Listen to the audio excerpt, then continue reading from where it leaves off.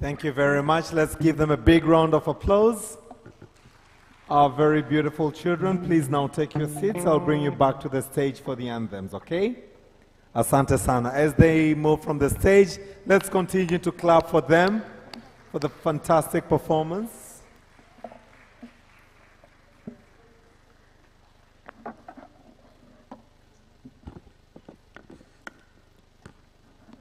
Just before we begin the program, and just so I let you know, the guest of honor should be arriving here in about an hour and a half from now. So from 11, we shall have the guest of honor to come and officiate.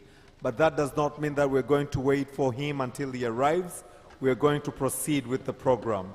So for now, I will invite the team from Bloom Wellness to come and warm us up as we are going to start officially the program. After Wellness, I'm going to have the children come back for the anthems, and after the anthems, we'll have the opening remarks to be followed by the power talk, which I will speak about shortly. But for now, Wellness Bloom Wellness, you have the stage. How many minutes do you need? 2, 5, 15. Okay, keep them short. You come this side. Can I have a wireless microphone, please? Thank you. Use the wireless mic.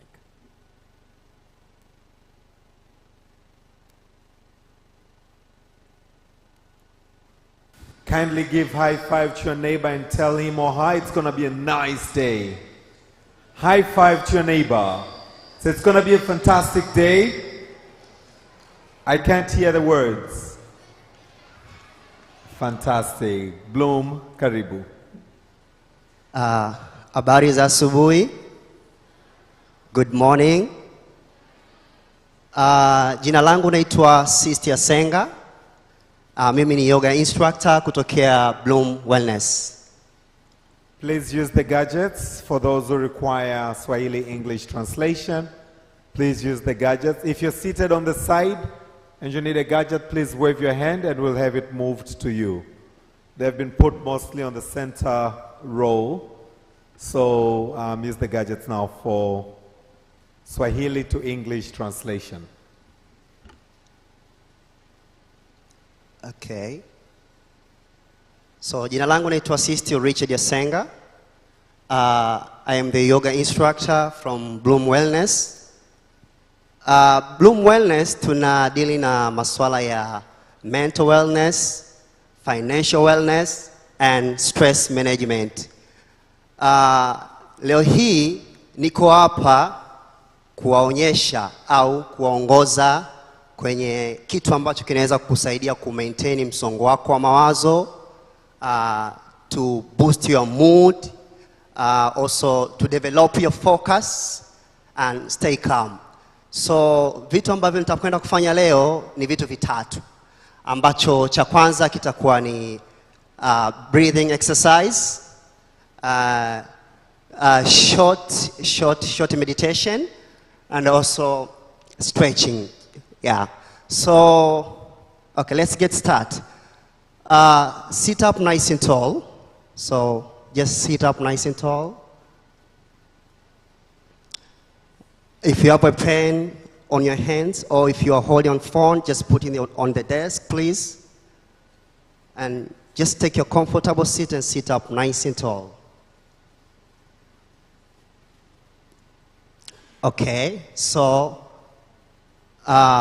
very slowly, you take a long breath in through your nose and then you breathe out. So I'll be trying to, nitakuwa nikikuongoza, kwa hiyo wewe nisikilize tu. So you take a long breath in through your nose, just like it, and you breathe out. Again, nice and slow. Breathe in and breathe out. Yes, again, breathe in and breathe out. Good, let's do like this 10 times. Inhale, exhale. Again, long breath. Breathe in. Breathe out. 9. Again, inhale. Exhale. Good. 8. Breathe in again. And breathe out. 7. Inhale. Exhale. 6. Breathe in again. And breathe out. 5. Breathe in. And out. Again, inhale. Exhale. 3 more times. Take a long breath in again. Breathe out. Yes, 2 more. Inhale. So do your best. Inhale. Exhale. So make sure you take a long, long breath. Again, breathe in. Inhale. Exhale. So now you're going to put a pause between your breaths. Take a long breath in and hold your breath. In 5, 4, 3, 2, 1. Let it out. Yes, again, long breath in, a deep breath. Inhale. Hold your breath again. And 5, 4, 3, 2, 1. Breathe out. Yes, 3 more times again. Inhale. Hold. And 5, 4, 3, 2, 1. Breathe out. Yes, okay, let's do 1 more time. Breathe in. Hold in 4, 3, 2, and 1. Breathe out. All right, so please stand up. Just stand up. Good. All right, so you stand up nice and tall. So from here, you have to reach your both hands up like this. So both hands up. The palms are facing each other, and make sure you keep your hands straight because you're trying to stretch here. So make sure you feel that stretching. Yes, so to your hands. Very good. And then from here, interlocking your fingers. Yes. And then you spin your palms out. And then bring your hands to the front. Like. And then you round your back. Yes, inhale. So when you exhale, reach your hands up. And you're trying to bend to the back a little bit. Yes. And then again, inhale, lean forward. And then exhale, up. Good. Bend to the back as much as possible to you. Lift up your chin and look up. Yes. Challenge your back. So you're trying to stretch your spine here. Good. 3. Hold there. Then 2. And 1. Good. Come to center. Open the hands. Just take a space. Open the hands. Very good. Very nice. Very nice. And then from here, so you bring your right hand to the side. And then you lean your left hand to the right side. So you stretch to the side. Take a long breath in. And breathe out, challenging yourself more. Good. Breathe in again. And breathe out. Go for more. 3, 2, and 1. Good. The other side. So left hand to the side, right hand up. And lean to the side. Good. Inhale. So when you exhale, you lean farther to the side. 3, yes. Then 2, and 1. Good. Come to center here. So you're interlocking your fingers to your back. Opening your legs so you can have a good balance. Very good. And then from here, you lean to the back. So you draw your hands down and lean to the back. Yes. And make sure you're breathing. So do not hold your breath. Just relax. Breathe in. Lift up your chin so you relax your neck. Then 2. Yes. Again. Inhale. Exhale. And 1. So from here you come to center. Bring your hands your palms beside your head. behind your head, sorry. And then from here, so you open the elbows and close. So breathe in, you opening together, let's go. When you breathe out, close. Bring your elbows together. Yes, breathe in, open. And breathe out, bring them together, the elbows. Yes, again, inhale, opening your elbows and bend to the back and breathe out. Yes, elbows together. Inhale, opening. Exhale together and opening your elbows and then you twist. So you twist to the right side, sorry, the right side. And try to look to the side. So you hold there, 4. Yes, 3, 2, and 1. The other side. Yes, so twist, 4. Good. 3, yes, then 2, and 1. Now swing side to, now you swing and twist to the sides. Good. 5. Make sure you rotate your spine. Good. 3, yes. Then 2, good, and 1. So bring your hands to the sides like this. Yes, bending your elbows. So your elbows to your shoulders level. Yes, inhale. When you exhale, bring your elbows and your palms together to the front. Yes, you open again. Inhale. So make sure you squeeze your elbows together. Yes, so you're stretching your shoulders muscles here. Inhale, opening. Exhale, elbows and palms together. Yes, inhale, opening. Exhale, bring them together. Yes, do your best. Inhale, opening. You can even bend to the back. Yes, exhale, bring them together. Yes, one more time, opening. Inhale. And exhale, bring them together. And then from here, you cross your hands. So the right hand going under. And then you hugging your shoulders like this. Yes. And then, so make sure you're real hugging your shoulders. And then you're trying to lift up your hands. Yes. So go to your level. Maybe you can stay here. Or maybe this is too much for you. You just hold it here. And then you can go for more, and even closing your hands like this. Yes. Good. Breathe in and out. And 3, 2, 1. You turn to the right side of you. Good. 4. So you're really stretching your shoulders here. Then 2 and 1. Good. Come to center. And another side. Good. Hand. 3. Good. Then 2. And 1, good, come to center, and then relax your hands down, and then reach your hands up to extended mount. We call this extended mountain. Inhale. When you exhale, bring your palms together. Good. I wish you much health and much wealth. Namaste.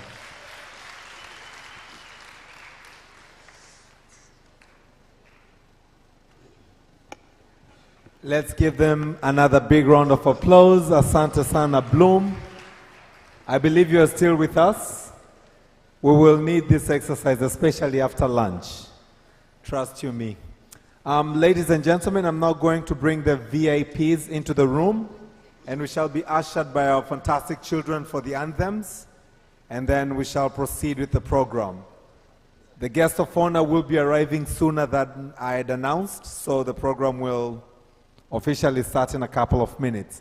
As I bring the guests, may I request the students for the anthems to please come back to the stage.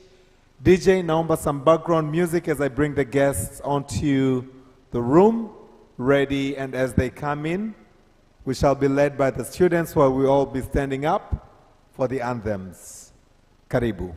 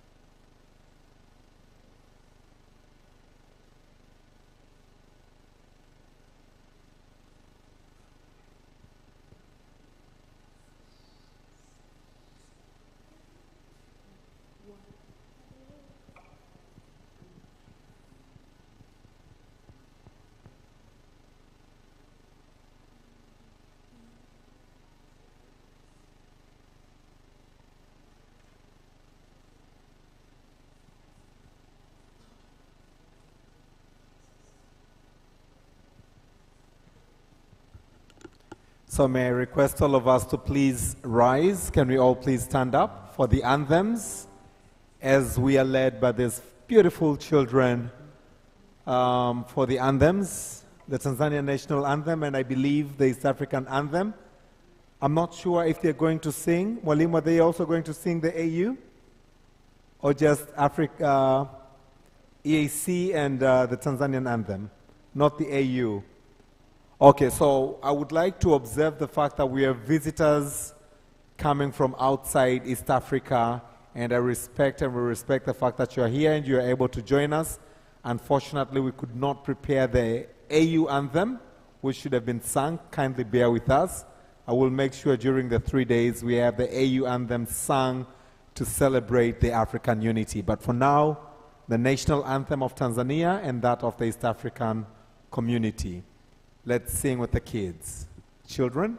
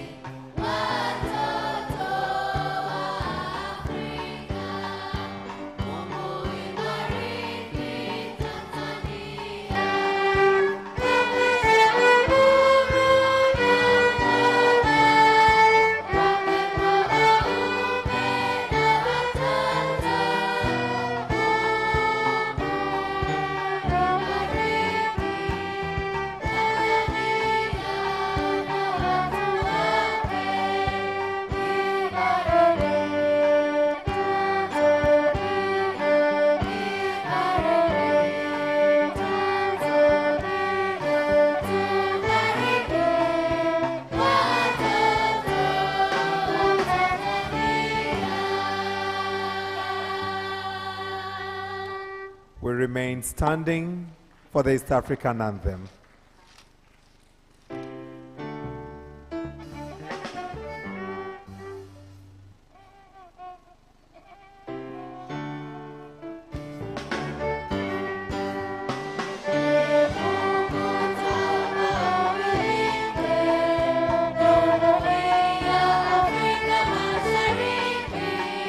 Tuwezeshe kuishi kwa amani, tutumize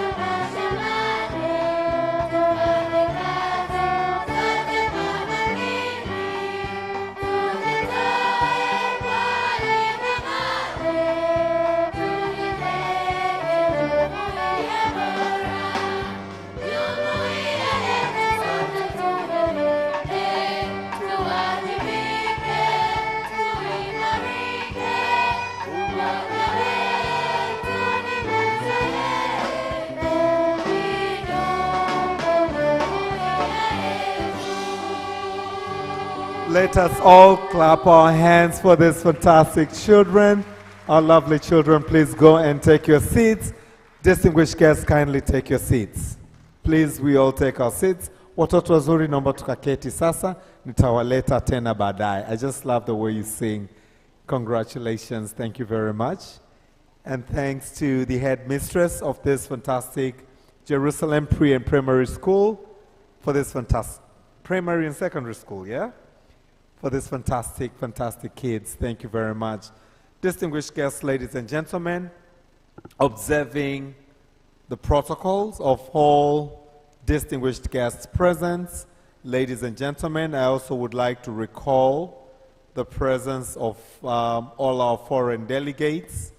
We've just been joined by Mama Loasa. We are delighted to have her with us. I will observe the entire protocol momentarily, but for me, now allow me to invite to the stage Simone Vies, Chief Education from UNICEF, for a very fantastic remark that I believe she won't miss a word to say to us. As she comes to the stage, ladies and gentlemen, let's give a warm round of applause. Karibu sana, Simone. If you may, come this side. Thank you. Sijasikia tukimpigia makofi. Watoto wazuri, tumpigie Simone makofi. Thank you so much. Karibu sana.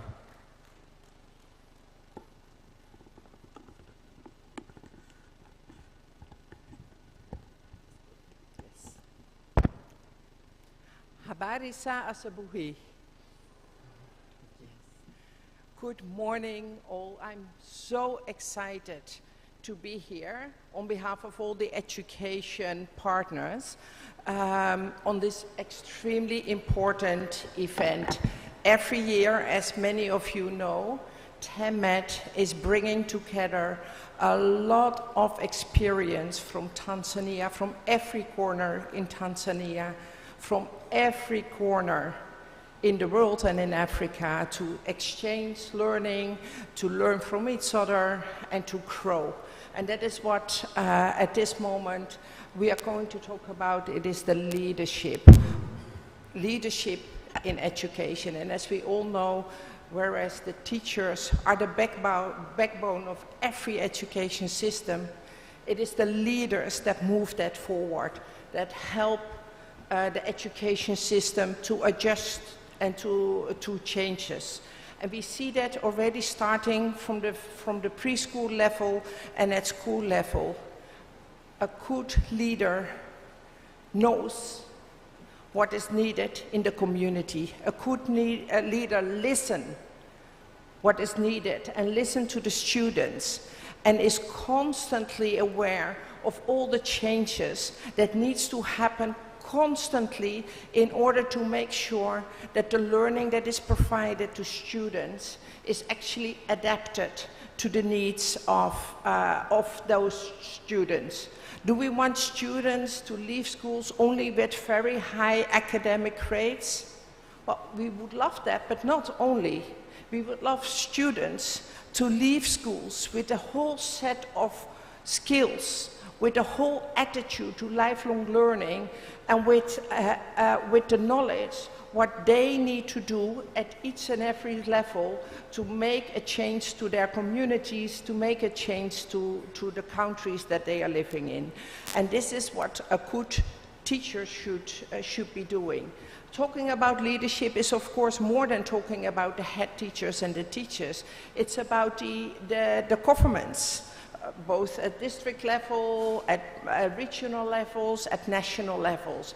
Here in Tanzania, and I know we have many international guests as well, and I hope that the coming days you will be enlightened to see the bold steps that Tanzania has been taking, especially the last couple of years, to make sure that the education system is equipped to deal with the changing world. We also see it with TENMET, for example, bringing all these experience together to make sure that all the NGOs that TENMET are representing are actually contributing to a continuously learning that will enable all of us here to be better leaders in our fields. So what we have to do is to listen and to learn. And that is what a good leader is all about, to learn and to be committed to this constant learning. Needless to say, we always have to think of the impact as leaders that we would like to have on the future generation. And we all know, if we are looking at the world at this moment, that we do need to step up as leaders to make sure that we listen better to the future, to the next generation, in order to make sure that their future is not impacted by everything that is going on in the world at this moment. And that means a lot of change from us. From us as leaders, leaders of NGOs, leaders in the government, policy makers, education partners, to each of us as individuals.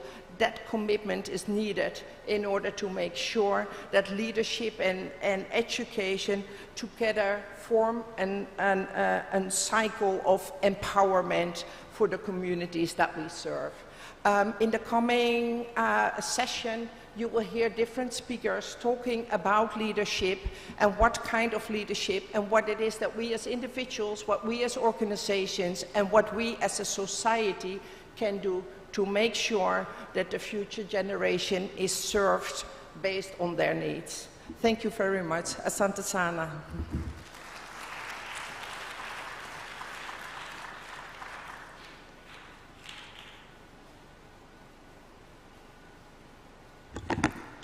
Let's give Simone another round of applause. A beautiful brief, which is also a curtain raiser for what is going to transpire for the next 3 days. She spoke mainly about two things, leadership and education. We're here, we've convened here for the next 3 days to look mainly on these two aspects or two issues, leadership and education. And once again, to recognize and thank all of us who've been able to make time to attend to this important conference. May I request our different foreign delegates, wherever you are, just stand up so that we can acknowledge you are with us. All those who come from outside Tanzania, please, if you may rise, we can recognize your presence. Can we clap for our guests? A very warm welcome to you. I am going to later on introduce you by country. Please take your seats. I will later on introduce you all by country so that we may continue to appreciate that you've traveled very far to join us into this meeting. Ladies and gentlemen, I'm happy to inform you that the guest of honor is already on his way to the room. Unfortunately, most of my programs are about an hour, and we do not have an hour before he arrives. So allow me now to pick a couple of hands if there are any questions, comments, opinion on leadership and education. I would really like to hear from you. We cannot bring everyone onto the stage like Simone did, but I'm sure you probably, something moved you, something has touched you and you would really wish to express. What is your take on education and leadership? Can we have this opportunity now? Can I have the mic? Mr. Wellness, did you go to sit with my mic? Can we have the mic and can I have the ushers? So this is an open floor whereby feel free to say anything you want to speak. We have children here, as I did say earlier on, students from Jerusalem Primary and Secondary School who inspired us very much. Do we all feel inspired? Did we all feel inspired by their singing? Excellent. So we need to inspire them as well. What is education to you in relation to leadership? Anyone can please feel free to say anything, and then that will really be an inspiration not only to the children, but to everyone here and to our conference for the next 3 days. Leadership and education. What is it that your take would be in that? Karibu. Anyone who would like to share anything on that topic?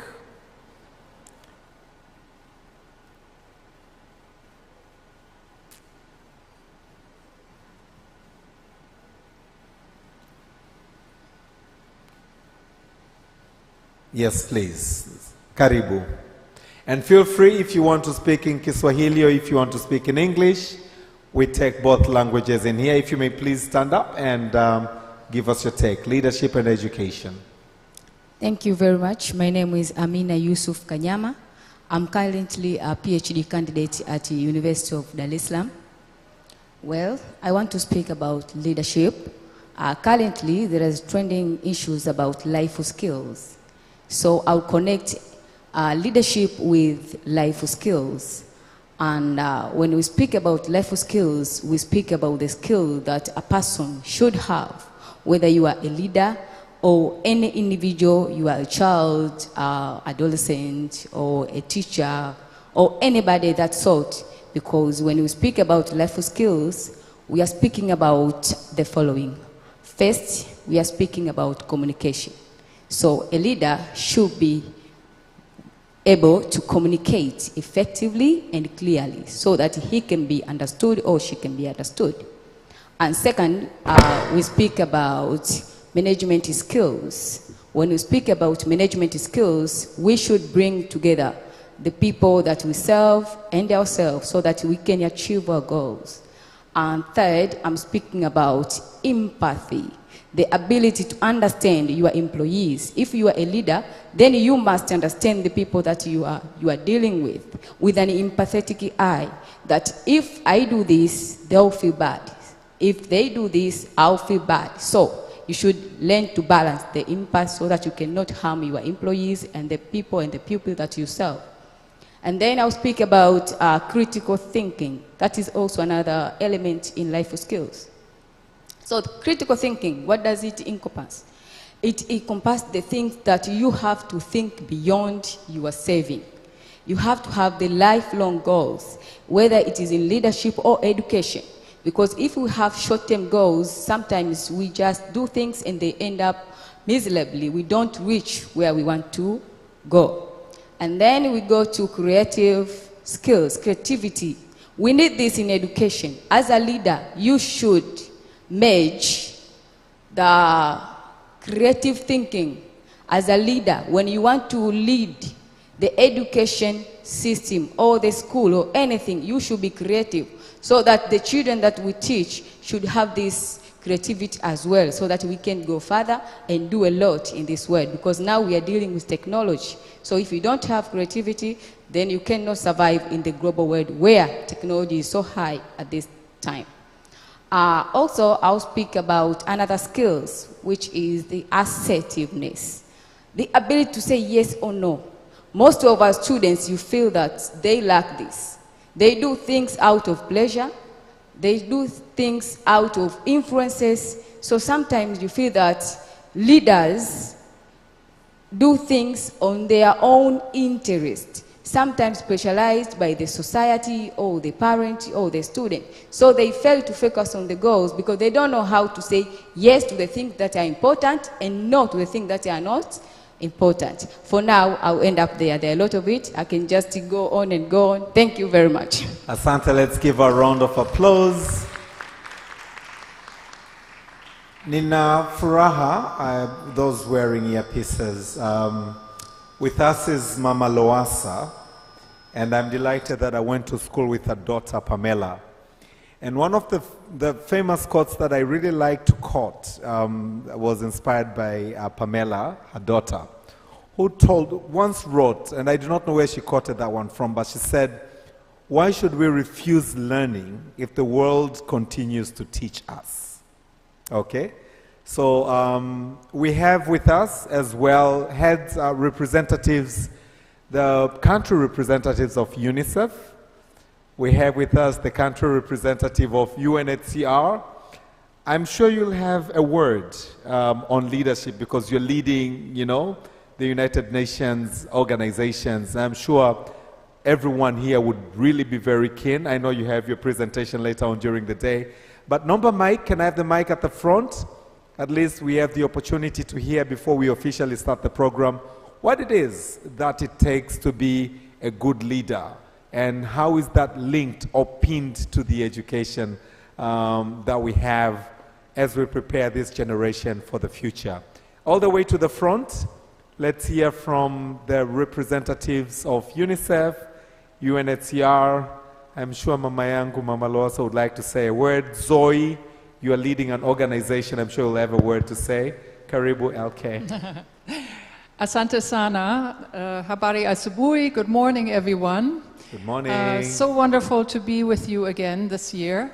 And huge appreciation to our wonderful colleagues from TENMET for bringing this amazing network together again. And many thanks also for the special opportunity. So I think there's so many things that can be said about leadership.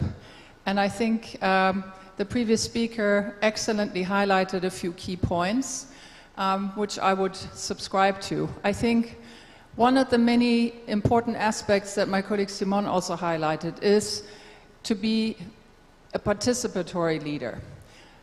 There's different forms and different styles of leadership, we know.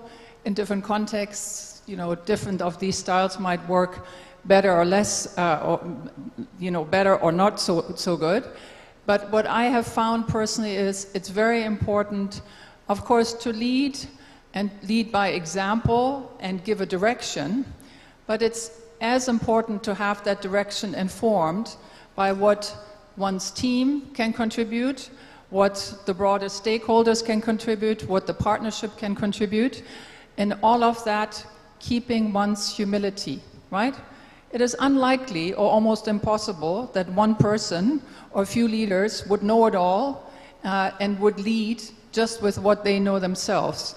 So it is that participation, that contribution, bringing people together, providing platforms where all the ideas and thoughts and great suggestions, innovations, solutions can flourish. That to me is the essence of leadership, and that's why it's so wonderful, yet again, to be at this amazing TENMET event, because to me it really exemplifies leadership in bringing so many stakeholders together, not only for the stakeholders to be talked to, but for the stakeholders to contribute with their voice, with their ideas, with their experiences, so that all of us together can have this joint leadership in moving the education sector forward.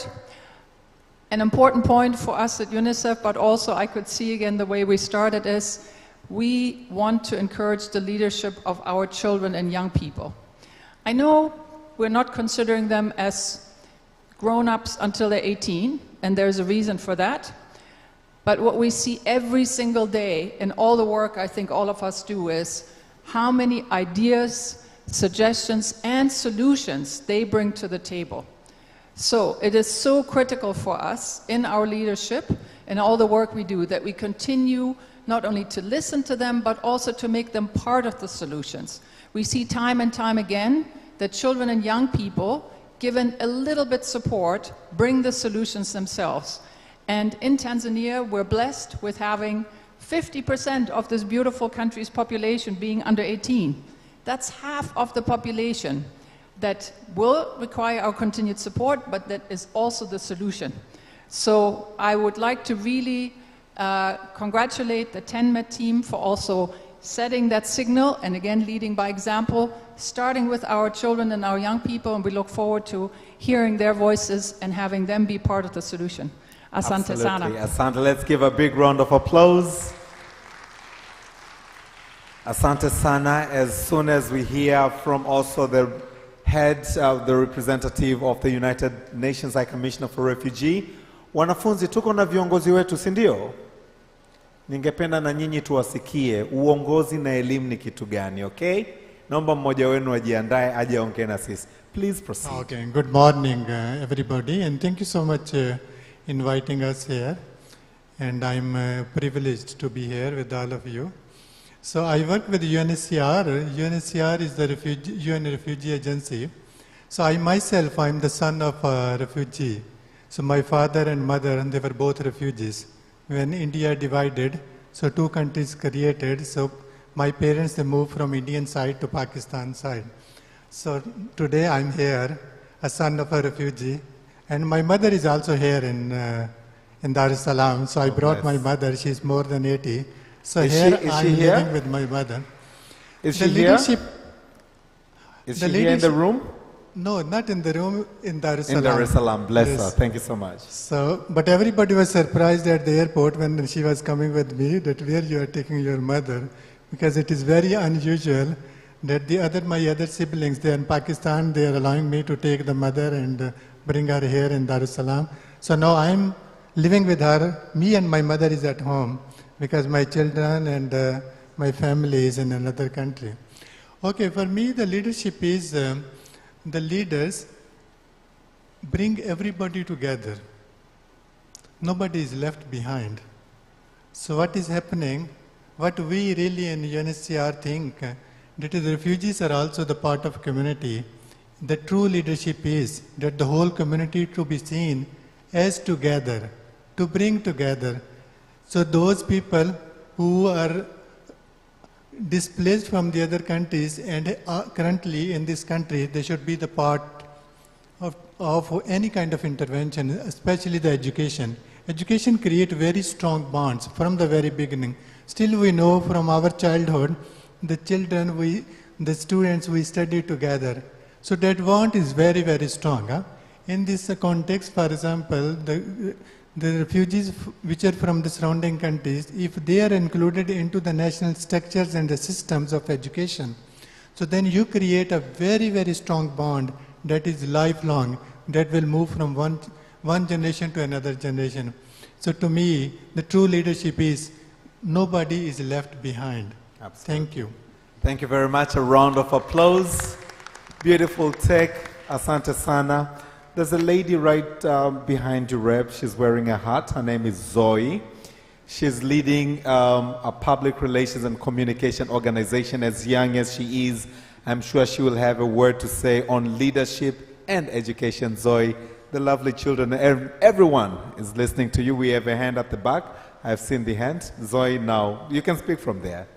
Thank you so much. So when I reflect on leadership and education, one thing that comes to my mind, especially given our theme of fostering resilient education systems for sustainable development in Africa, the role of education is really setting the vision that looks at and direction, looking at our current environment that is really changing. You see, we have digitalization, we have climate change, we have indigenous challenges that we face in our localities. So what leadership does is setting a vision that understands the future, that looks at the current state, and also is informed by the legacies of the past, so that to ensure whatever education system we put in serves the future that we are going towards.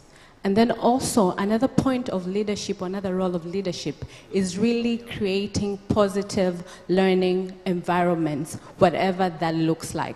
For UNICEF, it can look like promoting satellite schools in areas where education is not that accessible. For the government, it can look like renewing the curriculum, regardless of the fact that they're not having a blank slate to start from. And from a personal point of view, it can look like lifelong learning, so that we are always learning, because the future depends on what is in our medulla oblongata.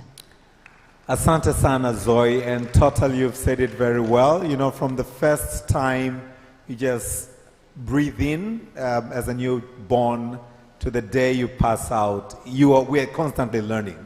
You know, you would learn to walk, you would learn to eat, you would learn to change nappies. It's just, life is just a learning process. And we have with us, as Elke said, a child, a student at the center of our attention, especially in the learning and leadership. And she has a word for us. Karibu. Hello. Good morning, everyone. My name is Opendonema Samuel Kengeler, and on my thoughts according to education and leadership, I think it's best if every pupil will be trained at school so that they can be good leaders in the future. And also, as for me personally, I'm the head girl of my school, and it has been really hard, but with God, we can do anything. Everything is possible with God. So I still believe in God that I can lead my people to the right way, and I'm doing that right now, and I believe that I can be a good example to my fellow students so that they can learn more from me, because a leader needs to be a role model to all the other pupils. And also, according to education, we should also teach the students from the lower level. They should be taught about leadership so that when they grow up mentally, they can have the ability to be leaders, and not only just leaders, the truthful leaders who are accountable and respected and trustworthy, and the leaders who have all the values and qualities of being a leader. Thank you.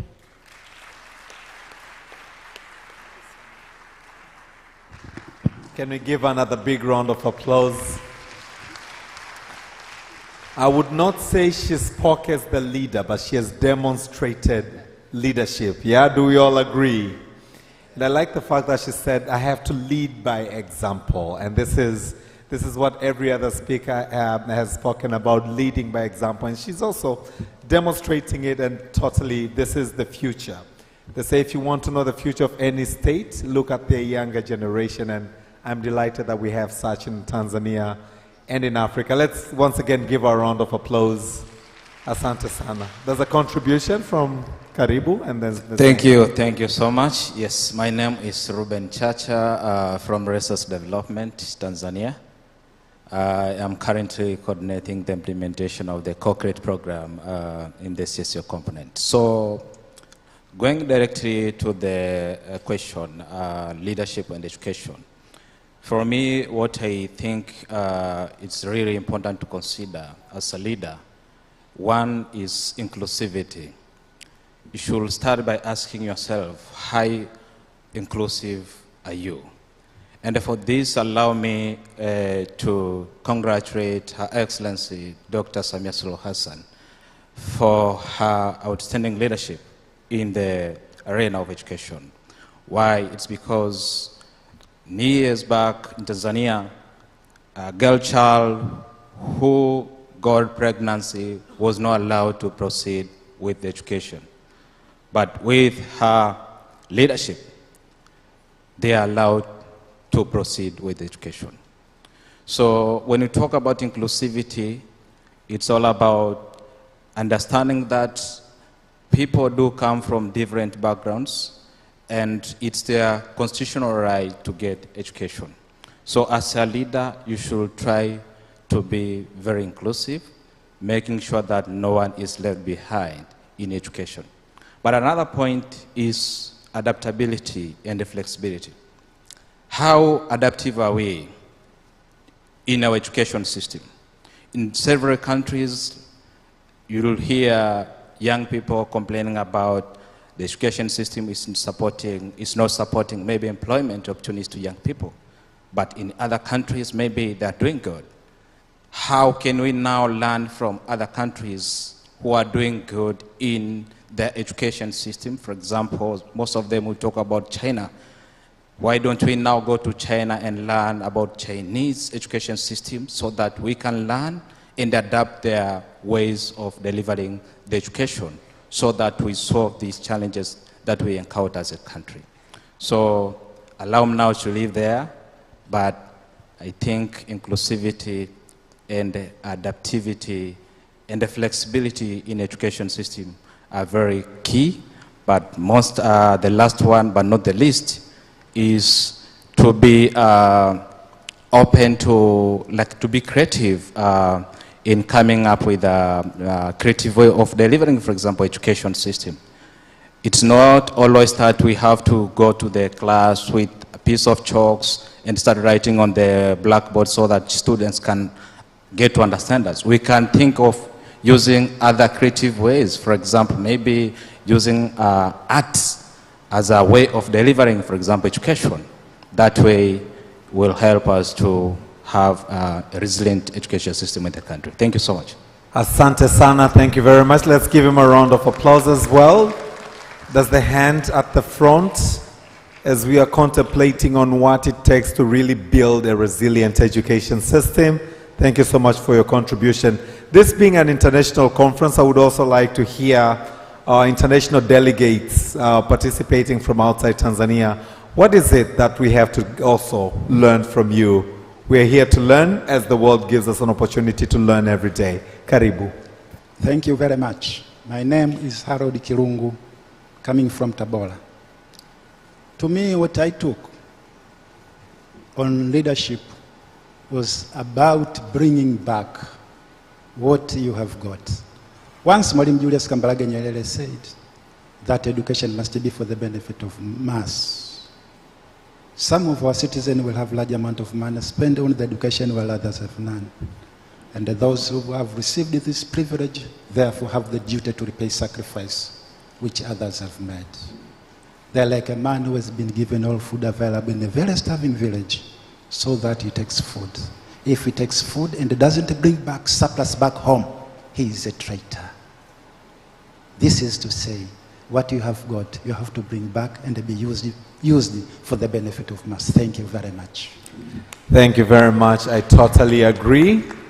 There's a hand right at the back, but I would really wish to also hear from our international delegates what they have to say. It is true, you know, when you share knowledge with one person, you've not only shared with that person, you've shared with all the people that surround that person.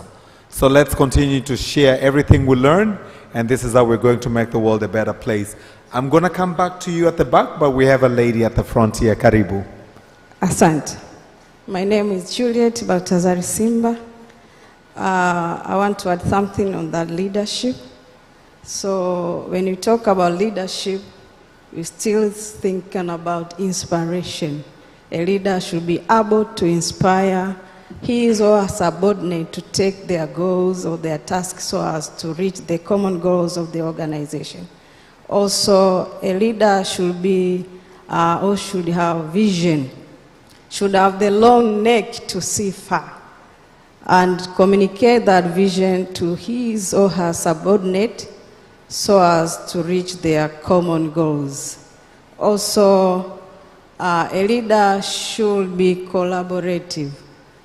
See, the one has said no one should be left behind. So you should collaborate with your, with your subordinate so as to reach what is intended to reach in your organization.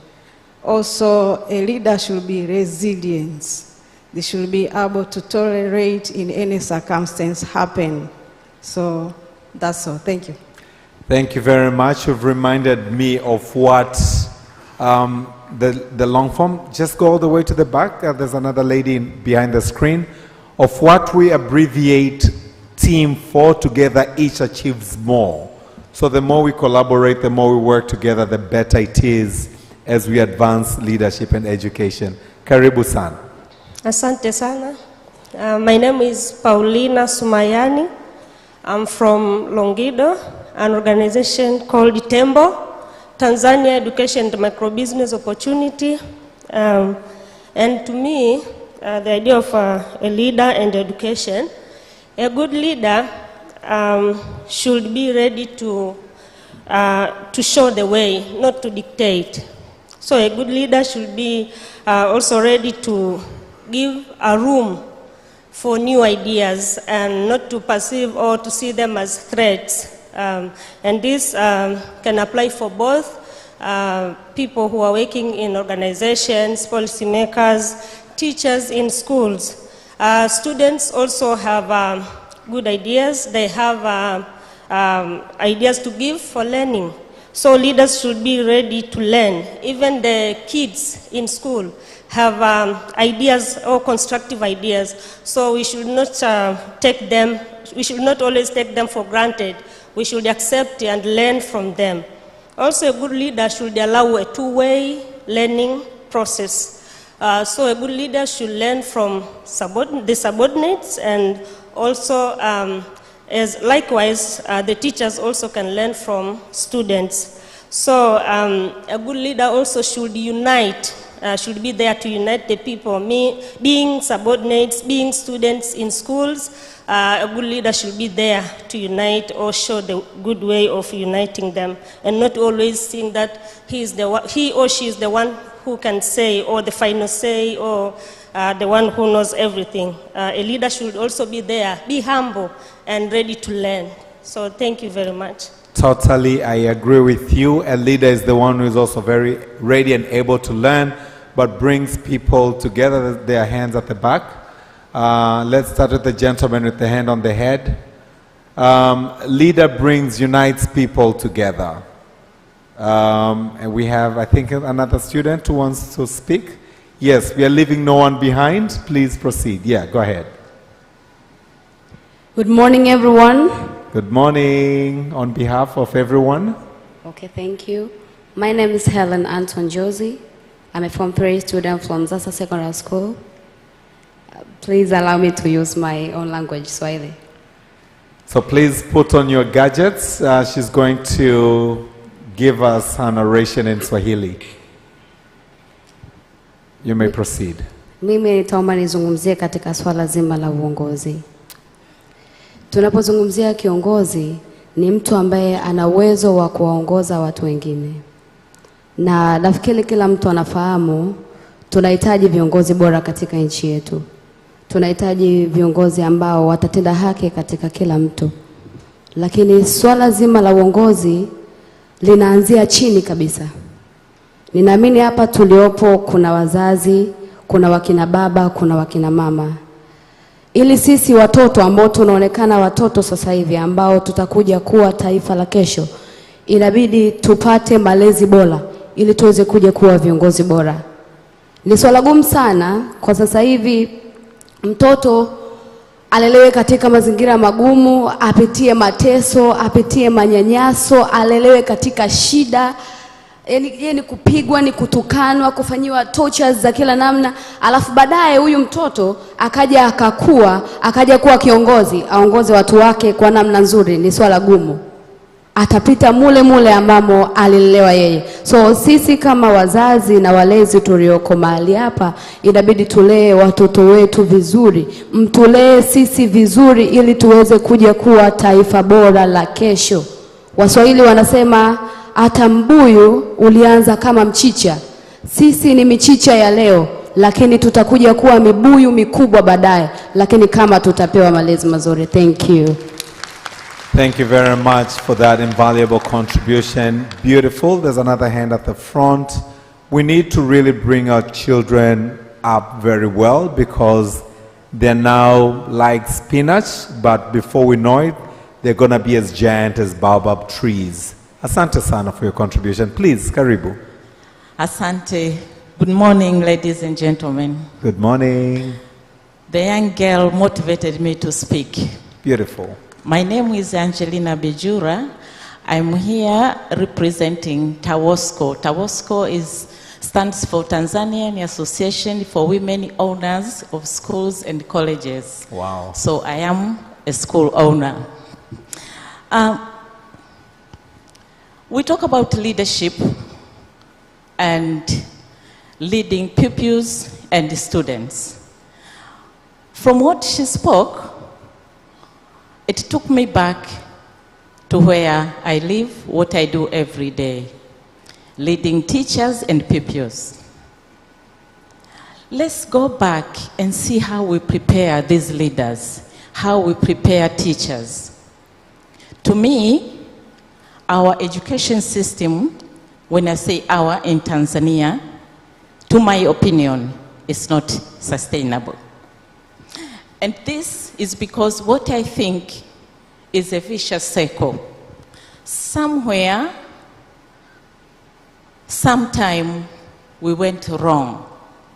And now we have teachers that are behaving like what she said, beating pupils, using abusive languages. They are not role models. And the one way of learning is through experience. Pupils are not learning only by being taught. They study, but also they learn through experience. They look at their leaders, they look at the teachers, and do what teachers are doing. That's exactly what she said.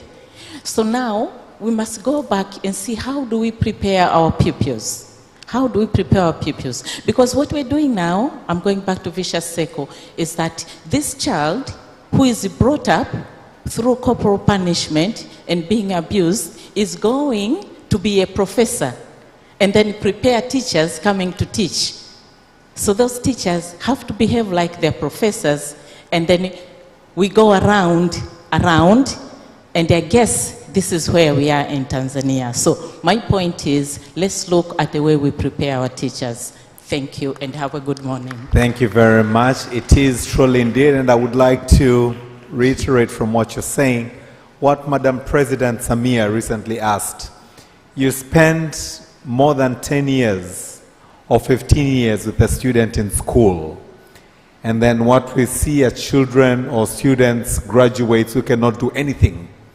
You know, yes, they're A-class students, but they can't really do anything. They have not acquired the necessary skills to face life's challenges.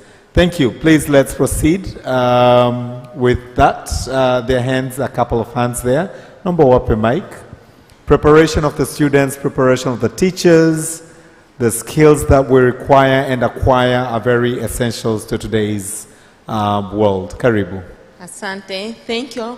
My name is Lightness Melamari. I'm a teacher from Kibasila Secondary School. About leadership, a lot have been said. I would just like to add that as a leader, first of all, you have to recognize the presence of non-formal groups in your institution. Not all people will appreciate you or go hand with you. So some of you will be against you. You have to recognize and try to think about the best way of dealing with them. Otherwise, you'll find you create classes in the institution. Thank you. Appreciate it. Thank you very much. I must say, and I believe all of you will agree with me, teachers have a very tough job to do. Let's clap our hands for the teachers present in the house. Pongezi kwenu walimu, mnafanya kazi ngumu sana ya wito. Please proceed. Good morning, everyone. Good morning. My name is Lorraine Mujaki from Zimbabwe, representing Kwenda and Teach for Zim. I am actually a student and I was once a junior member of parliament. So I have learned a lot about being a leader. If you are a leader, you should be exemplary. You should have all the qualities of a good leader. That's integrity, accountability, and humility. And as for education, education is a very powerful weapon which can actually change Africa into a better place to live. Education is the key to success. Without education, no child will succeed. A child without education is just like a bird without wings. So we must advocate for all the children in marginalized communities to have access to education, to have access to quality education. Thank you. Beautiful contribution. Access. Number Mike Hapambele. Is there any other hand at the back? Yes, please. Number Mike Hapambele. Oh, there's the hand. So we have to really be the voice of the voiceless, especially for the marginalized children to access education. Karibu will come to you. Please proceed. Good morning, everyone. Morning. My name is Mpande Joan from Zimbabwe, and I teach for Zimbabwe. I want to talk about quality education. As a leader, yes, you have to fulfill this quality education, but how can you fulfill quality education You can only fulfill quality education by providing adequate resources to every learner, every country, every community. Right, a big challenge in different areas or schools.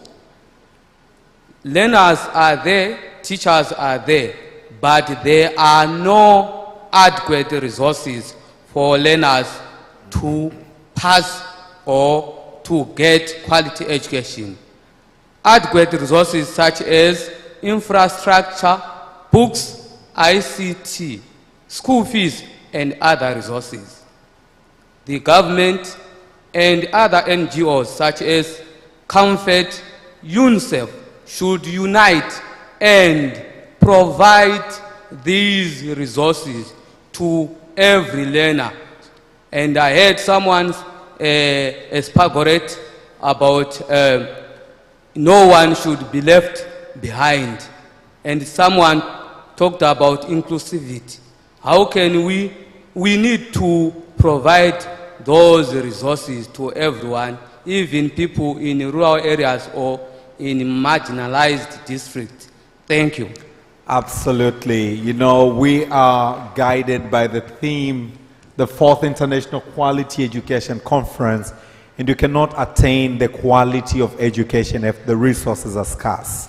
So we have to have means and ways to gather resources and put them into the quality, into the education, so we have the quality of it. Karibu.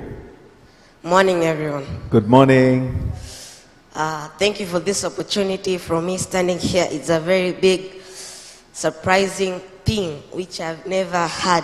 And I can say that I'll start by introducing myself, that I'm Harry Dede, and I am a CEO of my own company called KD Industries. Wow. And also, I work as a cultivate Tech Titus. I'm an accountant there, and also I am, I can say that I'm the secretary of Abraham Company. So that I can only say about leadership, all I believe that everybody is a leader. Because I can stand here, one person is above me, and then I can direct that person who is a leader. For example, a president. He's been directed by people who are standing, or I can say they're supervising the certain country. So it doesn't mean that when you get any purpose of being a leader, or you want to be a leader, it doesn't mean that you're above everyone. That's why there are laws and regulations which must be followed. So I can say that you can never imagine I am Azania Secondary School boy. I'm a Form 1 student. You can't imagine Form 2, Form 3, Form 4, Form 5, and 6. They haven't been chosen to come at this meeting. But me and my fellow student right over here, we have chosen. How big opportunity is that? You can never imagine how a big student, Form 6 student, Form 4 student, coming to me, because I know computer, okay? I created many inventions, a lot of inventions. I have ideas, I have everything to overcome. But you can never imagine a Form 2 students come here, teach me something. I told him like this, you know, there is like a student, I can never forget the student. He's a Form 6 student. He came to me and then he said, will you teach me how to create a match email? You can never imagine a Form 6 student coming to a boy of Form 1 student. He passed me all over, he passed me through all things, age, creativity, height and size, weight. He knows a lot of things. I know few, but he's coming to me because he knows that I have something to know. I have something. And I can't even say it because today, you know, everybody must have a role model. And the role model which I have, it's Elon Musk, Thomas Edison. You know, Thomas Edison, till he created the bulb, he tried 1,000 times. You can never, 1,000 times. You know, he passed through a lot of things. The things which he passed through, discrimination, He was told that you're stupid. How can you do things a lot of times while you cannot even succeed? You know, like my parents and my uncle, my brother, my father, my mother, they always motivate me. They said, my kid, you have something. Go and show it to the world. And I show it. Thank you. And at the way I am. Yes. And another role model is Edwin Burns. You know that guy, he was from a village. He said that, I want to be a business partner with Thomas Edison. But everybody laughed. You know, they said, how, just a human like you, having nothing, you're poor, no creativity, no idea. What can you do with a big person like that, Thomas Edison? But he said, I can't give up. He had something. You can imagine he didn't have money to board the train. He took the train of, we can say those luggage. Cargo. Yes, cargo. Thank you very much. He went there, he talked to Thomas Edison, and then he said, hey, I want to be a business partner. And then Thomas Edison said, you want to be my business partner? How can you be my business partner? But luckily that man was a good man. He said, okay, fine. He gave him a task to do. You'll be cleaning my office, because job opportunities at those days, there were many. So Edwin Burns took him 5 years waiting for that opportunity. 5 years. Till one day Thomas Edison came with earphones, because he also created earphones. He said, he threw it to Edwin Burns, take it. And then Edwin Burns told him, what's wrong today, my boss? Thomas Edison said, I created a gadget, and then they disagreed. Then Edwin Burns said that, give it to me. Give me the opportunity to go to represent your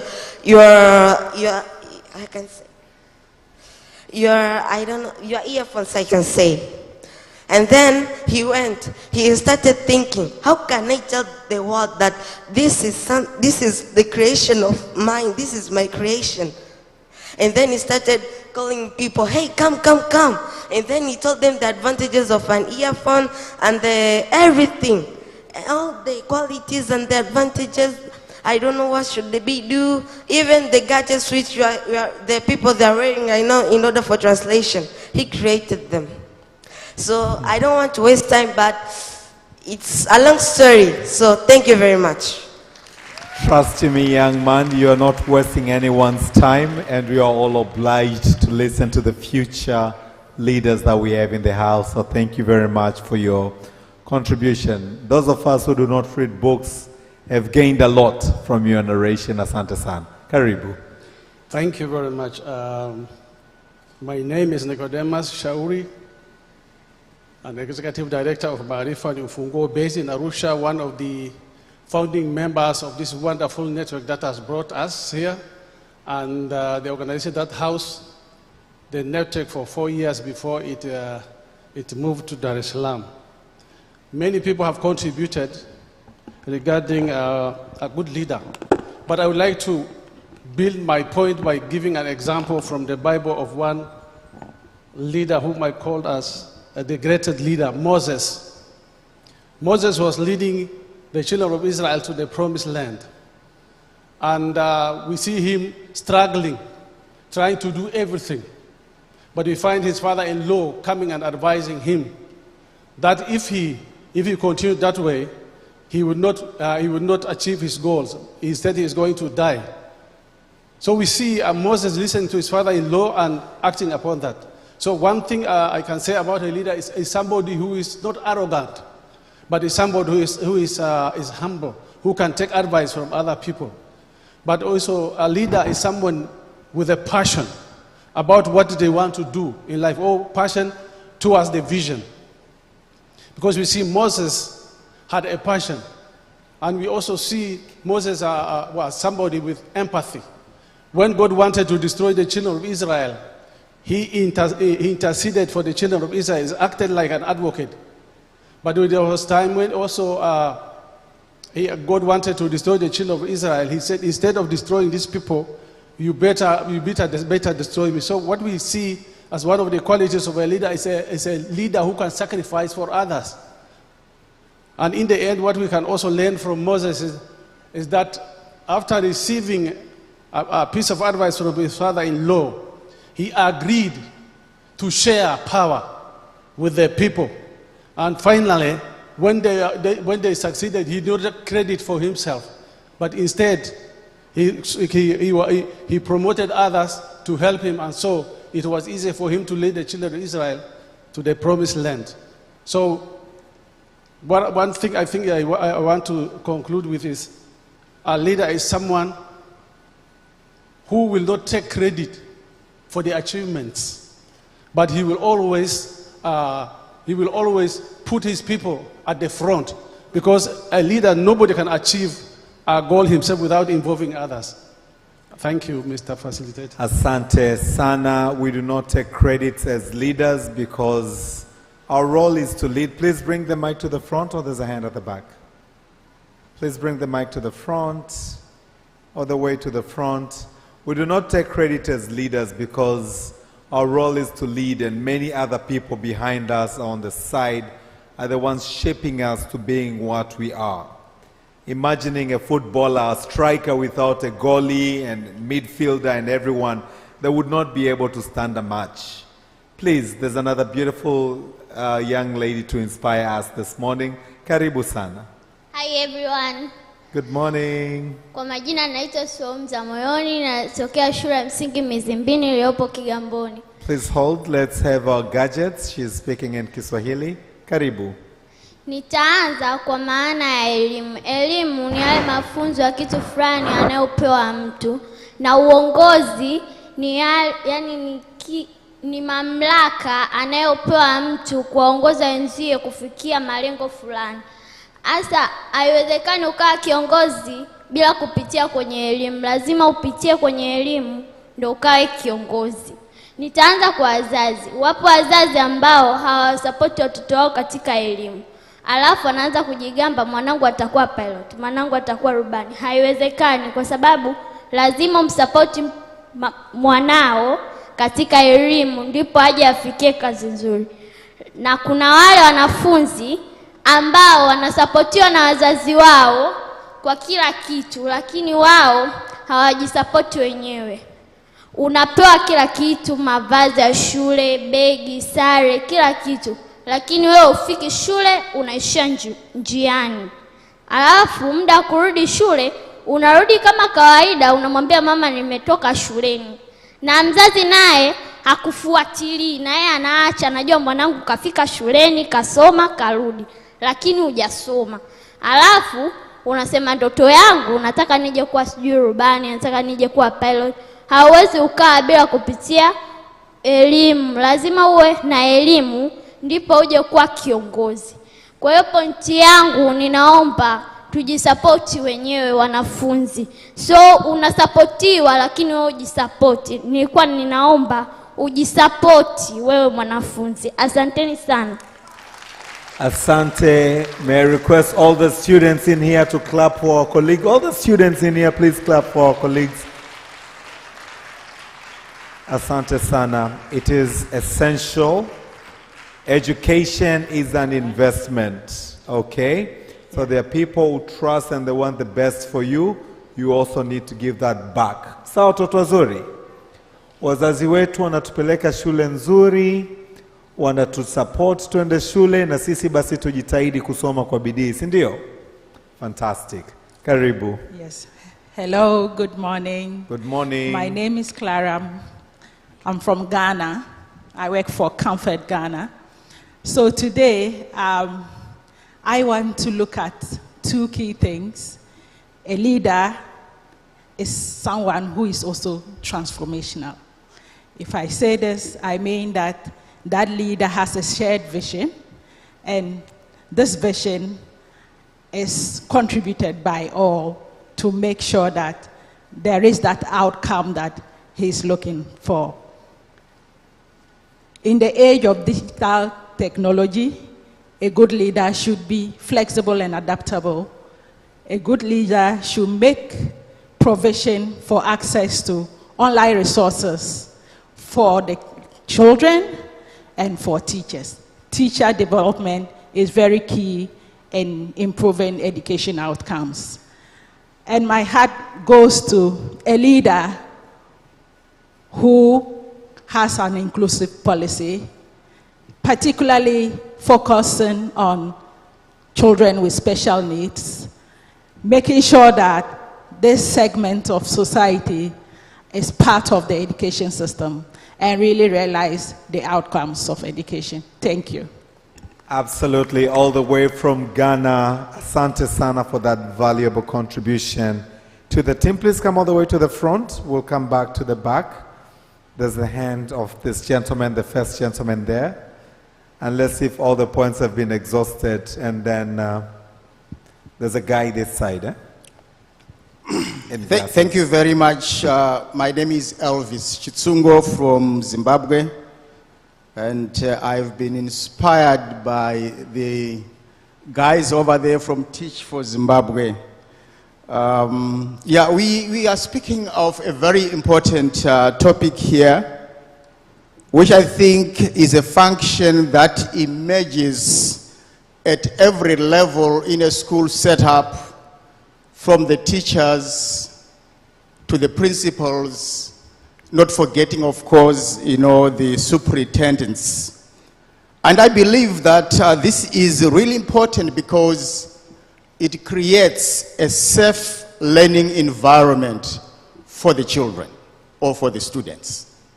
The little ones, they look at us, they feel from us they get the best. And at the same time, safety is also critical in the sense that they feel they've got safety when they see us. So basically this then, of course, assists the students as we create that safe learning environment. Absolutely. And secondly, being a leader, you are the focal person for any development in a school setup. Whether it's curriculum development, if we look at that, the implementation of the curriculum is actually set on you as the leader of the institution. And I feel you must then lead in the right way, in the correct, situation, and of course giving the best that our students require. I also look at the aspect of professional development. When you are a leader, obviously we expect you to lead by example. And any professional development that takes place in a school setup is actually drawn from you as the leader. And we feel this is very important because it then gives the rest of the staff, the rest of the students in the school setup, the right skills that they require for their own development. I think the rest have been said. Thank you so much. Asante sana. Let's give him a round of applause. I couldn't agree more. We're looking on to raising leaders. Yeah, this side. We're looking, Kaka. We're looking on to raising leaders in environments that do not support raising leaders. So we also need to look very keenly onto the quality of education, because the quality input will definitely give you the quality of output. The vice versa is true. Karibu. All right, thank you for an opportunity. I will take two more hands after him, and then we'll have the children from Jerusalem Primary and Secondary School come and entertain us. I will come all the way to the back. I've seen your hand, and the lady here will be last. Karibu. Yeah, I'm so grateful. Thank you. I'm Sempeho from the Institute of Adult Education. And I want to just add one more thing on top of what many colleagues have just contributed this morning. And this is regarding to the challenges that are currently existing globally, so speaking, within the education sector. And these challenges we are seeing in the sector, they have a hidden address on them.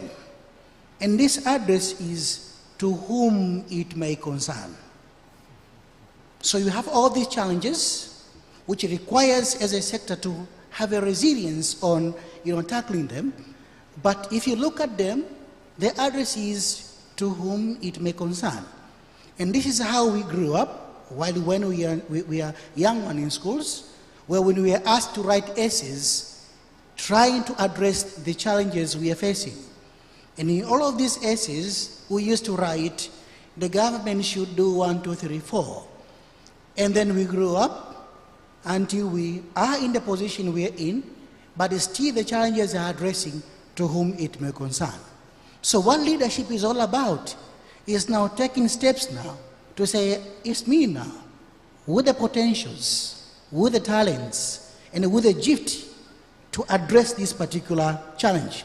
So in any level, it doesn't matter when you are still in school or you are a director somewhere like some of us, you have to be able to step forward and say, I'm in here to ensure that I address this challenge. So for me, I would say it's about the positioning.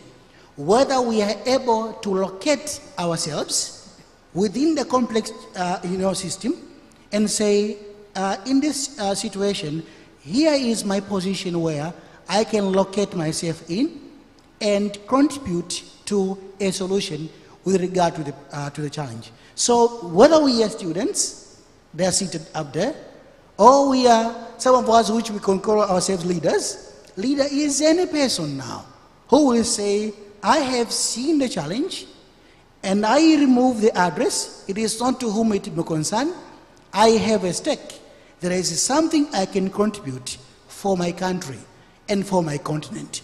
So with resilience, we all have a stake here as leaders of today, so speaking, to be able to acknowledge the challenges we face in the system, but also to acknowledge our position to come in and contribute significantly. Thank you. Asante sana. You've just also reminded me of the words by JF Kennedy, one of the former presidents of the US, who said, we do not, there's a lady right there, close to the screen, if you may please stand up so he can pass the mic. Yeah. Who said, we do not ask what the government has done or is doing to us, but what are we doing, to seeing the change that we want to see to the future. Everyone has a role to play. Asante sana for that reminder. Karibu. Last but one, and then all the way to the end, the gentleman in a black suit, and then we'll have the children to do an entertainment, and then the guest of honor should be arriving then. If not, we'll take another round of input. Karibu. Thank you so much, and good morning, everyone. Good morning. It is a very pleasure to be here, and my name is Rose Tesha, leading all action on disability works across Africa, based in Dar es Salaam. But I'm also a vice chair for the 10-member body. When I look at the fostering resilient education system for sustainable development, and when I listen about the leadership, I'm actually looking at the education system, whether they honor and facilitate the leadership. And I'm actually looking at a child. I was very much inspired by all the children who spoke, and the other one who also touched a little bit about some of the bullying and the way that other elder, student in Form 6, and the way they look so down on him, but yet, because of his own leadership, he was able to get something to add. So I'm looking at the entire system from the parents. How do we really grow the leadership within our children? Coming from the sector which supports children with disabilities, and I don't want to go to the amount of so many claims and all what people say about the discrimination, the stigma they are going through, and even the access to education. But if we take the entire system to be able to help a child with a disability, to help a girl to be able to honor and understand what leadership is all about, I think it could have been, we could really favor this particular meeting by creating the resilience education system. So I think the parents, as part of the stakeholders, we have our duty to be able to see how we nurture the leadership within our children and do our dues. I'm looking at the community. In Tanzania, I don't want to say it.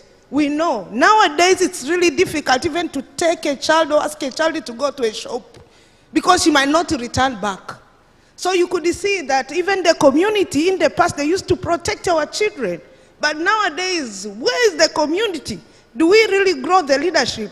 If you have your child and then you keep him in your own home, he doesn't do any community work. He's not able to go even to a shop or assist on any work. How could this person be resilient in the future? He doesn't know anything. He doesn't know how to interact. And this is the community that you are living in. And this is the community which needs to also teach our children to be resilient and to be good leaders. So our community has the due to care. I'm looking at the peer support. The boy talked about the bullying and some of the not safe environment within our schools, just for the children themselves. The teacher talked about some of the coordinated informal structures which might also hinder some leadership to grow and to be nurtured within some of the children that we have. So what should we really do? I think also the children themselves, they also have their duty to be able to grow the leadership within. I'm looking now at the government, the guy from Zimbabwe, you talk about the resources, but also we have, people within our education system, they have the mandate. It is actually in their jurisdiction to do some work around the children. I'm looking at the district education officers. I'm looking at special need education officers. I'm looking at the social welfare officers. They have the mandate. For example, a very simple example. If you are a child with a disability and you have some challenges in accessing education because you don't have hearing aids or you don't have any referral mechanism to go to the hospital, or you don't even have the money to take you to a certain hospital. So with just a letter from a social welfare officer, you can get a free medication. But how many children knows about this? They don't know. And how many social welfares are practicing this particular duty? They don't know. And at the end of the day, how do we really grow the leadership? I'm finishing now by talking about the ministry in concern. And I hope that today we will also hear much of the contribution, not only from the local government authority and regional administration, but not only on the Ministry of Education, probably more from the Ministry of Health, and also probably more from the Planning and Finance Ministry, and all the ministries concerned with infrastructure, because education sector cut across many sectors and many ministries. How do we really enhance and make sure that we have the resilience education system which grow leaders of our children so that they can nourish and they can thrive in the upcoming situation? Thank you so much. Asante sana. Let's give a round of applause. As we take the final hand at the very back this morning, I was talking to my mother. Can we have the kids come to the stage already? I was talking to my mother after she shared a video to me of some, what it takes to raise a child. And I reminded her that it takes a whole village to raise a child. And she told me we do not have any smart villages anymore. So we also need to bear that in mind. But who do we have? If we do not have good villages, if we do not have people that we can rely in our streets, in our villages, who do we have? Our final hand, then we'll have entertainment from the children, from Jerusalem, primary and secondary school, and then we'll tell you of the next program. Karibu. Good morning and thank you. My name is John. I'm here as a rapporteur. A rapporteur is someone who writes everything that you guys are speaking here. So one of the best qualities of a good rapporteur is to listen. And that should actually be one of the qualities of a good leader. So my question, I think I have a question especially to those who are in the education sector. I'm not an expert in that area. What happened to quality education, especially in the public sector, schools? I'm sure a good number of you here would prefer to take your children to what we famously call here in Tanzania as international schools, to taking them to public schools.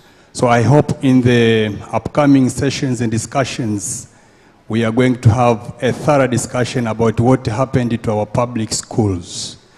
Because the leaders we have today are a reflection of our education system. So it's like garbage in, garbage out. You do not expect quality leadership where you have poor education. So I think in the upcoming discussion sessions, we are going to have some responses to that. Another thing I wanted to note is, to share with you, is that not every leader is necessarily having a position of power or position of authority. Not everyone with positions of authority is necessarily a leader. So I think there are leaders amongst us who are not in the positions of authority, yet they display a lot of qualities in leadership. So I would like you guys to understand that, that we should actually, the young lady said it, that they are, no, I think it was the boy from Zizima or some other school, that he is a leader of his seniors. He is the torch behind which they follow. So I think we should dispel this myth that a leader must necessarily be someone in the position of authority or power. Maybe, yeah. Asante sana. Asante sana. One of the statements the young boy also quoted, or one of the speakers also quoted here, is everyone is a leader.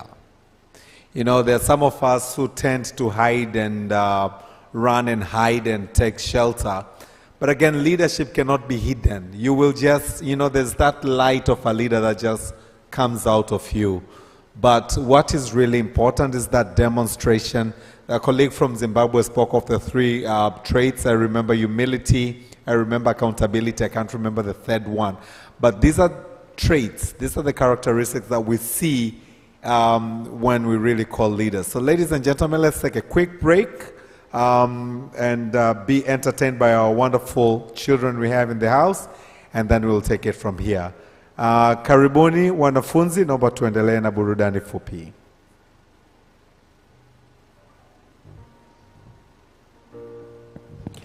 And please, let's remember to cheer them. They really, really sing very well.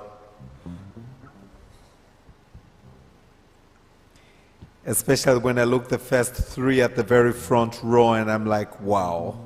I do not know what at that age I was doing. I really can't tell, but yeah. Tuendelee.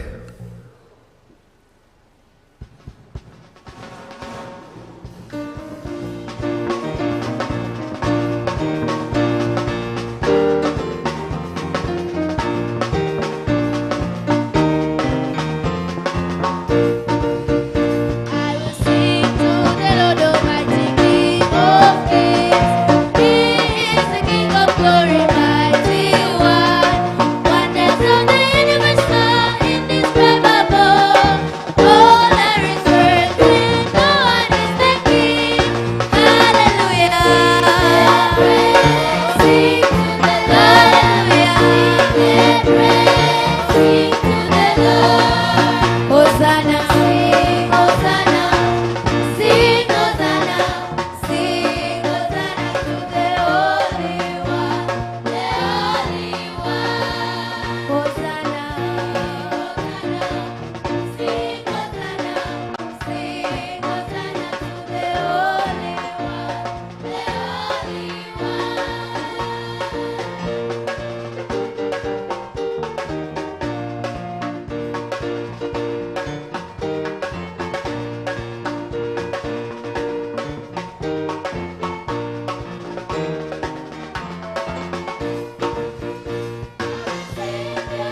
Sing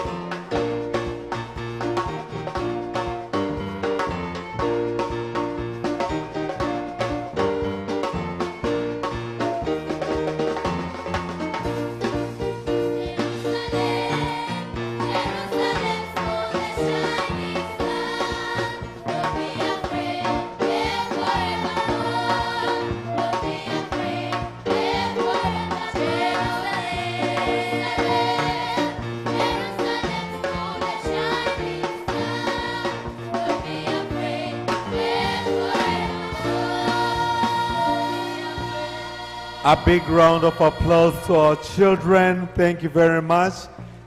Our children, now let's take our leave so that I can allow the guest of honor to come in. May I request, naomba tukaketi sasa wanafunzi wazuri. Niwaombe sasa, may I request all of us to please rise so we can invite the guest of honor into the room. Mgeni rasmi anaingia sasa, can we all please stand up? Let's clap our hands. Naomba tumpigie makofi mgeni rasmi anapoingia ukumbini.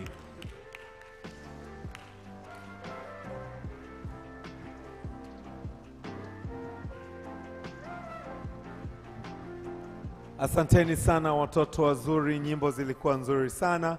DJ, naomba tuendelee na hiyo background wakati mgeni rasmi anaingia ukumbini.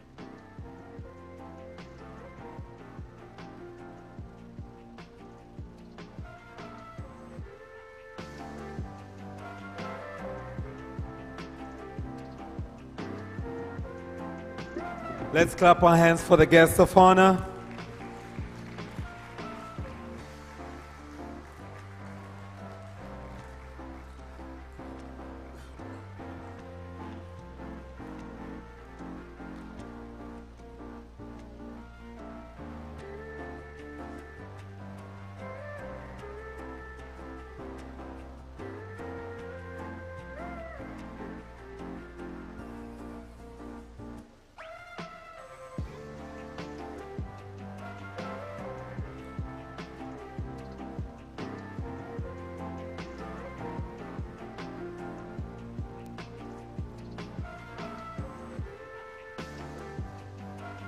LK, can you please join us at the front?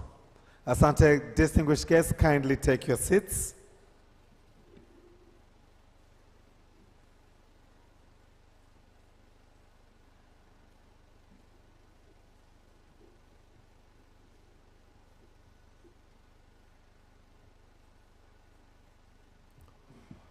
Honorable guest of honor, we are honored and more than honored that you could spare time and join us on this very important 4th International Quality Education Conference, which is happening here in Tanzania. Ladies and gentlemen, for those of us who do not know, the guest of honor has traveled to join us this morning. Let's give him a big, big round of applause. Allow me, guest of honor, to bring to the podium TENMET. Before I bring the board of chair, allow me to bring the national coordinator of TENMET to give us the introduction, but also a welcoming remark to introduce everyone present, including the participants that we have who've traveled as far as Ghana, Zimbabwe to join us on this important conference. Ladies and gentlemen, a round of applause to the national coordinator of TENMET as she comes for the welcoming and introductory remarks.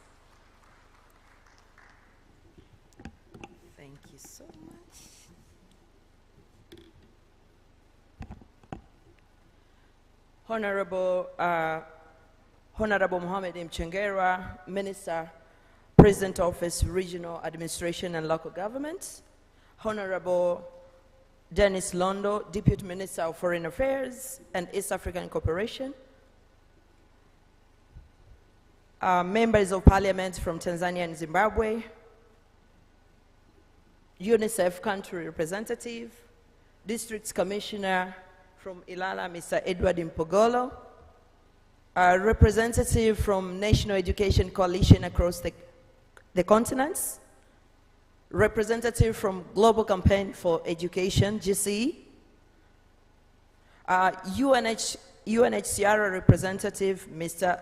Zulkarnain Hussein Anjam, all development partners, representative from international organizations, East African Civil Society Organization, ECOSOF, TENMET Board of Directors, TENMET members, representative from both private and civil society organizations, university representative across the continents, religious leader, teachers, students, parents and guardians, media representative, distinguished guests, ladies and gentlemen, good morning.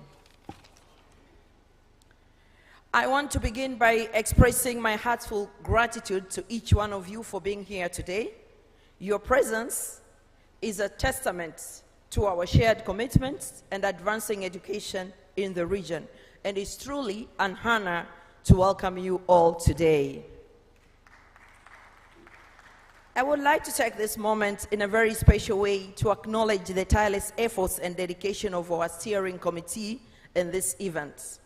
This conference has a collaborative efforts involving actors from different organizations, including Aga Khan Foundation, CAMFEDS, Tanzanian Christian Social Service Commission, UNHCR, Plan International, Shule Direct, Flaviana Matata Foundation, Uwezo Tanzania, Sahara Ventures, Save the Children, TAI Tanzania, Haki Elimu, African Child Projects. Your collective commitment has brought us to this remarkable milestone in advancing education across the region.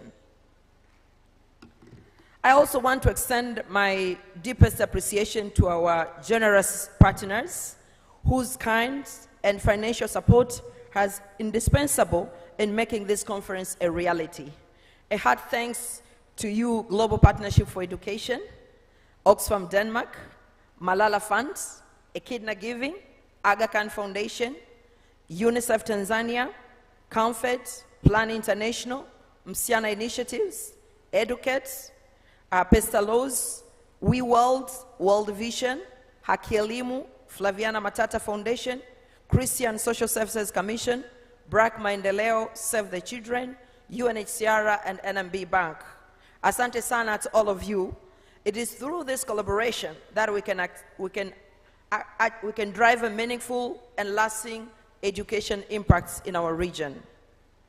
I also want to express my deep gratitude to the Ministry of Education, Science and Technology, and also President Office, Regional Administration and Local Governments for their invaluable role in co-organizing this conference together with the committee.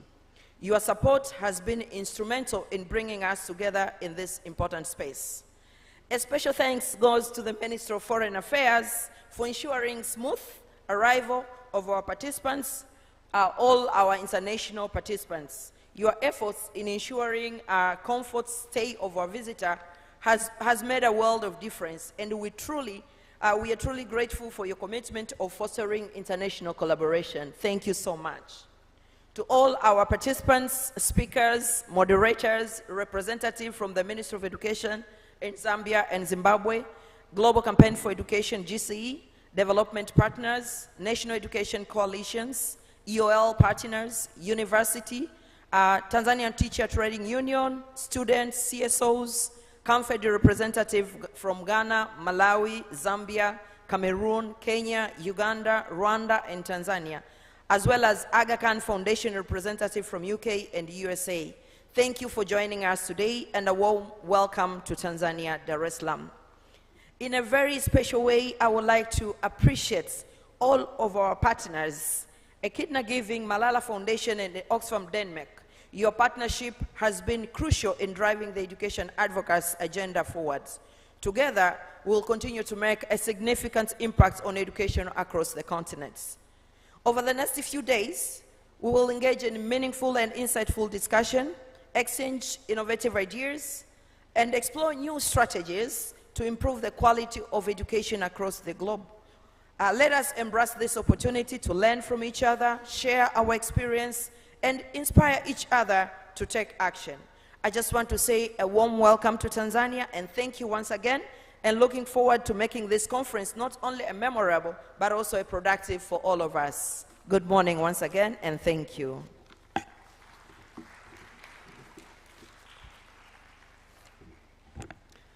Let's give another round of applause to Ms. Martha Makala, National Coordinator for TENMET, who is also our host this morning. Thank you so much for those warm, welcoming remarks.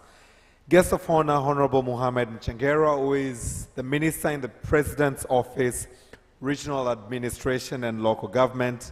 Allow me now to invite my brother Edward Mpogolo to give us the remarks on behalf of the Regional Commissioner of Dar es Salaam. Honorable Mpogolo is the District Commissioner for Ilala District, where this conference is being held. As he comes, let's give him a big round of applause. Jamhuri ya Muungano wa Tanzania, Mheshimiwa mgeni rasmi, Mheshimiwa Mohamed Mchengerwa, mbunge, waziri wetu wa TAMISEMI, kaka yangu Dennis, Mheshimiwa waziri, naibu waziri, Wizara ya Mambo ya Ndani, Wizara ya Mambo ya Nje, viongozi wote, lakini napenda kutambua uwepo wa mama yangu, Mama Regina Lowassa, nimekuona huko humu ndani, wageni wote. Kwa heshima na taadhima, Mheshimiwa mgeni rasmi, kwa niaba ya mkuu wa mkoa, kwanza tunakushukuru. Ulikuwa safari, umeingia leo asubuhi, umeenda umefanya mkutano wa kwanza, huu mkutano wako wa pili, na bado nao mkutano mwingine. Tunakushukuru sana wana Dar es Salaam. Naomba tumpigie makofi mengi sana. Tunajua majukumu yako ni mengi, lakini heshima kubwa ambao umeumpa mkutano huu mkuu wa kimataifa, kwetu sisi wana Dar es Salaam tunaona umetupa heshima kubwa sana Mheshimiwa Waziri. Tunakushukuru sana. Ungeweza kumuomba naibu waziri, kaka yangu Mheshimiwa Dennis yuko hapo, angeweza kufanya kwa niaba yako. Lakini kwa heshima kubwa ambao umeipa waandaaji, lakini na mkutano wenyewe, tunakushukuru sana. Tunakuhakikishia kwamba tutaendelea kukuunga mkono Mheshimiwa Waziri kwa kazi zako ambazo unazifanya, lakini kuupa support mkutano huu ili maazimio yatakayotoka kwenye mkutano huu kama Dar es Salaam tutaendelea kuyasimamia na kuyafanyia kazi. Jamhuri ya Muungano wa Tanzania, nakushukuru sana kwa nafasi. Let's give our District Commissioner a round of applause. He's representing the Regional Commissioner of Dar es Salaam for those warm regards. Honorable guest of honor, before I bring the students' representative to speak, and their regards will be followed by those of UNICEF, allow me to continue to recognize our international delegates that are in the room. May I request all our international delegates from Kenya, Uganda, Zimbabwe, Cameroon, Ghana, Malawi, Zambia, South Africa, South Sudan, and the United States of America to please rise so the guest of honor can recognize your presence. All our international delegates, please rise. Let's put our hands together for them. Thank you very much. Kindly take your seats. Honorable guest of honor, amongst the participants you have on the audience are school owners, teachers, and students. May I request the school owners, all the teachers present from everywhere from Africa and beyond, and all the students, please rise so we can salute the guest of honor. May I request school owners, teachers, and students to please rise.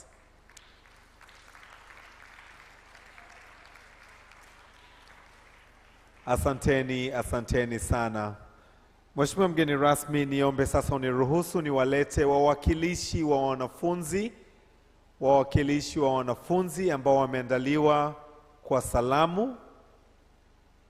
Waje hapa mbele kwa ajili ya salamu zao. Tukiwa tunawasubiri basi na tukiwa tunawapanga, may I take this honor, guest of honor, to invite LK Wilch, country representative of UNICEF, for our remarks, and then we'll have the students speak. And after the students, we'll have the remarks from the Foreign Affairs. For now, LK, karibu sana.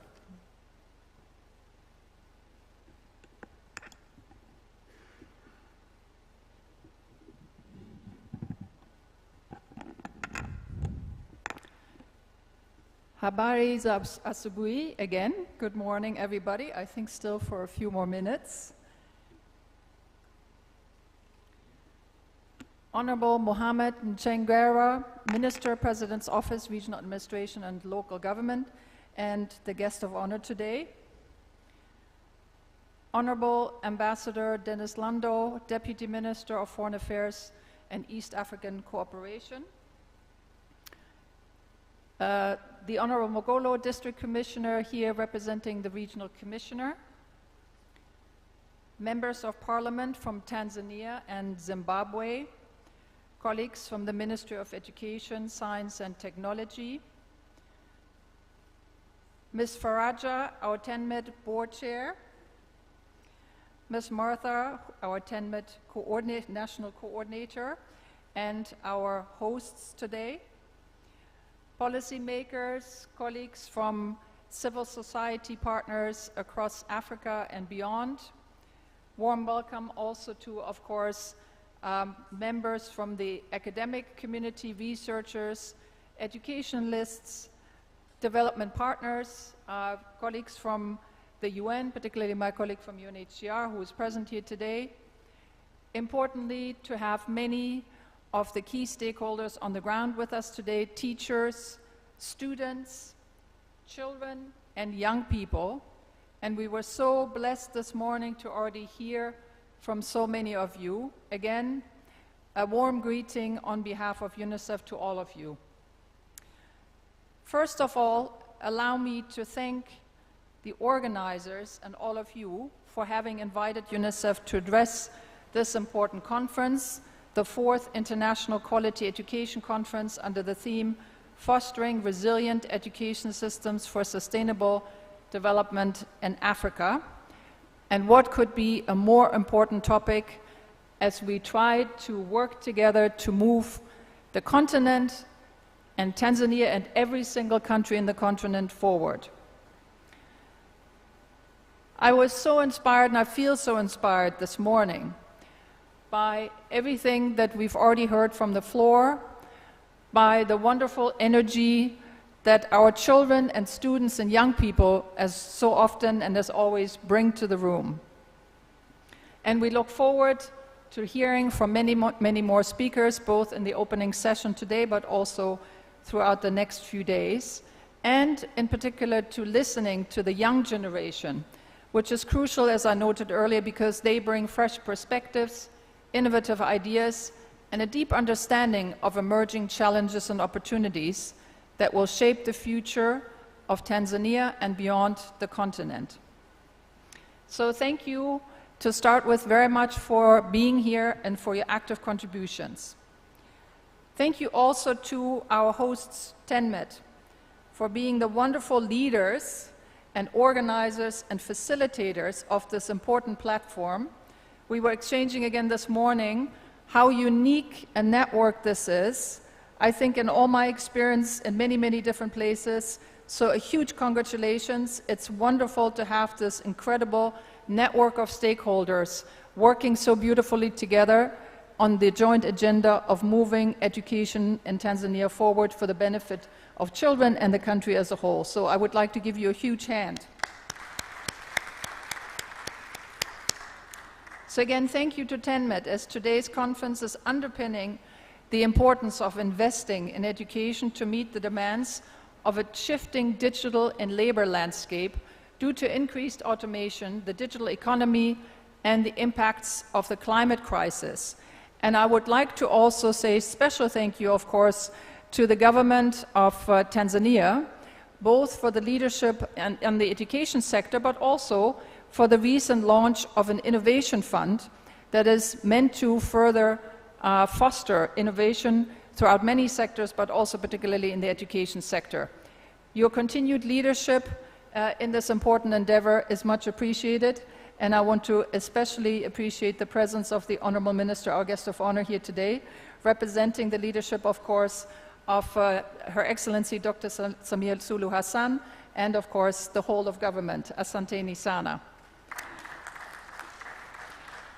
Colleagues, UNICEF welcomes the keen awareness of the government of the United Republic of Tanzania and, of course, civil society and other stakeholders of the growth of digital technologies and their impact on economies and societies, and how it is seeking to adjust to these emerging trends to strive to sustainable development. In the context of education, digital transformation not only refers to improving access to technology and digital learning platforms, but also, and equally important, to strengthening the ability of the education system to nurture digital literacy and 21st century skills for all boys and girls, every boy and girl in Tanzania and on the continent, and beyond that, of course, young people who have graduated from being children, because they also will require these skills. We often find ourselves reflecting on the children that we meet and that I've met in many parts of this beautiful country and beyond other parts of the continent, particularly those who live in remote locations, rural areas, mountainous areas, other areas of remoteness and difficult access, those who do not have access to the internet, and I imagine that child having for the first time a connection to the internet on a device that allows them to find at their fingertips the tools that they need to learn, the skills that they need to build, and to see for themselves a future employment that they could embrace and that they're able to communicate with children all over the world. Imagine this child supported by her parents and by the teachers who facilitate her learning journey in a safe, relevant, and inspiring space. And I want to also make special reference here not only to physical access and remoteness issues, but also make special reference to many children who have special needs and for whom this technology will also be crucial in improving their access. Transforming this vision into reality requires attitude change and investment. As a government, supported by all of us here, the development partners, civil society, the private sector, academia, many other stakeholders, and as joint citizens of the world, we have a unique moment to connect the world and ensure that every child and every young person has the tools to help them learn, including, and particularly the most vulnerable, those out of school, and particularly, as I noted, children with special needs and disabilities. I think we can all agree, and we can already see, it will be a game changer in unlocking Tanzania's and the continent's potential and in harnessing the youth dividend for socioeconomic growth. Dear participants, in driving the needed changes, we acknowledge the importance of teachers, the backbone of our education systems. Working with them, building new skills, advancing their professional development to manage our children's learning. And I want to take a moment here to salute all the teachers. We are so grateful for the service that you give every single day, and we want to really appreciate you. I trust that in the coming days, we will learn more from each other what would work best for the children we serve to foster resilient education systems. And we at UNICEF are proud to be on this exciting journey with you. And again, we want to thank our host, TENMET, for leading us in this important exercise, in this important platform of stakeholders. Listening to the opening sessions of the COP29 in Azerbaijan yesterday, climate change is one of the most urgent challenges facing our world today and in the future, and its impacts are already being felt by millions of children and, of course, societies as a whole around the globe. From more frequent natural disasters to the devastating effects on health, food security and nutrition, education, and the future of our young people is at risk. That's why it is even more important and essential to empower children and young people with the knowledge and tools to understand and address climate and environmental changes. Education is the key to this empowerment, from early childhood all the way through to university. By teaching our children and students about the environment, sustainability, and by fostering their critical role in protecting the planet, we're not just preparing them for the future, we're enabling and empowering them to create a better one.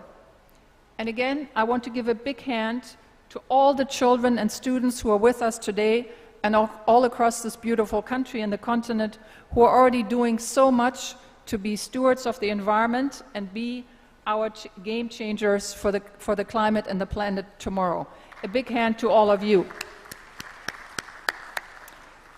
We know when we invest in climate change education, we nurture a generation of leaders who are not only aware of the challenges ahead, but who are equipped with the skills and passion to find the solutions the planet and all of us so desperately need.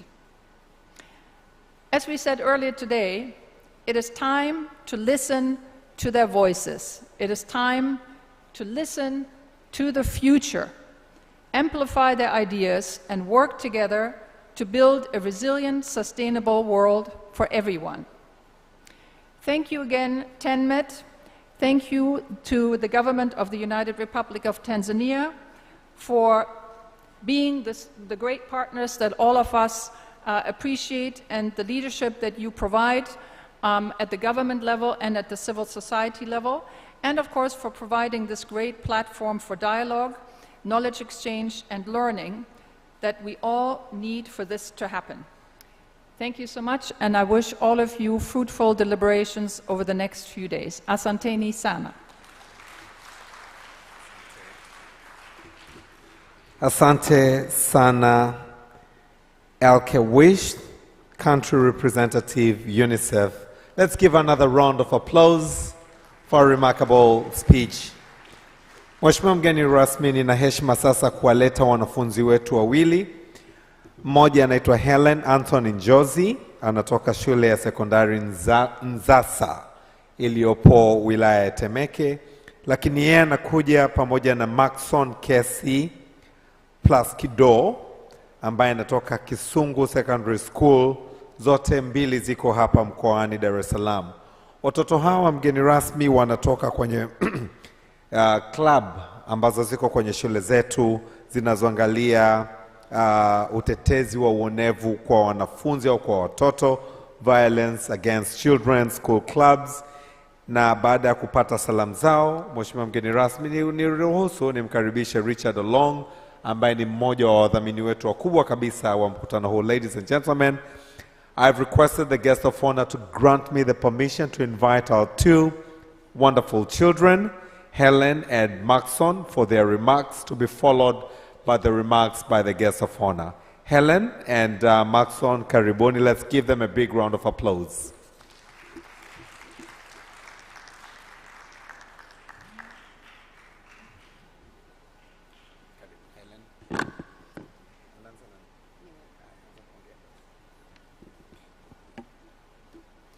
Good afternoon, everyone.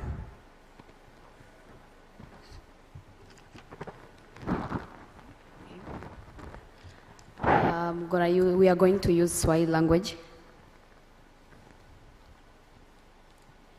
Sisi ni watoto kutoka katika klabu ya mapambano dhidi ya ukatili kwa watoto Dar es Salaam. Kwa majina naitwa Helen Anton Njozi. Kwa majina naitwa Maxon Kesi Placido.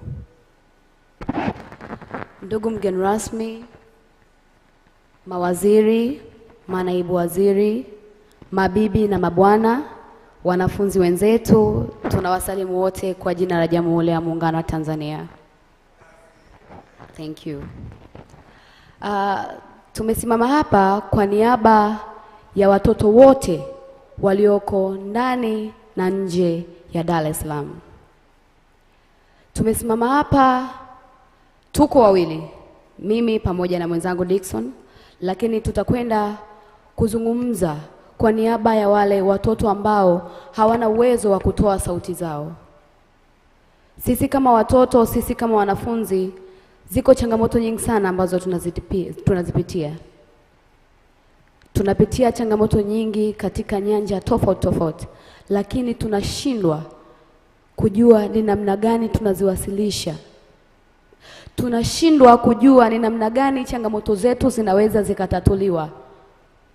Tunaumia, tunabaki na makovu kwenye moyo, tunashindwa kufikia malengo yetu, tunashindwa kufulfill our future kwa sababu ya ukatili dhidi yetu unaotukumba. Na leo hii tuko mbele yenu kwa ajili ya kusoma risala kwa mgeni rasmi.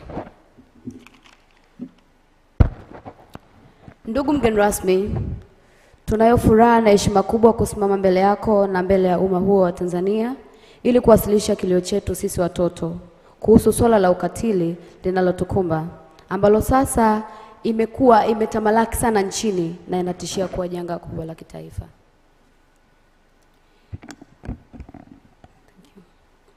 Hivi karibuni vyombo vya habari vimeendelea kuripoti matukio mbalimbali ya ukatili dhidi ya watoto, ikiwemo kuuawa kwa watoto, kupotea kwa watoto, watoto kupigwa, watoto kunyanyasika, watoto kuumizwa. Vyombo vya habari vimeendelea kutangaza, ikiwemo sisi wasichana, ziko changamoto nyingi sana ambazo tunazipitia. Wasichana tunapitia changamoto nyingi katika nyanja tofauti.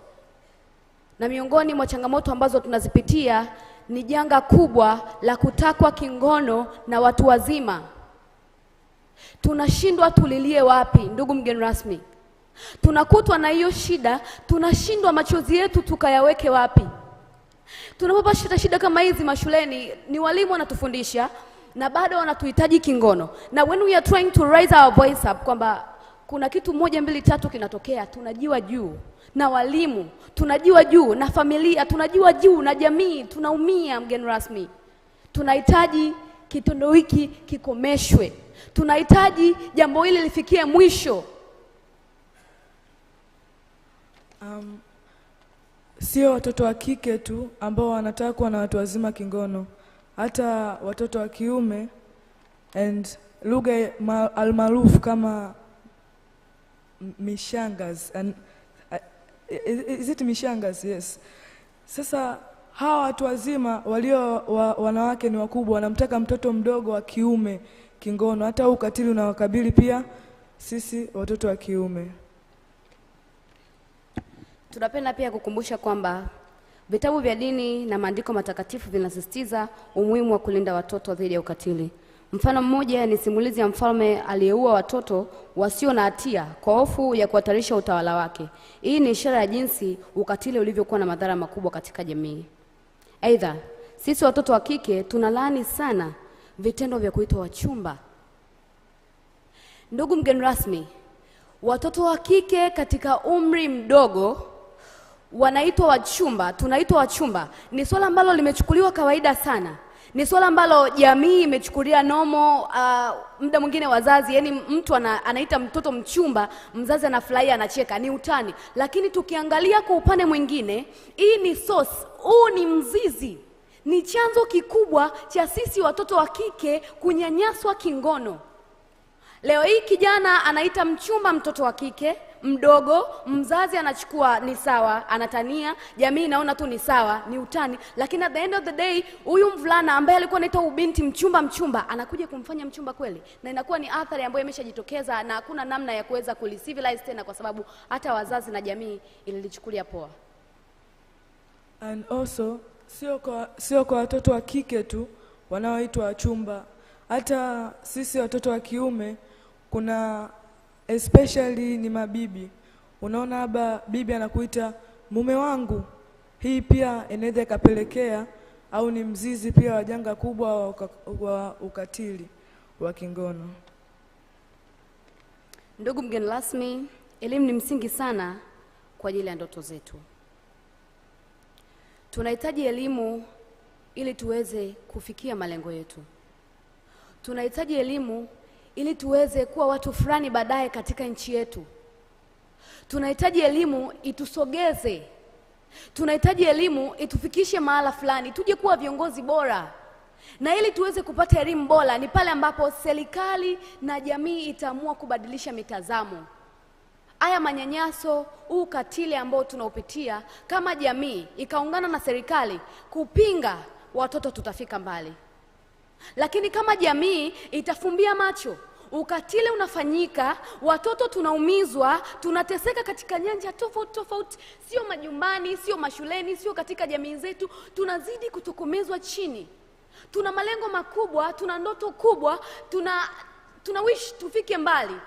Lakini kama jamii haitochukua hatua, kama serikali haitochukua hatua, hatutaweza kufika popote. Hatutaweza kufika popote, ndugu mgeni rasmi.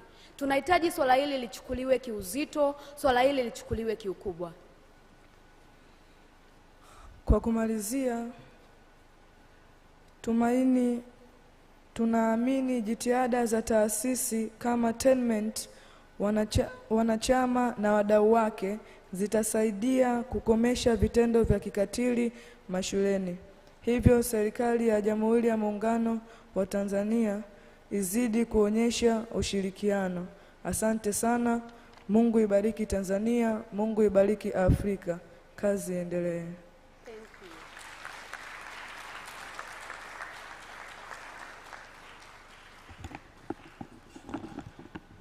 The voice of the voiceless. Let's give him another big round of applause. They've represented not only students in Tanzania, but I'm sure our visiting delegates can resonate onto their presentation that it cuts across many countries in Africa. Tunawashukuru. Thank you very much, Helen and Maxon, for that representation. Honorable guest of honor, we are guided by the theme fostering a resilient education system for sustainable development in Africa. And you'll also agree with me, one of the adages we have in Africa, that if you want to go fast, go alone. But if you want to go further, go together. And with us, honorable guest of honor, is Richard Olong. As I bring him to speak on behalf of all the sponsors, I would also like to request all of us to clap our hands to all the sponsors who made this meeting, conference a great success. Richard will come to speak on behalf of all the sponsors, and his speech will be then followed by that of the chairperson of TENMET. But for now, Richard, karibu. As he comes, let's give him a round of applause.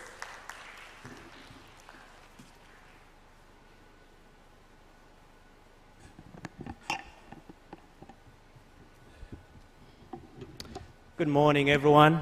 Is it morning or afternoon? Still morning. My name is Richard, as said, and I want to take this opportunity on behalf of the development partners to thank TENMET for organizing yet another, in my view, resounding conference.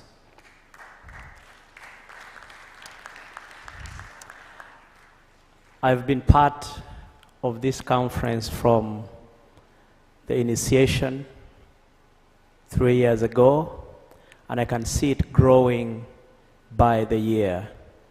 Every year that we have this conference, it is new. And so I want to take the opportunity to thank TENMET and the community with which you work for organizing yet another one. As development partners and supporters of civil society actors around the globe, I want to take this opportunity to introduce the partners that we work with in the education sector, first in Tanzania and then across Africa. So everyone that received funding from Education Out Loud from Oxfam, Denmark, may I please introduce you?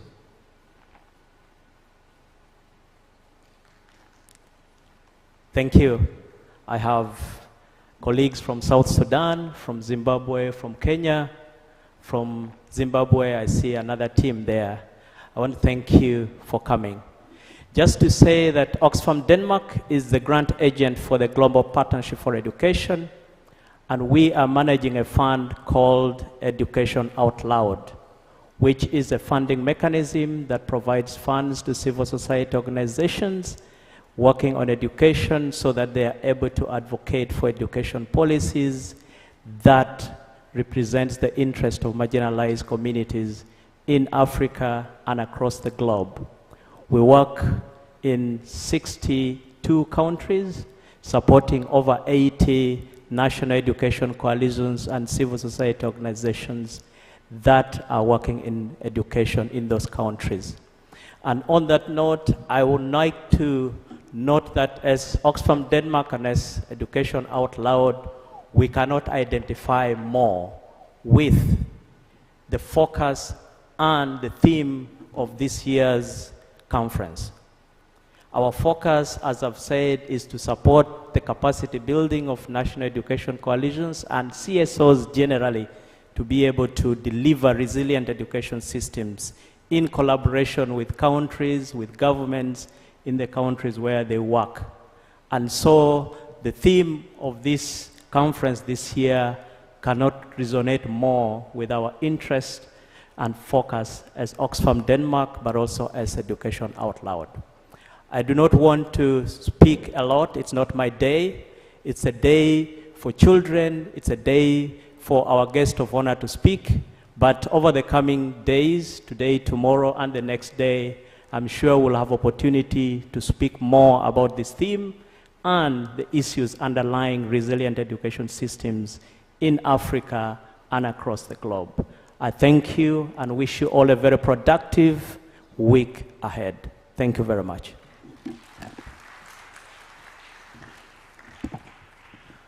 Asante sana, Richard Olong from the Education Out Loud GPE, who are our main sponsors of this conference. Let's give them another big round of applause. Asante sana. Honorable guests of honor, I now have the pleasure to invite Ms. Faraja Nyalandu, who is the TENMET board chair, for her remarks. Nikuombe kama itakupendeza mgeni rasmi na kama muda wako na kuruhusu, watoto wetu wametunga wimbo mzuri sana kwa ajili ya Mheshimiwa Rais, lakini wanaangazia theme ya leo.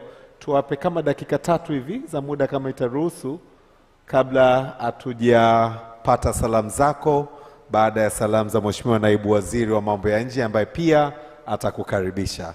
Ninashukuru. Kwa sasa naomba tumpigie makofi. Let's put our hands together once again for TENMET chairperson Faraja Nyalandu. Karibu. Thank you, Austin. Na wasalimu kwa jina la Jamhuri ya Muungano wa Tanzania. Good afternoon. I believe it's now afternoon. Yes. Good afternoon, ladies and gentlemen. Mambo watoto? Sijawasikia mambo. Hapo kidogo afadhali. Honorable guest of honor, Muhammad Omari Mchengera, Member of Parliament, Minister, President's Office, Regional Administration and Local Government. Honorable Dennis Lazaro Londo, Member of Parliament, Deputy Minister for Foreign Affairs and East African Cooperation. Representatives from the President's Office, Regional Administration and Local Government who are with us today, representatives from the Ministry of Education, Science and Technology, representatives from the Ministry of Finance and East African Cooperation. Members of Parliament from Tanzania and Zimbabwe, Director of Communication and Advocacy from Zimbabwe, representatives from the Global Campaign for Education, Ms. Elka Wish, UNICEF Country Representative, Zulkarnain Hussein Anjum, UNHCR Representative, Development Partners as represented by Mr. Richard Olong, representatives from international organizations, from African Education Coalitions, from the East African Civil Society Organizations Forum, from civil society organizations in Tanzania who are members of the Tanzania Education Network, the TENMET Board of Directors, representatives from the private sector, universities, schools, media, and especially our students and teachers. Ladies and gentlemen, karibuni sana Tanzania. Yes. We thank God for His grace to be able to come together at this pivotal moment in the city of Dar es Salaam. And as our hosts, the District Commissioner, Honorable Edward Mpogolo, the District Commissioner for Ilala, had said he is graciously welcoming us. Chinua Achebe said, "When we gather together in the moonlit village ground, it is not because of the moon. Every man can see it in his own compound. We come together because it is good for kinsmen to do so. We are united in a mission to rethink, repurpose, strategize, and plan to ensure quality education for every young person in Africa and beyond. We are reminded of our collective responsibility to ensure access, quality, relevance, and inclusivity in education at all levels. On behalf of the Tanzania Education Network, I'm honored to welcome you all to the 4th International Quality Education Conference, where we have convened for the theme, Fostering Resilient Education Systems for Sustainable Development in Africa. I would like to address the proverbial question in the room: why resilient education systems? Any society can be subjected to change and transformation, either coming from within or influence from outside. A resilient education system is able to ensure learning continues effectively regardless of challenges encountered, be it pandemics like COVID, economic, social, natural disasters, war, political dynamics, and technological disruptions.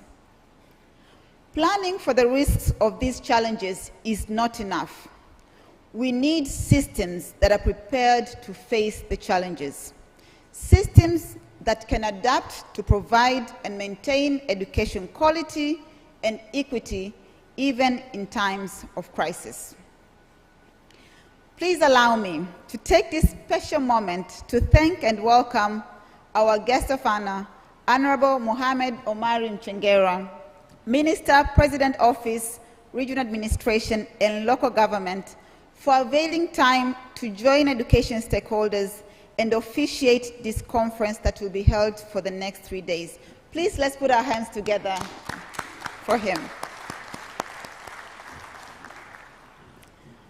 We thank you, sir, for your commitment to deliver the Sustainable Development Goal number 4 and ensure no child is left behind. We have witnessed the new number of schools being built in the country and more teachers being recruited. The enrollment levels of both primary and secondary students is at an all-time high. Your leadership is highly appreciated. Your presence here today signifies the government of Tanzania's dedication to collaborating with stakeholders in establishing frameworks, developing strategies, and taking action aimed at enhancing the quality and inclusivity and relevance of education. I'm particularly happy to also see my mother, Mama Regina Lowassa, the wife of our former Prime Minister, the late Edward Lowassa. Thank you for joining us. He was a staunch education supporter, and we are glad we are leaving the legacy he has left us with. Thank you for coming.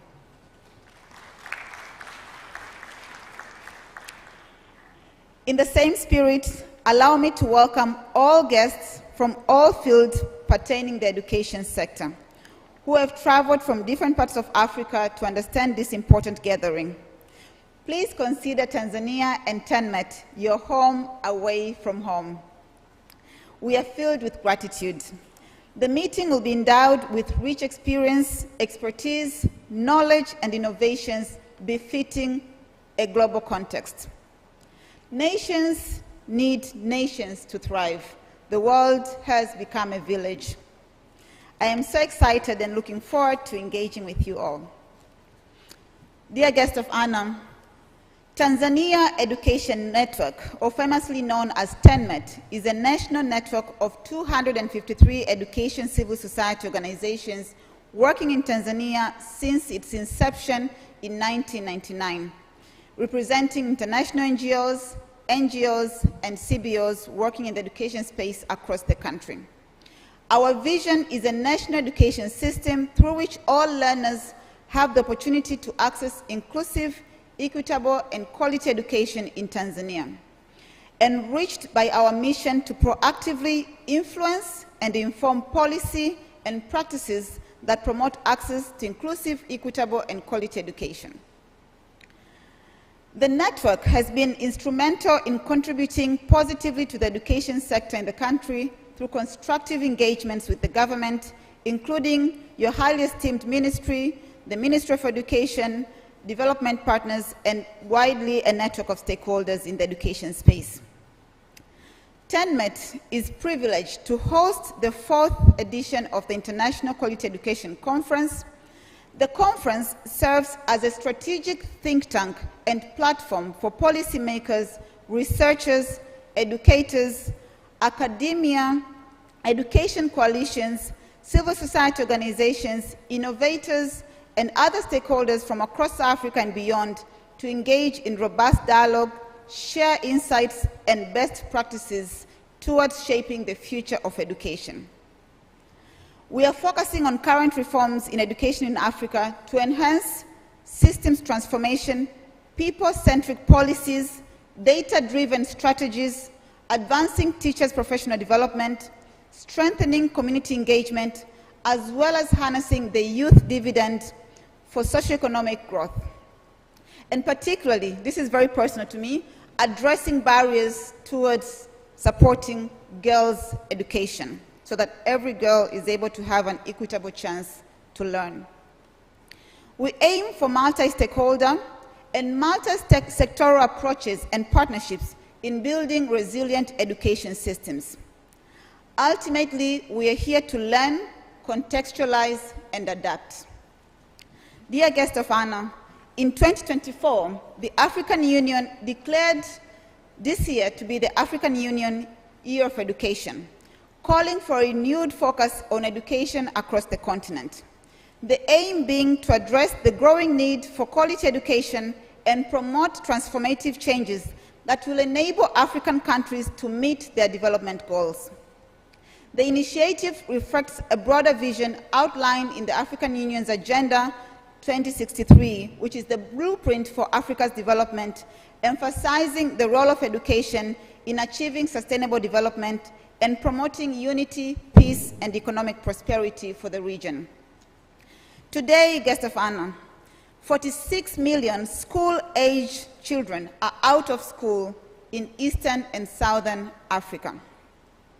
Sub-Saharan Africa is also having the highest rates of learning poverty in the world, with 9 out of 10 children unable to read and understand a simple story by age 10. While these statistics are sobering, it also highlights the urgent need for our collective action to ensure that children and education remain a priority. Education is a powerful tool that can transform lives.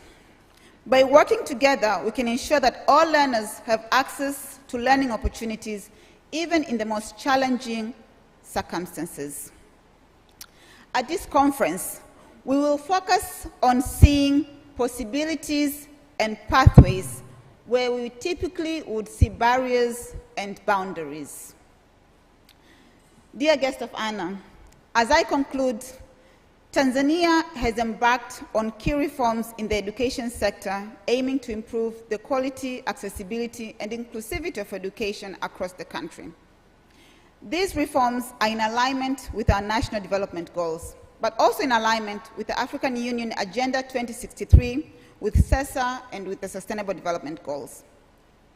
The new education and training policy, the new curriculum, and the almost finalized education sector development plan are pivotal frameworks to deliver learning for all.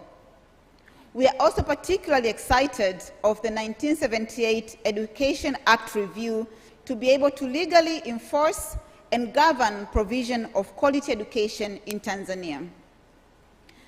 I commend the government for these bold steps and pledge our commitment to address the challenges and areas for improvement where we have to ensure equity and reach the last mile communities. We do bear testimony to the significant improvement in teacher education and teacher support programs, but we still need to address the quality of teaching and teaching resources. We still have to address factors leading to dropout rates, particularly for girls. we still need to continue improving our schools' infrastructure, and the government has to increase investment in education through the education sector budget. The path forward demands unwavering commitment, bold leadership, as you evidently show, and a shared dedication to excellence in education. Through concerted action and collective determination, Tanzania and Africa can chart a course towards a brighter future where every individual has the opportunity to thrive and contribute to the nation's prosperity. Dear guest of honor, as I conclude my speech and wishing all delegates a resourceful and productive conference, I want to thank you all, and I want to thank them for the catalytic action that we are going to take beyond the conversations and the connections we're going to make during these 3 days. As Chinua Achebe had said, and I repeat again, we have come together as kinsmen, not because you're not able to strategize, to plan, and to act in your own organizations or in your own country. We have come together because it is good to do so. Two minds are better than one. There is strength in collaborations and downfalls in division. We do need to collaborate and work together to ensure a resilient education system. It is now my greatest honor to welcome Honorable Dennis Lazaro Londo, the Deputy Minister for the Ministry of Foreign Affairs and East Africa Cooperation, to give his remarks. Thank you all for listening. Karibuni sana TENMET, karibuni sana Tanzania.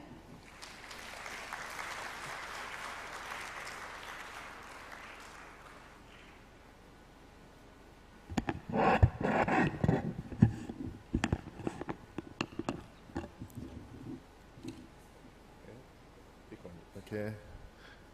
Honorable Mohamed Omar Mchengelwa, Member of Parliament and Minister, President's Office, Regional Administrative and Local Government. Member of Parliament who are here, Chair of TENMET, Board of Directors and TENMET National Coordinator. I recognize the presence of Mr. Richard, representative of Development Partners, representative of Africa Network Campaign of Education for All, ANSEFA, members of TENMET, representatives of the private and civil society sectors. I recognize the presence of District Commissioner and representative or Regional Commissioner of Dar es Salaam, ndugu yangu Mpogolo, Country Representative of UNICEF, distinguished participants, ladies and gentlemen, Jamhuri ya Muungano wa Tanzania, Assalamu alaikum. It gives me a great pleasure and honor to be here today to deliver my remarks at the 4th International Quality Education Conference. I would also like to convey warm greetings from Honorable Ambassador Mahmoud Thabit Kombo, the Minister of Foreign Affairs and East African Cooperation, who unfortunately could not join us today due to equal other important engagements. At the outset, I would like to extend my appreciation to all distinguished speakers and participants joining us today from different countries and different parts of our country, both in person and those who are online from across the globe. For those attending in person, I'm delighted to offer you a warm Tanzanian welcome. Karibuni sana, Tanzania. I wish to commend the TENMET Board, Secretariat, and the organizing committee for their outstanding work in making this event a success. The impressive turnout of over 350 participants underscore the pivotal role of the educational in Tanzania within the global education community at large. Distinguished participants, ladies and gentlemen, this conference is indeed very timely. It offers another valuable platform for us to harness regional momentum towards addressing how Tanzania, alongside other African nations, can collaboratively build resilient education systems. The theme, Fostering Resilient Education System for Sustainable Development in Africa, is relevant as it complements the African Union theme of the year 2024 on education, as well as our commitments as a nation, alongside other regional and global commitments to advancing educational quality and accessibility. In line, therefore, it is not by coincidence wisely you chose Honorable Mchengerwa to be a guest of honor of these events. I congratulate the organizers for choosing carefully the guest of honor, because personally I've been working with him in the same committee as a minister and as a member of the Parliament Committee, Vice Chair and Chair of the committee which is responsible for education. Responsible for education. His commitment, his dedication to provide a good and quality education to our kids cannot be underestimated. And he's full of dedication, full of ideas, innovative ideas, and it is within his period, Honorable Mchengerwa, he came with innovative idea, inclusive work on government agencies like Tarura, Ruasa, and TANESCO to work together to provide, to engage in construction of different projects like girls' school, science schools across the country, and schools in different wards and local government authorities. And therefore, we saw for the first time different government agencies engaging in single project, providing good accessibility to schools, electricity to schools, and water for hygiene and sanitation. And therefore, again, I would like to congratulate the members of the organization committee for inviting him as a guest of honor for this event. He's the right person for this event. As I said earlier, education is increasing a global challenge, continues to evolve. The need for education system to adapt to shifting circumstances, integrate sustainable practices, and ensure inclusivity has become increasingly urgent. That's why the government of the United Republic of Tanzania, under the leadership of Her Excellence, our President, Dr. Samia Suluhu Hassan, continuously placed a high priority on education. Tanzania believes that education is fundamental for human resource development and the foundation for the development of our country as well as our globe. The government is currently doing reforms in Tanzania education system that will eventually transform student learning and teaching methods, as well as promoting competencies-based assessments. Collectively, these reforms will cultivate a generation of Tanzanians capable of driving socioeconomic progress both nationally and globally. Distinguished participants, ladies and gentlemen. However, I must admit that government alone cannot address the complex challenges facing the education sector. Effective solutions would only be possible if there was a coordinated efforts from education stakeholders and national, regional, and international levels. These efforts should be greeted to ensure expertise, technical guidance, and innovative approaches that would develop tailored solutions for local challenges, as well as global strategies for broader issues. In this regard, I must appreciate and commend existing private-public sector partnership PPP, along the support of civil society organizations and all those relevant local stakeholders who play an essential role in promoting the education sector in the country. With such partnership, implementing education initiatives that address both local and global challenges becomes easier. Distinguished participants, ladies and gentlemen, on the same note, I also wish to commend the international community in partnership with the states for establishing a global cooperation in education mechanism that promotes global cooperation in education.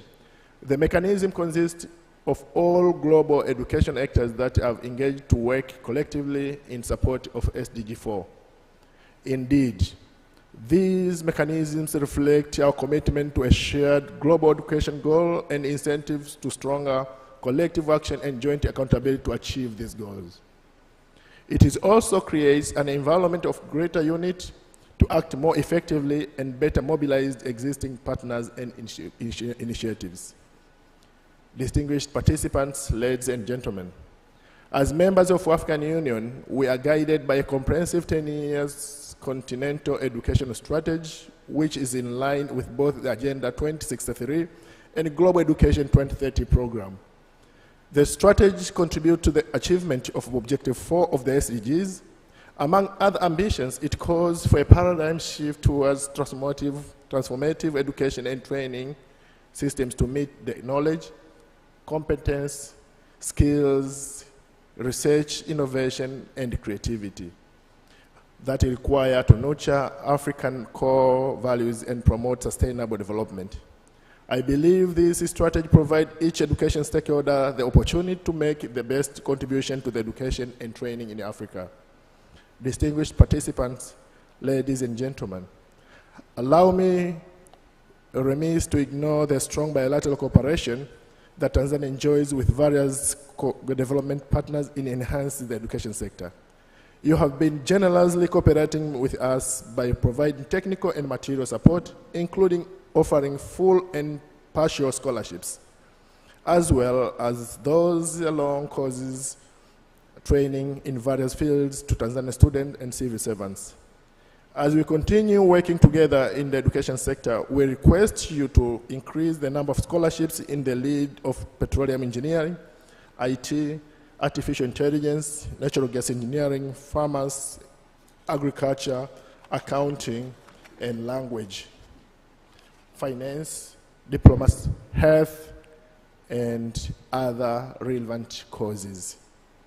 Distinguished guests, ladies and gentlemen, with these brief remarks, it is both an honor and pleasure to wish you all successful and fruitful conference. Over the next 3 days, as you engage in discussions and review the findings of high-quality research, I trust you will generate both short and long-term recommendations for the governments and stakeholders. These recommendations will be vital in shaping sustainable development effort in the education sectors across our country. The Tanzanian government looks forward to receiving your practical recommendation for the action. Lastly, let us aspire for a stronger partnership between public, private, and development partners to address the challenges faced by the education sector. Together, by combining expertise and innovation, we can transform education and unlock a brighter future for all. As been asked, it is a greater privilege and honor to take this opportunity to invite to the audience, to address to the audience, Minister Mchengerwa, the Minister of State, Regional Administration, and the Local Government. Mr. Mchengerwa, karibu sana. Asante.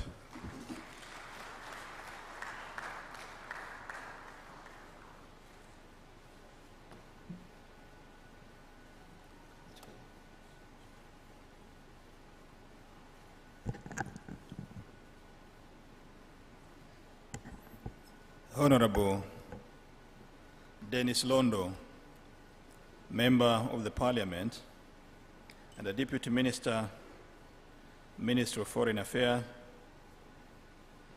Honorable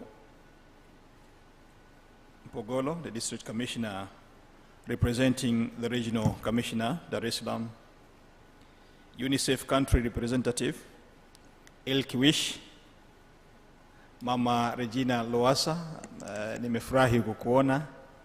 Asante sana kuona hapa siku ya leo, tunakushukuru sana.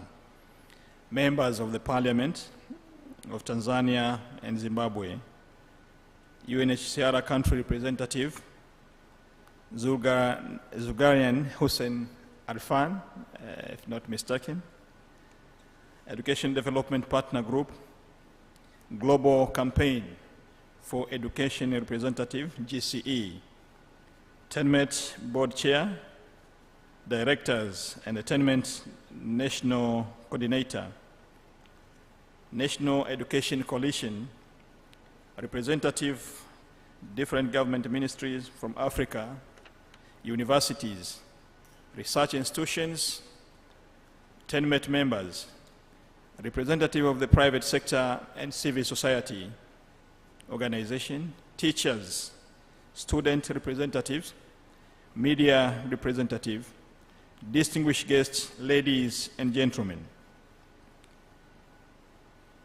It is a profound honor to welcome you to the 4th International Quality Education Conference here in Dar es Salaam, a city known as the haven of peace.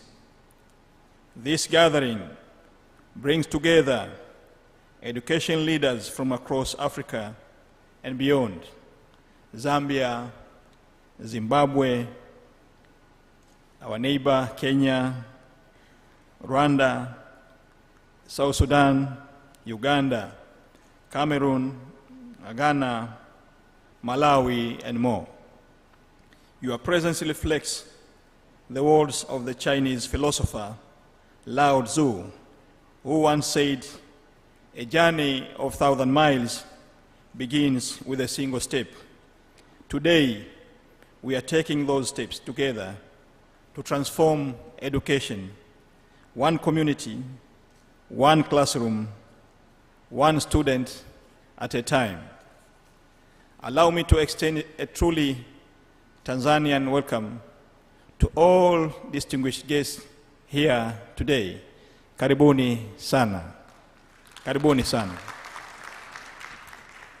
I commend the TENMET board and the organizing committee for making this moment possible, as well as the over 350 participants who demonstrate the power of collaboration in advancing equality, in advancing the quality education. Each of you represent the possibility of change. The embodiment of Nelson Mandela believed that education is the most powerful weapon which you can use to change the world. In the last 3 years, Tanzania has transformative strides in expanding access to education. Our government has built over 380 new primary schools and 830 secondary schools, with among 26 special schools dedicated solely to girls.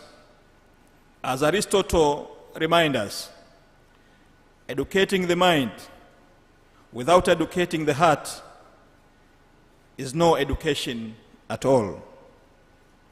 These special schools for girls are not just places of learning.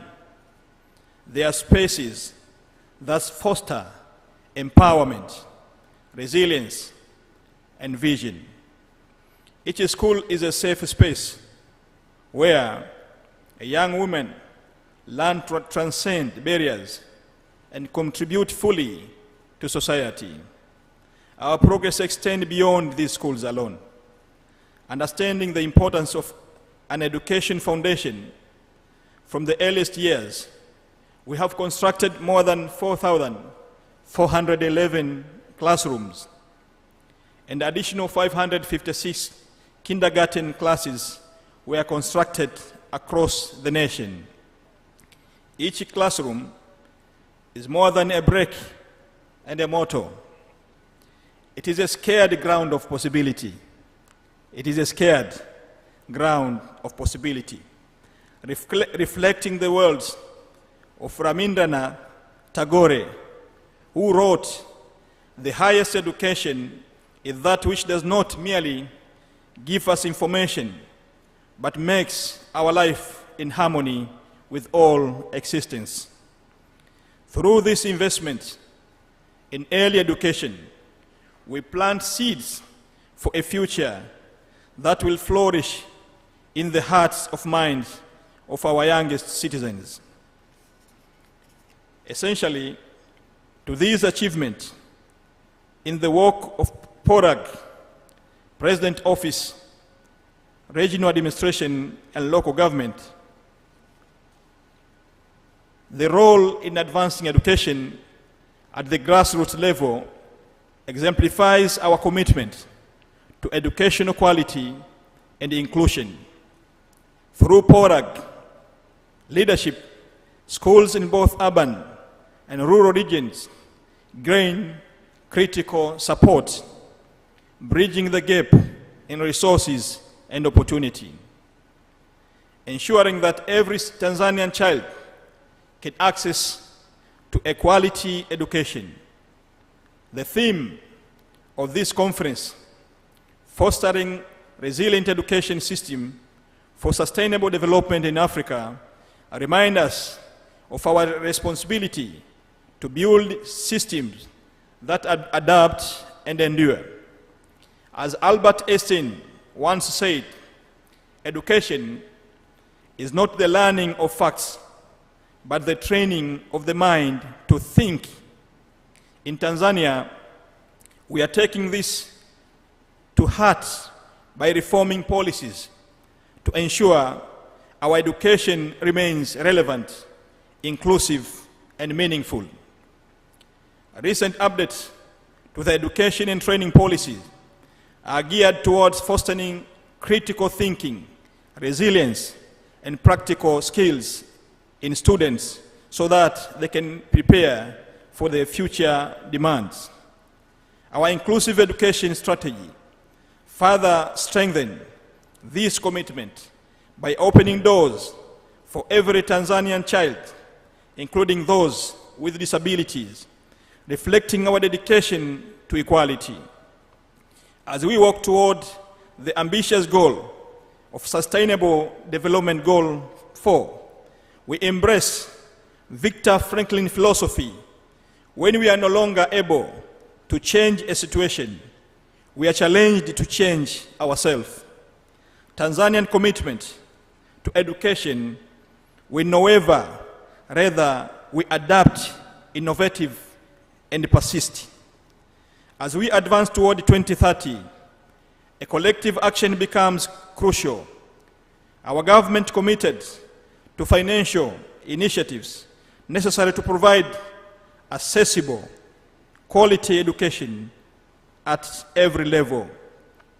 We are grateful for the support of development partners and urge the continued collaboration as we move to modernize our ICT infrastructure, which is critical to building resilient, digital-ready schools. As Steve Jobs reminded us, innovation distinguishes between a leader and a follower. We aspire to lead by integrating technology with traditional learning, preparing Tanzanian students for a digital future. Our work is strengthened by the essential contribution of non-government organizations, NGOs, which play a vital role in advancing educational quality. These organizations provide a critical teacher training and work to address the barriers posed by the gender inequality and poverty. Their dedication aligns with Helen Keller's insights. Alone, we can do so little, but together, we can do so much. We value and encourage the continued efforts and commit to furthering this shared mission with them. As our father of the nation once said, Mwalimu Julius Kambarage Nyerere, taifa letu si kisiwa. Ni lazima tushirikiane na wenzetu katika kuibua na kuleta maendeleo ya taifa letu. He emphasized, we must work together with partners and the stakeholders for building and fastening progress developmental for our nation. Before I conclude, I would like to congratulate the TENMET board chair, Faraja Nyarandu. She has been working with us, and her work and dedication for the work she's doing, the government is congratulating her for the great work she has been doing for so long. Hongera sana kwa kazi kubwa na kazi nzuri unayoendelea kuifanya chini ya TENMET. Tunakupongeza sana. Tumpigie makofi mengine. In closing, I'm reminded of the timeless wisdom of Plato, who once said, the direction in which education starts, a man will determine his future in life. Our educational direction is clear. We are building a foundation of inclusivity, resilience, and opportunity. It is a foundation built on our shared values and designed to adapt to the future's challenges. We are forging a vision where every child, regardless of circumstances, has the chance to realize their full potential. I invite each of you to reflect on your role in this transformative journey. Let our discussion be inspiring, our collaboration enduring, and may this conference leave each of us empowered to bring change to our communities. With these words, I officially declare the 4th International Quality Education Conference open.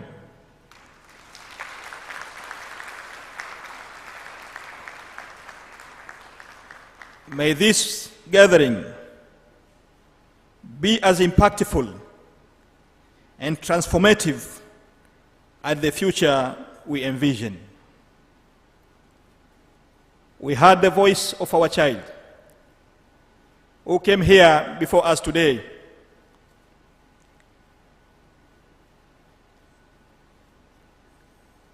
As the government, we pledge to make sure that we take every step to protect our children. Every step to make sure that our children are protected in our schools and wherever they are. But the purpose of protecting our children is not only to be left to the government alone. Every one of us must take steps to make sure that we protect our children at all levels, be they are at home or at school. I thank you, and may our work here today echo across Africa and beyond, shaping the education of tomorrow. Asanteni kwa kunisikiliza. Thank you very much. Ladies and gentlemen, let's give the biggest round of applause to the guest of honor. Asante sana. Mheshimiwa mgeni rasmi, ni kuombe sasa ikupendeze, we take a few pictures, very few pictures, group photos, and then we shall allow the guest of honor. As I call the groups, please be mindful that you will come to the stage using your right hand, which is my left hand. You'll take these stairs and you'll exit through that stairs, those side. May I now request the UNHCR representative, Mama Lowassa, MOFA, Ministry of Education, and board members of TENMET to please come for the first photo. Please all come. The second picture will comprise of all the speakers and panelists present. The first one is ambassadors present. If you know you're representing a UN agency, if you know you're representing the diplomatic community, Ministry of Foreign Affairs, Ministry of Education, please come to the photo. Board, TENMET board, please come to the photo. The second picture will comprise of speakers and panelists. The third picture will comprise of all our foreign delegates. The fourth picture will comprise of all our sponsors. The fifth one, all our students and teachers. Number 6, TENMET staff present. And the final picture, the organizing committee. DJ, number some background music as we take these pictures. Ambassadors, UN, Mama Yetu, Mama Lowassa, Ministry of Foreign Affairs, and TENMET board.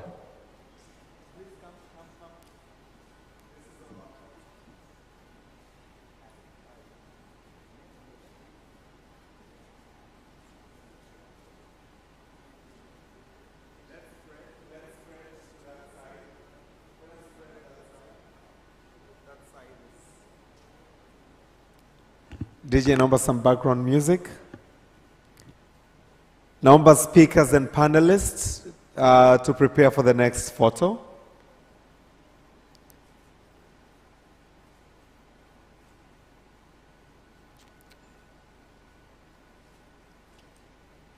When I say IQUEC, can we all say Kazi Endelee? IQUEC? IQUEC? IQUEC?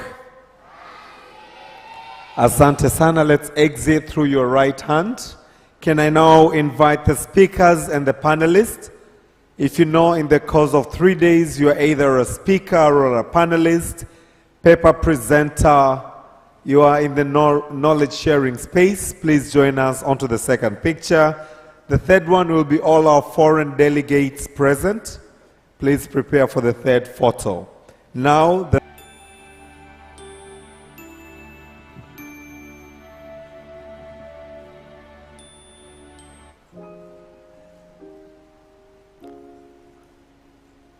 when I say IQUEC, what do we say? Kazi iendelee. IQUEC? Can I see thumbs up? IQUEC? IQUEC? IQUEC?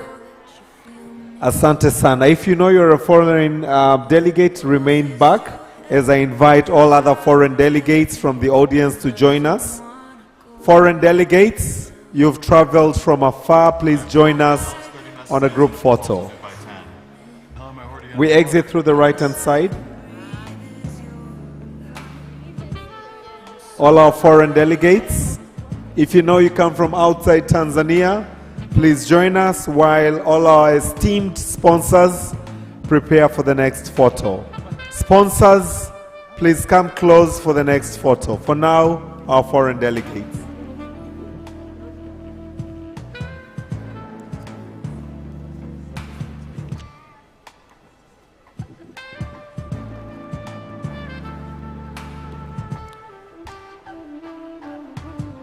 All our foreign delegates, thank you so much for the support.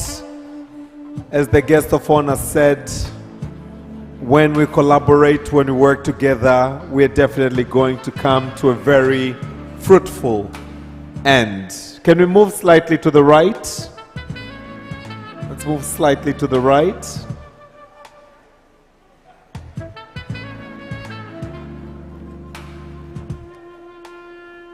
Foreign delegates, I'm sure you can say Kazi iendelee. Can we say Kazi iendelee? Very good. IQUEC, Kazi iendelee. IQUEC, IQUEC.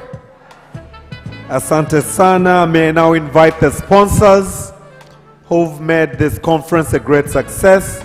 If you know in one way or the other you've contributed to making this conference a success, please join to the stage. Wanafunzi wangu mjiandae na walimu wetu kwa picha inayofuata. All our sponsors, thank you so much for your support.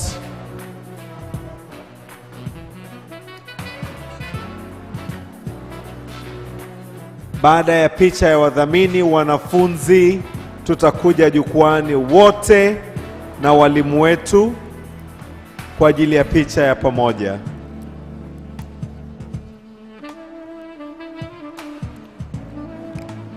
We truly thank you, all our sponsors. Without you, we would have not held this conference. Thank you for your support. Let's adjust to the right. Let's move to the right. As we acknowledge all our sponsors, let's put our hands together for them. Naomba tuwapige makofi wadhamini wetu. Wametudhamini, mkutano wetu umefana. Wadhamini IQUEC, kazi endelee. IQUEC.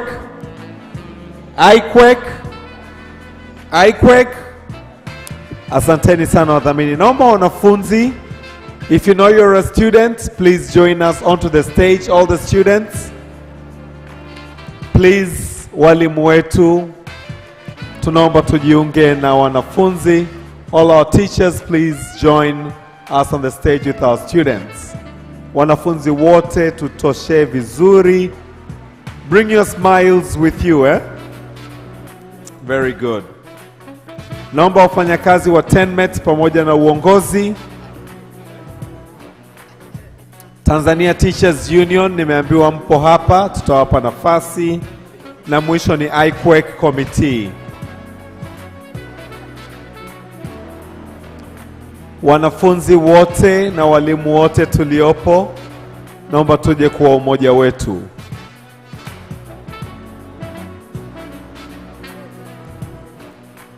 Wote. Tusogee watoto, tusogee kule kulia. There's more space on the right. Tusogee kule kulia, wote tutokee. Tusogeni basi kule kulia watoto wazuri. Beautiful. Tusogee kulia, let's move to the right. These are beautiful children.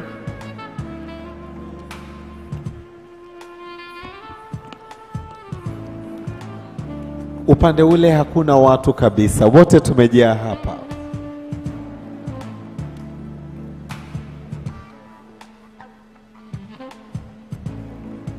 Sogea hapa, sogea ngoja.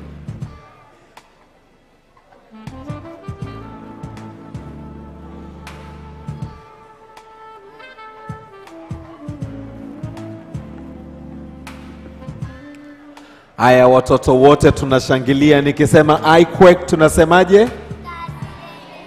Very good. IQUEC. IQUEC. IQUEC.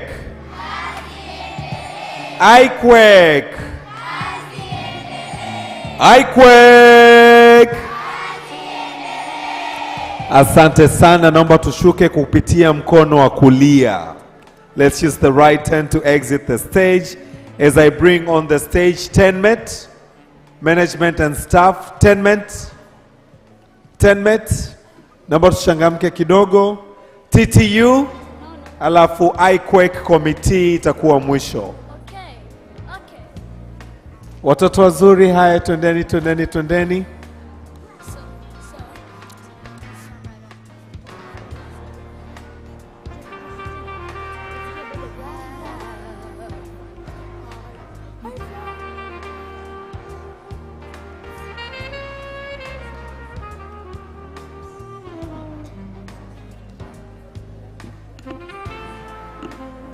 Tuchangamke malaika wangu vizuri. Naomba usogee katikati hapo, sogee wote tutoshe.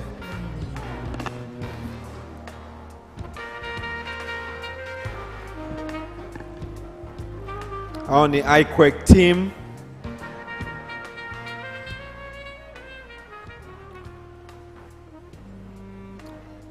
IQUAC. Emani, IQUAC tunasema kazi iendelee. Tusimwangushe mgeni rasmi. IQUAC. TENMET siwasikii. IQUAC. IQUAC. IQUAC. Asanteni sana team TENMET. We exit through the right hand side. Mgeni rasmi ninawaleta sasa TTU, Tanzania Teachers Union. Naomba tuje on the stage.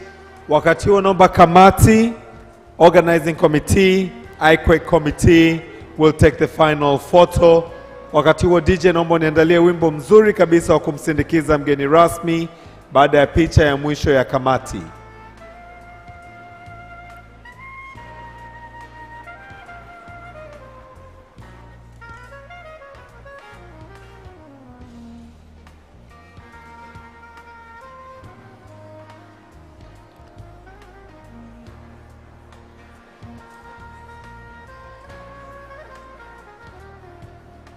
After this photo, we are going to have a panel discussion, which will be moderated by my dear sister CK.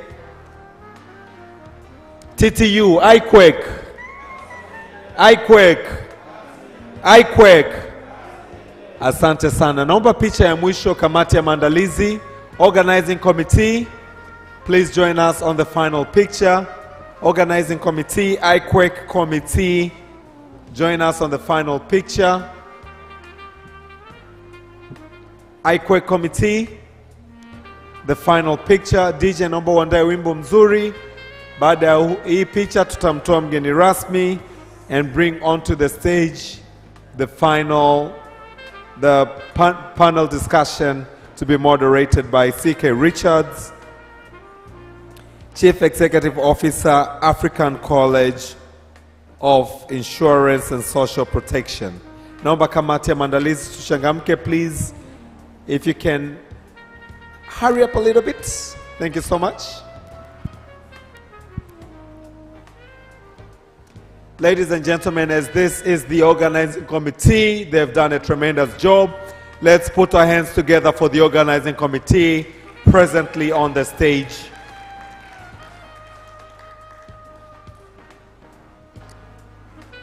Tusogee kulia kidogo. Very good. Haya kamati, IQUAC. Kamati, kazi nzuri, naomba sauti. IQUAC, kazi iendelee. IQUAC. IQUAC.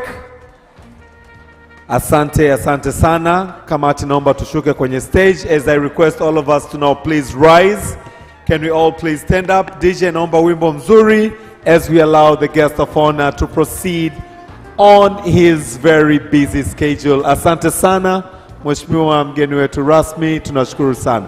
Let's clap our hands for the guest of honor.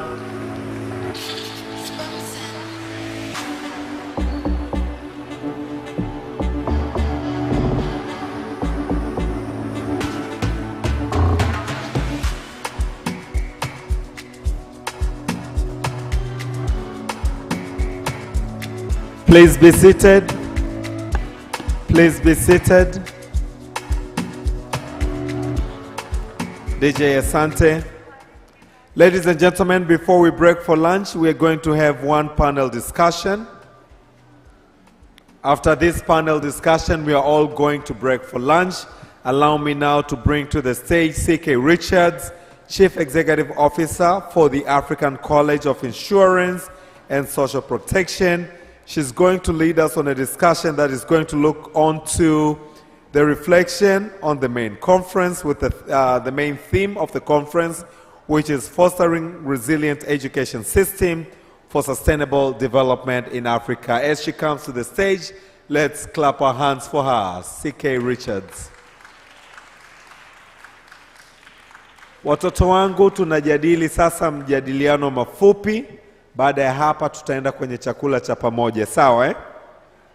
Hai, naomba sasa tumwazime masikio yetu na mioyo yetu dada CK Richards anapokuja kutuongozea mjadala huu. CK, you have the floor.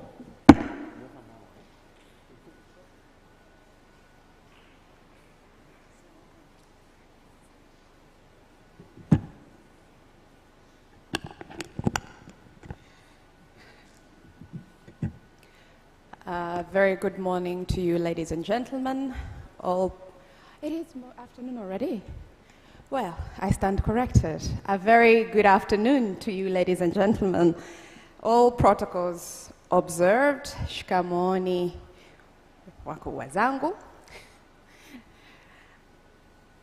This morning, this afternoon now, actually, we welcome everyone to this crucial panel discussion, fostering resilient education systems for sustainable development in Africa. I love the fact that we are talking about Africa. It's not just about Tanzania, but rather just the continental view, which brings all sorts of inputs into this. As we gather today, we recognize that resilient education systems are not merely about withstanding challenges. As Africa, we know all about those. They are about building adaptable, inclusive frameworks and support sustainable growth, empower communities, and drive socio-economic progress across the continent at large. In a world facing unprecedented environmental, social, and economic shifts, education must serve as a foundation for resilience and innovation. Innovation is key here. Resilience, we know all about it. I mean, show me an African person who is not resilient. Our conversation today will explore how to create robust systems that equip students not only with knowledge, but with skills, adaptability, and vision needed to address Africa's unique challenges and opportunities. Indeed, our challenges are fairly unique. There are similarities, but fairly unique to our local content and context. And as we change from different countries, even within these countries, our challenges are also unique to those geographical locations. From policy practice, from digital innovation to grassroots efforts, this panel will address strategies that ensure education remains a cornerstone of sustainable development for generations to come.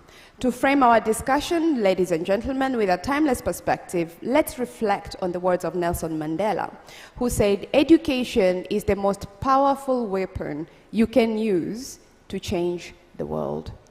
As Africans, we know all about that, don't we?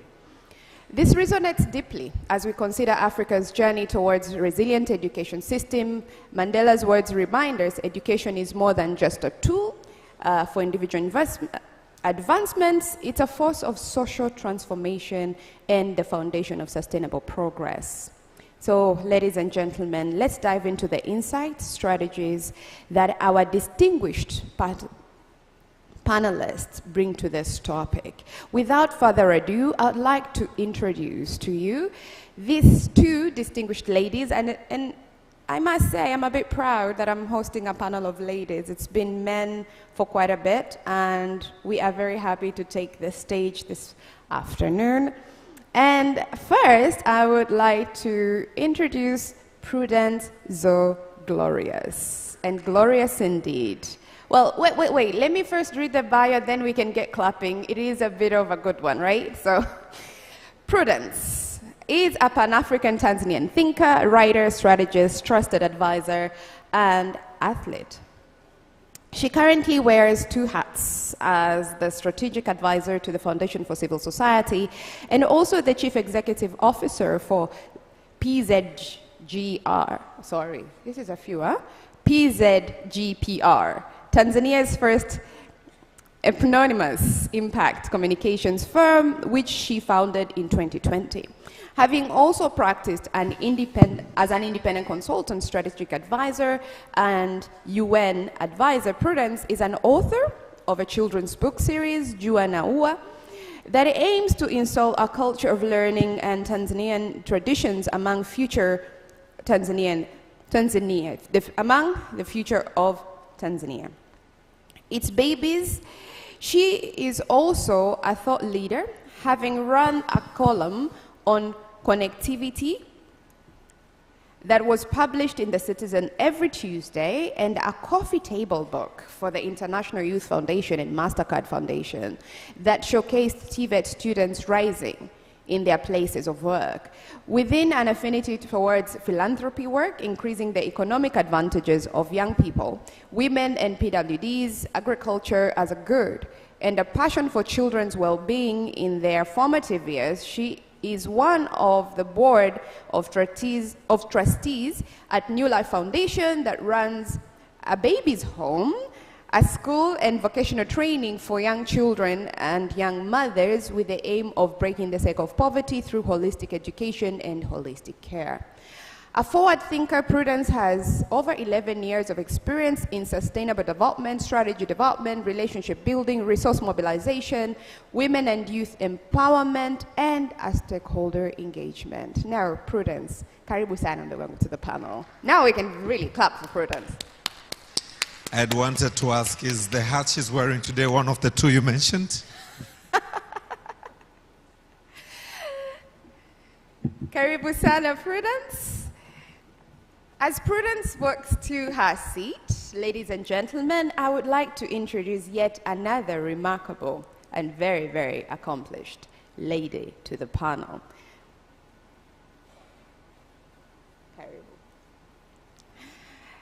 The next lady is Dr. Sarah Ruto. Dr. Sarah Ruto, I will read her bio as she walks over to the stage. Dr. Sarah Ruto is a program officer at the Echidna Giving, where she works to fulfill the promise of girls' education with a particular focus on foundational learning. Her extensive experience in education research spans over 30 years, encompassing roles in teaching, academia, founding, and leading nonprofit organizations, and serving in government. These diverse experiences have been pivotal in shaping her professional identity and fuel her vision for an Africa where every child, regardless of background, has the opportunity to learn, to read, and achieve. I love that. To learn, to read, and achieve. Foundational literacy. Dr. Ruto is also the chairperson of Kisii University Council and serves on several other boards. Dr. Ruto completed her higher education at Kenyatta University in Kenya and University of Heidelberg in Germany. Guten Tag. Ladies and gentlemen, you can't be mean with the claps. Please, let's clap for Dr. Ruto. Thank you very much. Thank you. I shall take my seat and warm up the panel.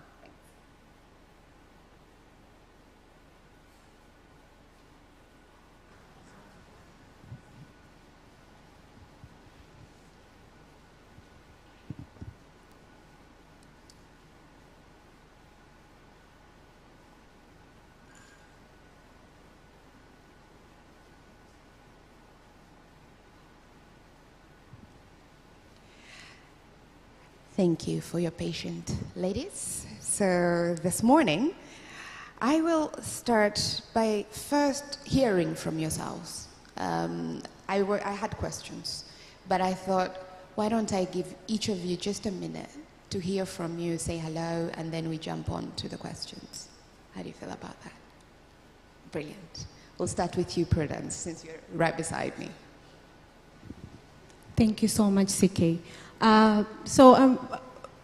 Looking at our reflections so far, like we are reflecting on this morning so far, what has happened so far, and one thing that really has stuck out is the need for our education systems to be resilient. And a lot of speakers that have come before us have spoken on the fact that resilience is future facing, but we also have to look at our current and our past to make sure that our education is inclusive, it's a quality education, and also it is resilient. So yeah, I'm really excited to see what will come out from our conversation with you this afternoon. Did you want me to reintroduce myself or just? No, that's perfect. That's brilliant. Dr. Ruto, karibu. Thank you very much. Asante sana, and good afternoon. I have three thoughts when it comes to thinking about resilience. And many of these have actually been repeated throughout the morning. So allow me, and I know I'm standing between you and lunch. We are between people and lunch. Yeah. So maybe we need to be quick about our discussion today. But the three thoughts. The first one is that many times we have continued to talk about the term quality. So in that respect, quality is an old theme, but yet sometimes it feels to be an elusive theme. And when we are thinking about resilience, I think that a resilient system is marked by its ability to ensure that we attain that aspect of quality, however we define it. If we define quality as being the ability of the system to reach all its children, irrespective of where they are, be they boys or girls, be they in urban or rural centers, then a resilient system that reaches all is a good system. But many times in East Africa, in Africa, we find we cannot even reach all children. And so for me, a resilient system will be marked by the ability it can bend and reach all. And if it is not reaching all, then maybe we are not yet a resilient system. That's the first point I thought I'd make. The second point in my opening remark, and you can stop me when I'm talking too much, is that we also know that today we have very many new movements. And one of the movements that has changed the way we think is technology. It is IT. It is the digital. You all know that, for example, in Kenya, the young people use ChatGPT to analyze voluminous documents to be able to understand the reality. And so technology has changed the way we think about knowledge and the way we think about schools. It is no longer about what we know, but how. This means that the resilience that we are trying to build lies also in the pedagogy. We cannot have a system today that is teaching children to cram and expect that at the end of the road, we will have resilient children who are strong thinkers. And so, being innovative, being creative is another foundation of resilience. And we, as the adults in the room, with the children, must think about how we are enabling the education system, the content, the way we are teaching to build resilience in the learners. Related to this, and as the minister spoke earlier today, is that we have the competency-based approach. And this is an approach in East Africa, agreed upon by our governments and the ministers of education. And they knew that it is not about the ability to know today that defines the children of today, but what to do. So competence. And our systems have identified those desirable competencies. And so as we are thinking about resilience, the planning is right. We have to ask ourselves, are we ensuring that children have these competencies? In Kenya, there are the 4 C's and 5, 6, and 7. 4 C's, communication, collaboration, citizenship, creative thinking, creativity, critical thinking and creativity. And they're the same. I know in Tanzania they're also the same. And then self-efficacy. Let me talk about self-efficacy, because self-efficacy is about resilience. It's about children having grit, having mental thinking. Because as the young girl was talking here, you can see that she has grit, mental thinking, and that is what resilience is about. So you cannot have a resilient system if you do not have resilient people. Thank you. Very good, Doctor. That's absolutely brilliant, which actually leads me to my next question, now that we could start with them. I'll start with you, Prudence, to talk about our unique challenges. As I mentioned earlier in my opening statement, that Africa does have unique sets of challenges, and we know all about those, don't we?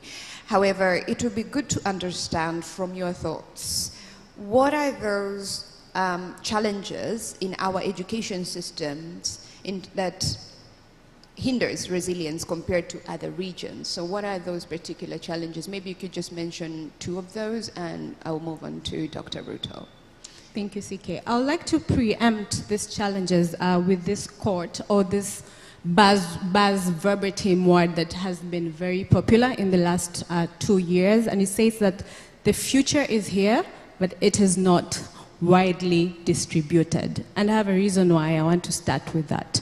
The two unique challenges that really come to my mind, the first one will be the legacy of our education system, especially in sub-Saharan Africa, especially in the Commonwealth countries and other countries that have been colonized.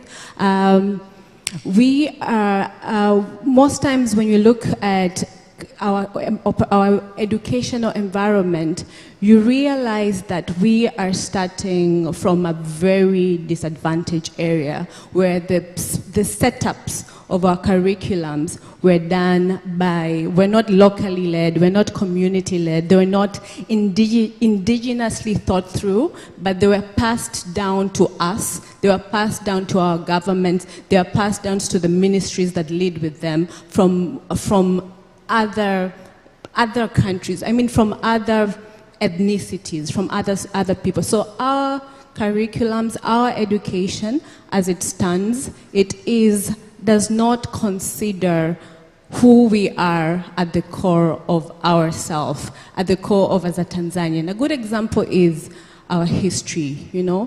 When I go through when I was in school, when I was in high school, our history starts from how we were colonized. But then you grow up and you realize that in Tanzania, the head of the first man was found in Tanzania.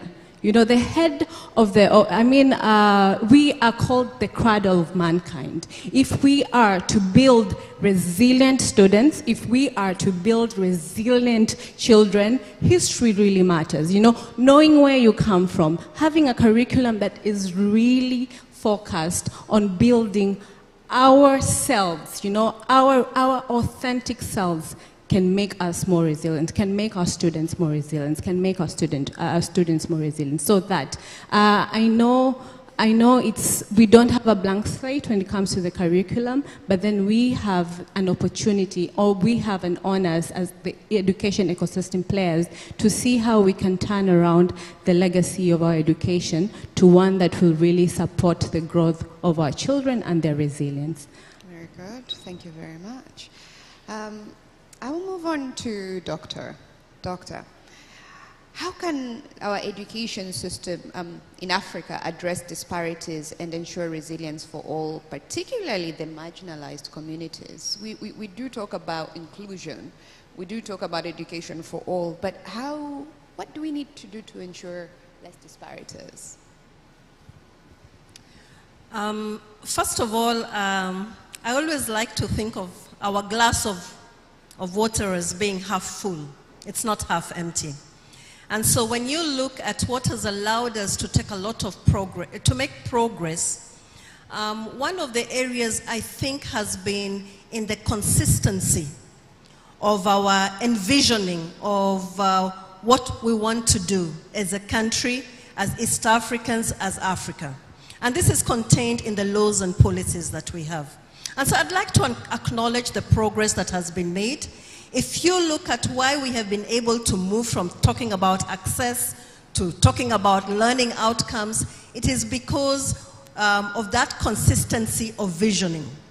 But having said that, perhaps there is a place and a space to ensure, and here we are talking about laws and policies, that there is complete coherence and complete building up. Sometimes you will find you have one law that states, for example, maybe the age of marriage of a child is lower than the age of a child going to school. So that one law takes away the progress. So I think as we go forward, I don't think it is a challenge per se, but an area to grow, is let us ensure that we have coherence and unity in our laws and policies so that they protect the rights of all. The Constitution, for example, policies were not made for the government. They are made for the people and made to ensure that their rights are enshrined and are protected. And I think that is an important point that we should never let go because it is there and ensures consistency. Then the second is to make it happen. You know, sometimes when people are so despondent, they say that, you know, policies are made in Kenya and implemented in Rwanda. And that is because policies can be good, but there has to be a will to ensure that they're implemented. And that is why I say we have it with us, because these policies were created by us. And there was a lot of participation. All it means is to ensure that they are implemented. And our region has a lot of thought. Like I stated, the competency-based approach is very forward-looking. And it is one that many people who have money take their children. But a fair approach would be to ensure that the public system of high quality is available for those who have and those who do not. And I think resilience will be seen in whether we have social justice. Thank you very much, Dr. Prudence. You wanted to add up? Yes, there's two obvious challenges that I believe it would be great if we bring them to the room. First is the one of resources. From the current data, it says that we need 17 million additional teachers to achieve universal primary and secondary education by 2030. So resources is still a challenge in Africa. And then also access. You know, digital tools, digital resources, digital learnings. How do we bridge that gap? How do we take digital learning? Because the future is already here, right? How do we take the digital learning, especially to last mile communities? That is a challenge that we are also facing. Very good. I really like what you've put through there. I remember in July visiting Ethiopia. And as you mentioned about history, the Ethiopian history is fairly different. When you look at the Menelik I and Menelik II, these guys were wearing leather boots long before the white man had landed, right? They had a telephone system at their castle long before the telephone was introduced in Africa. Now you wonder, where did this technology come from? Did we have that already? As we talk about our history, you also get to learn that actually I would bet no one has learned that from a book they were taught in school. We are only taught colonial history and what we are supposed to understand. So I really agree with you that our education and its foundings or the foundations of it could be fairly obscured. But also the challenges of access and resources, as Doctor, you've also said, our policies as well, which leads me to my next question. How do you see us how can regional collaboration within Africa, as you say, policies are made in Kenya and they're implemented in Rwanda. And I see with the new president of Botswana, Duma, that also spoke about policies and the importance of education and ensuring that the policies are there to protect the population. And in this case, it was with regard to immigration and skill sets and education. How do you see regional collaboration within Africa, such through the African Union, strengthening resilience? We'll start with you, Doctor, and then move over to Prudence. When I especially think about the East African community, it is such a natural thing. That is one thing our early leaders bequeathed us, and somewhere along the way disintegrated, but we have come together. And we see, for example, the East African anthem. So there are a number of things and practices that we are doing that are allowing children to grow knowing that they are citizens of their own countries, but also citizens of East Africa. And I think that should be celebrated.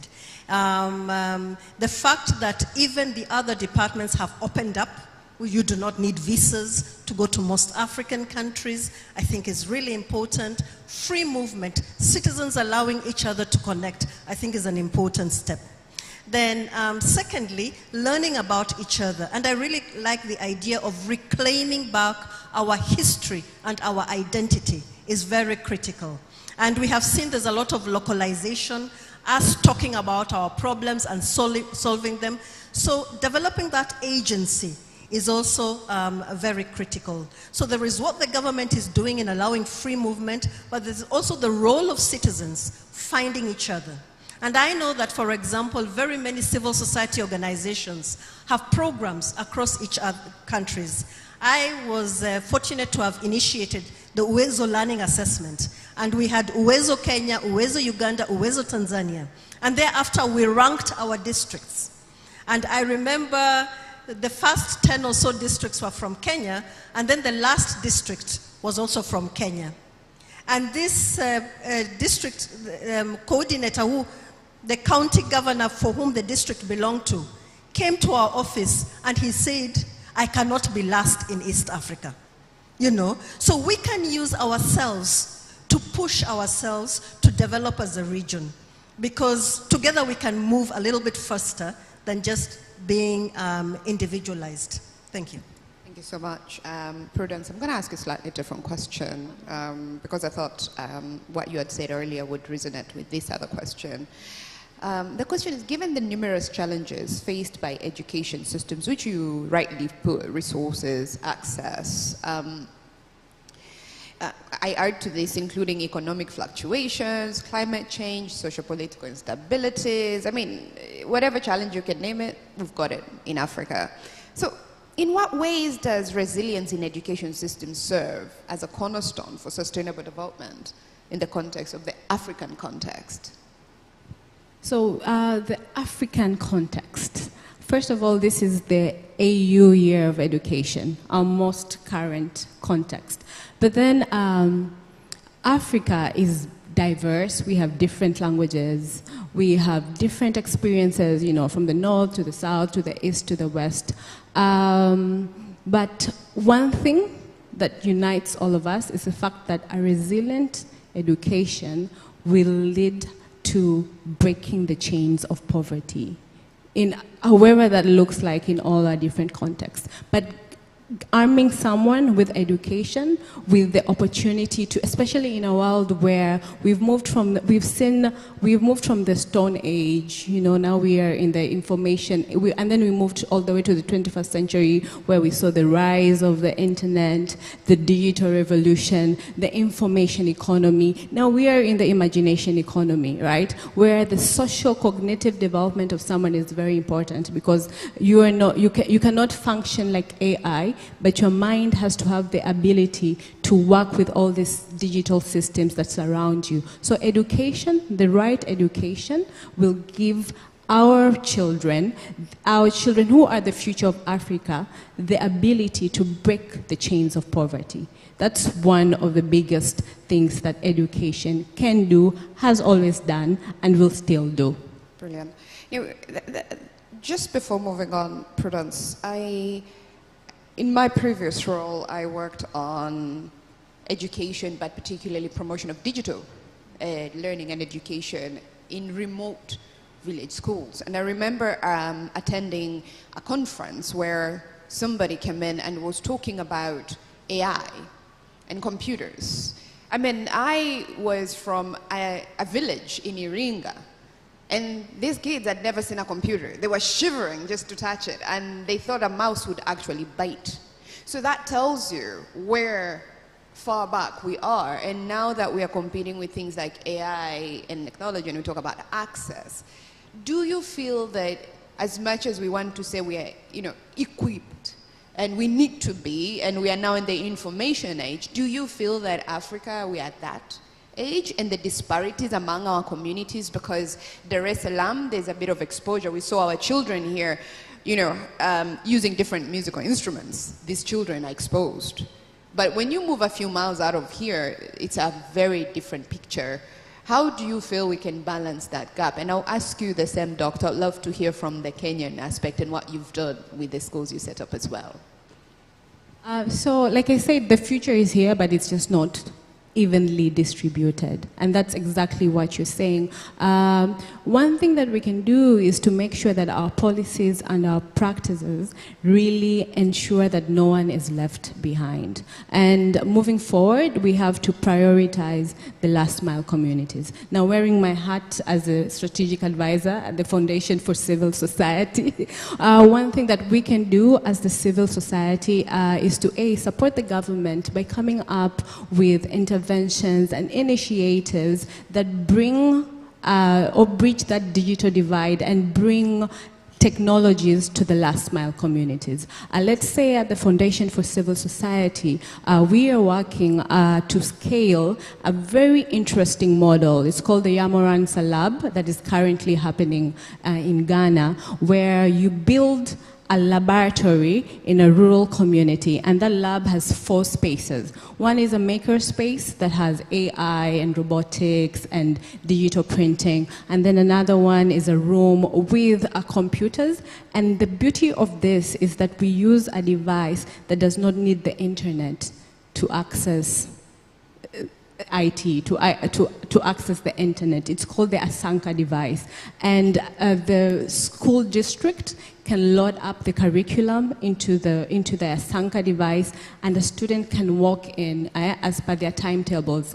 Specific schools can walk into the lab and access the computer lab and go and learn about AI and robotics. And then there's another room that is all about entrepreneurship-based learning, and then another room for meetings. Brilliant. You see, so we're taking technology to the last mile communities. Sure. So there's a need for civil societies and communities to also support with ensuring that the education is inclusive, but also leads to a resilient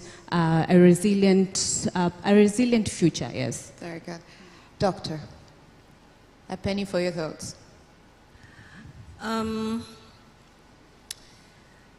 The one thing that confirms the very uneven distribution of education is, I think, when you come to digital, the digital part. And that is where those who have continue to learn in the best way, and those who do not have are at the mercy of God. We saw it even during COVID. COVID, I think, confirmed that our system is not as resilient as it should be. And it was favorable for the ones who had money, who could buy the gadgets, get teachers, etc. So that's why I think that in order to reach everybody in our country, because we will only be a resilient system if we are able to reach to that child, we have to begin with strengthening the public school system. And that comes with also ensuring that these policies speak to it. So the example I'll give of Kenya is not because it is perfect, but it's an attempt. And the coherence I was talking about. So the curriculum reform has ensured that one of the competencies that is named is the digital learning. It's one of the 7 named competencies that every child who begins from primary 1 to grade 12 needs to have it. And I think naming the competence is good because people can visualize it. Then the second is then having a plan that is that the taxpayer pays the money to ensure that this digital learning happens. And so we had the digital learning system where the government purchased laptops that were distributed to all the schools. I think at their height, maybe 90% of the schools received, but that was several years ago. So now you will go to schools, they are broken. But that is the one attempt that ensured that at least children were able to get these digital devices. Of course, they were first introduced by fear, so teachers were scared of even removing them. So let us not introduce fear when you're introducing something new. Let it be, take care of this the way you will take care of your phone, and adults will do that. So I think a national system supported by our budgets is important and seeking to reach everywhere. And then the innovativeness of civil society organizations will support in new ways of thinking about this. But reach can only be assured through a national program, a national plan. That's really good to hear. I know in Tanzania we do have a national plan to ensure all schools are connected. I think first electricity, then the digital, but the Ministry of Education here is key to ensure that connectivity happens within the schools, which is a good plan. But before we open it up to questions, and we will take a few questions, so if you have a question, please prepare one, and the mic will go around for those. I would just like to ask one last question before the question, then we'll conclude. language.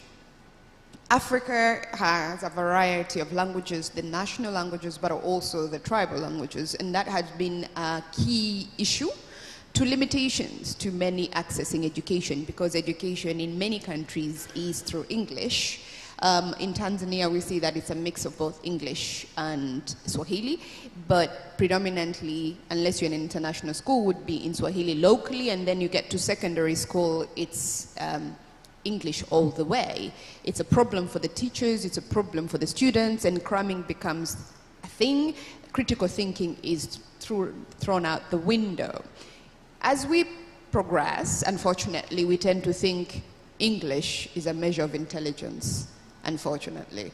I'm wondering, what do you advise on these elements? Because we see in China people learning Chinese and they seem to understand better, but also there are schools of thought, and there's quite a bit of research out there saying that being taught in your local language gets you to understand better, and we should promote that. Is that a thing people should look at, or what do you think? Doctor, I'll start with you. Briefly, really, kidogo. As long as society rewards those who speak in English, parents will make the decision to take their children to those mediums. But if society begins to reward, make space for those who have different knowledge, then parents will do it. So really, for example, why are we talking in English? And yet, I think the three of us speak Kiswahili. So we continue, we are part of that problem. Just to echo, sisi inabidi niongee kwa Kiswahili. Just to echo what the doctor was saying, language is a class issue, especially in our global context. Because when you speak English, you are rewarded. Because you know it's the dollar, it's the currency of the world, it's the main currency of the world. But then there is a need to also educate our children in our mother tongues. Because they call them the autochthonous languages, you know. You understand better when someone explains things to you in your mother tongue. You know, that's the language that your mother spoke to you when you were nursing. It goes so deep. But then it raises a question, a very important question. Do we have enough resources? In this case, knowledge banks, say in Swahili, to ensure that our children get that quality education that enables their resilience? Do we have enough knowledge banks in our mother tongues, in our local languages, to ensure that when our student is done with school and now they're facing their world, they have a strong footing? You know, they can stand on the same footing with someone from England, with someone from America. If we can put those resources, those infrastructures in place, then we should go ahead with our mother tongue, because our children will prosper even much more so. Brilliant. Thank you very much. Now, we open it up to questions.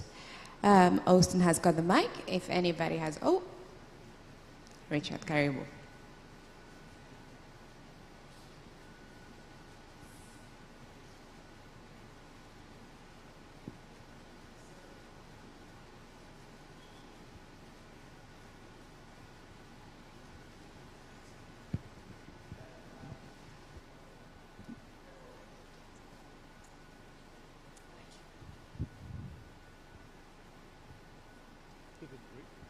I hope you don't mind me sitting to talk.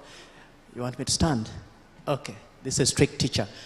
Thank you to the beautiful ladies up front for the brilliant conversations. I think for me, thinking about resilient education systems requires us to ask the question, resilient to what? And my answer and response to that would be resilient to any shocks and disruptions to learning. Once we've been able to define the shocks and disruptions, then we can be able to get solutions to those shocks and disruptions.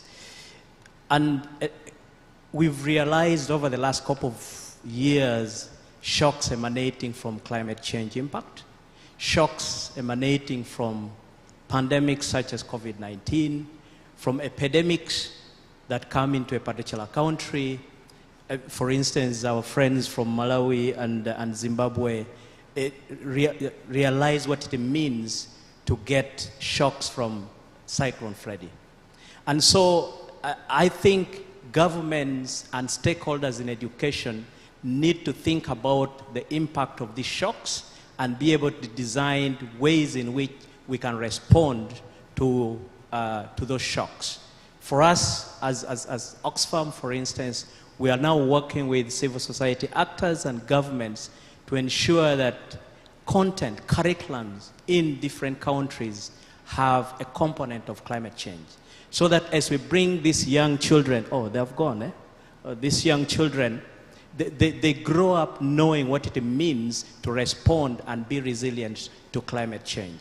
That will enable us have resilient education systems for sustainable development. Thank you.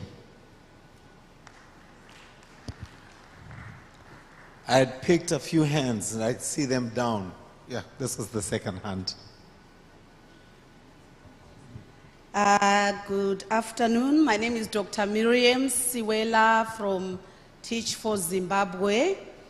I just want to applaud you ladies for repeating what we are already knowing as Africans, that we are living in the 21st century. We are behind as Africans. So no matter what we do, if we don't recognize that to educate our children, we need to give them the tools to be able to do something in our primary sectors, in our secondary sectors, and in our tertiary. And the tools that we need definitely are digital. And I'm happy that, Doctor, there you were emphasizing on the how. How should we do this? And, but my question really is on the teachers themselves. I didn't hear you talking about the teachers. We know that, yes, the resources are very difficult to get because we've got a large population of young people. In fact, half of the population of Africa are young people. But the question is, can we not leapfrog if we capacitate our teachers? Are you aware that most of our teachers, especially in the most marginalized communities, in fact, let me be bold and say 80% of our teachers are not digitally literate. And if we can recognize that, and our teachers, their ratio is 1 to 50, I think if we take this seriously, within even 6 months or even a year, as a collective, our donors, all the relevant stakeholders, we can actually equip our teachers to be digitally literate, and that can really help us to leapfrog in terms of now teaching our learners, because then they can use projectors, they can use all different means. So I really wanted to hear more from you about our teachers. Thank you. Asante sana. We'll finish. Seke, guide me. How many more questions? 1, 2. Are you seeing hands on the other side as well? Yeah. Thank you. I would like to join others commending the presenters, plus the moderator for the good job they have done so far. I want to quote from a very important book which I like most, which says, "Seek ye first the kingdom of God, and all these other things shall be added to you." Using that analogy, for all the kind of things you have spoken about to happen, we need a political will. We need leaders who can prioritize education over other things. Because if education is prioritized, then the leaders will invest more in education. And you may say resources are limited. Yes, but resources are limited. But if leaders, when in Swahili they say, penye nia pana njia, where there is a will, there is a way. To give you an example from Tanzania, when we decided to move our capital city to Dodoma, we got the money. Why did you get the money to move our headquarters there? It's because we are willing to do that. Similarly, if we are willing to invest in education, all these other things we have been talking about, yes, they are important, but those are not the cause. For our education to be resilient, we need money, we need funds. Looking at the current status, for example, we are not even allocating 20% of the global minimum we have agreed to education. We are not allocating 60% of our GDP to education. So we can talk about all these other nice things, but if the government is not willing, if we are not willing to invest in education, all these things will remain as they are. Where there is a will, there is a way. Thank you very much. Asante sana. Asante. We'll take our last question with the lady over here in the middle row. Middle row? Middle row, she's got her hand up. Please keep, yeah, thank you.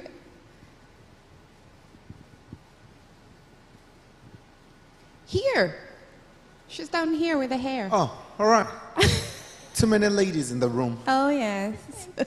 We are well represented today. Thank you, I'm Hanad. My name is Liz Mleli. I am the founder of Sure Starts Inclusive School. And I want to emphasize the word inclusive school because we deliver inclusive education to children with and without special education needs. I'm also a founder of Building Inclusive Communities, NGO, which is still a relevant new NGO. I'm really happy thank you for a very good presentation. But my question is, with all this, we're talking about resilience, quality education. Do we have a strategy? Or by the end of this meeting, are we going to come out with a strategy? Because most of the time we talk about quality education, but really, what is quality education? Because my standard of quality education could be different from your standard of quality education. So I think maybe there is a need to have a standardized policy or standard that says this is a quality education and this is what we are working towards, so that we can all know what that quality education is. And particularly when we talk about Africa and when we talk about our countries. We've already our country, Tanzania, we've already established that Africa is diverse, and maybe to reach even to Africa will take us time. But how about reaching our own countries first, then later on bring together whatever we have individually collected about our own countries. So for example, in Tanzania, right now we are talking about, yes, the government is doing a very good job in introducing quality education, changing the curriculum, but again, is this a wine vessel, an old vessel that is going to carry a new wine? Meaning, all those things have not been defined, and also the question of quality teachers. So quality education, who is going to deliver it? When we talk about inclusive education, who understands inclusive education and what? Because one size doesn't fit all. I'm cutting it short. Thank you. Yeah, but I hope I'll get another opportunity later. Thank you very much. That's truly insightful. Thank you, Austin. 14 minutes. Thank you. Well, we will stop with the question, seeing that we have a bit of a time gap and lunch is here, so we'll have... So you have about 14 minutes to probably respond and wrap up. Thank you. All right. So, now, before we respond to the questions, I would also like to ask my question, right? And I've been dying to ask this question so that we could all put it together. And I think I would love you to simmer on this question before you answer it, as it will be our concluding question. And my question is, what is the one key investment or action, right, each of you believes will be the most impactful in building resilient education systems for sustainable development in Africa? And as we've heard from Richard there, he clearly explained resilience to what, you know. So as you simmer on this, at the back of your heads, we'll engage on the questions from Zimbabwe on teachers. What are we doing about our teachers? But also look at inclusion, and why it's very important to have inclusivity of all. It's not just gender, but people with and without disabilities, of all abilities. Thank you. We will use that, Gloria? Awesome. So to answer Miriam about our teachers, this is a very interesting question, or, a very interesting thing that he's brought into the room. And at a very cellular level, the mindsets, the perceptions, the stigmas towards the teaching role really needs to change. We need to start there. Especially when I look at Tanzania, our system of even getting teachers, the students who qualify to go into the teaching colleges are, to be honest, the ones that failed in school. And that's our starting point. That's our point of departures. So amongst even our populace, being a teacher is not regarded as honorable, as something important to do. And we need to change that. We need to elevate our teachers, yeah? We need to come up with ways of incentivizing and turning around the narrative around that teaching role, and then we can look at the rest of the things. But then also another good model for teaching is one by AKF through their Schools 2030 network, where they do something called the teacher-led development, where they give teachers the onus to come up with ways of operating in their classrooms, of conducting their classrooms. And it has proven to be very, apart from just the curriculum, the teacher looks at the classroom deeply and comes up with ways of interactive education, of catalyzing and inspiring thought and numeracy and literacy from their own agency. And it has proven to be quite effective to enhance learning outcomes. Thank you very much. That also brings me a thought where the Tanzanian government introduced Vishkwambis. These are tablets to all the head teachers, and all the chaos that brought, because unfortunately these were fairly older people in our community that had no idea on how to use them. So it makes me think twice, in a sense, that teacher-led, if they don't know how to use these elements, how will they then lead on? But we'll let you simmer on that as we bring on Dr. Ruto. Please, karibu. Yeah, there's obviously a difference of how you should deal with digital immigrants and digital natives. But the beauty about the teacher who is joining the teacher training institution today, I think will be a digital native. They will already have some digital skills. So the question is, will the institution receiving them use this to build, or will they ignore it? Sometimes our institutions were very traditional, and we leave very ready opportunities that we could use to leapfrog, as had been stated before. I think most of the questions are additions. Maybe let me just make a comment based on the last speaker. When I think about myself, I am fearlessly and fiercely East African. And I think it is important for all of us to have that identity, because many of the problems that we have and the solutions transcend national boundaries. It does not mean that by thinking together, it takes away from your village or from your country. I think it makes us stronger. And so that is where I come from. And when you look at quite a bit of the existing policy making, quite a bit has started at the national level, where the East African presidents meet, where Africa Union meets, and I think that is a good positionality to build on. I don't think it will take away from anything. And therefore, coming back to your key action, since I have the mic, I can conclude. The key action that has been asked, and borrowing from what I'm hearing, I think we need to unite the 3 Ps in anything that we are doing. It has been stressed, we did not talk about it. The first P is politics. The second P is policies. The third P is the people. And in the people are teachers, are learners. Because when these 3 Ps are united, then the various components will speak to each other and you will have a system that works. Because a system is different components speaking to each other in coherence and in unity.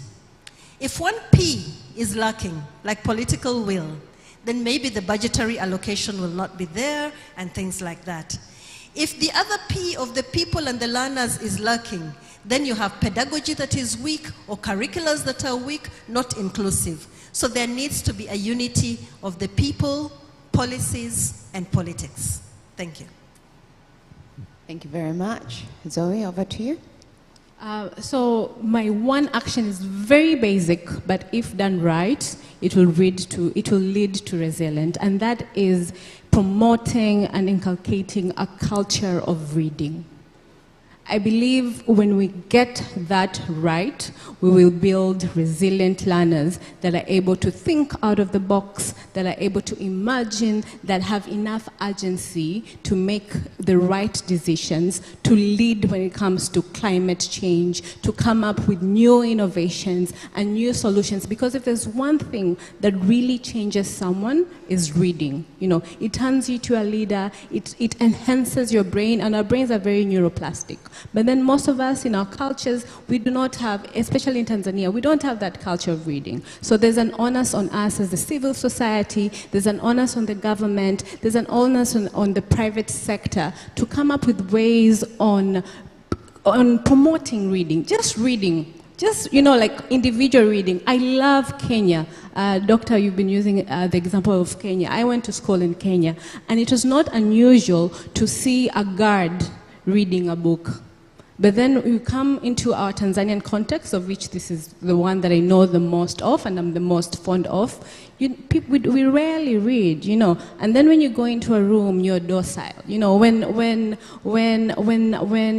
shocks, you know, and changes come to you, you don't even have the capacity to deal with them. But if you are a reader, you become a leader in your life, you know, you can come up with enough ways to take you from point A to point B with enough resilience. And my brother used an example from the Bible, and also to you know, refer to the Bible. It says that my people are being destroyed because of lack of knowledge. Yeah, we need to really promote the culture of reading to change everything else. Just that one thing. Thank you very much. That's very insightful. Thank you, ladies. We have had very good interaction on resilience, but also understanding resilience to what. Innovation and creativity is key in building this resilience, but also our history in our education and how that is promoting either good or bad education. We will leave for the audience to cipher on that,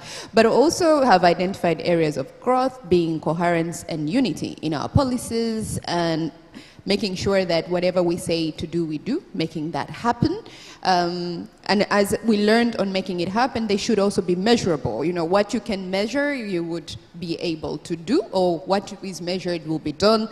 But also identified several challenges, which we all many know of: resources, access, technology, and all the rest of that, data also, and of course, our teachers, education, and how teachers are recruited.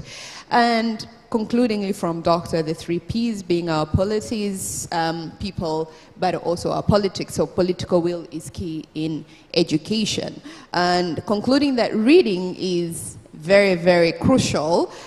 In addition to that, as an African society, we are a society of storytelling. You know, we came from stories around the fire, and this was disregarded because, unfortunately, there was no reference. So it was easier for a lie or an addition to be added to that. But I think we should continue on to what we are used to, in a sense that storytelling is our African way of sharing knowledge, should not be left behind or distorted as no longer important. That, included with reading, would ideally be truly key.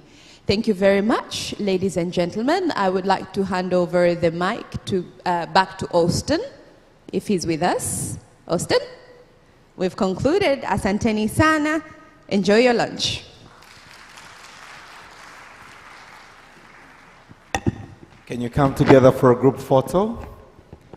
Asante, let's put our hands together for the moderator as well, C.K. Richards. Asante Sana, and the panelists. This was fantastic. Ladies and gentlemen, we're now going to break for an hour of lunch. And when we come back, we are going on to the next power presentation or powerful panel discussion that is going to look onto the role of legal reforms in shaping resilient education system, a case study of Tanzania. So let's reconvene at exactly 3 o'clock. Lunch is served on the 3rd floor. Thank you so much. Bon appetit. Let's come back after an hour. Asante sana. DJ?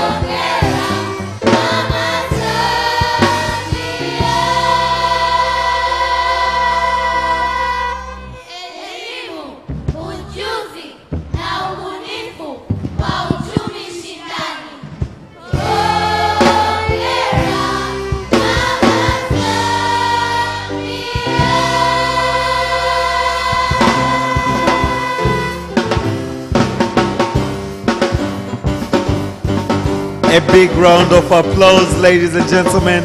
Tuwapigie watoto makofi. Wewe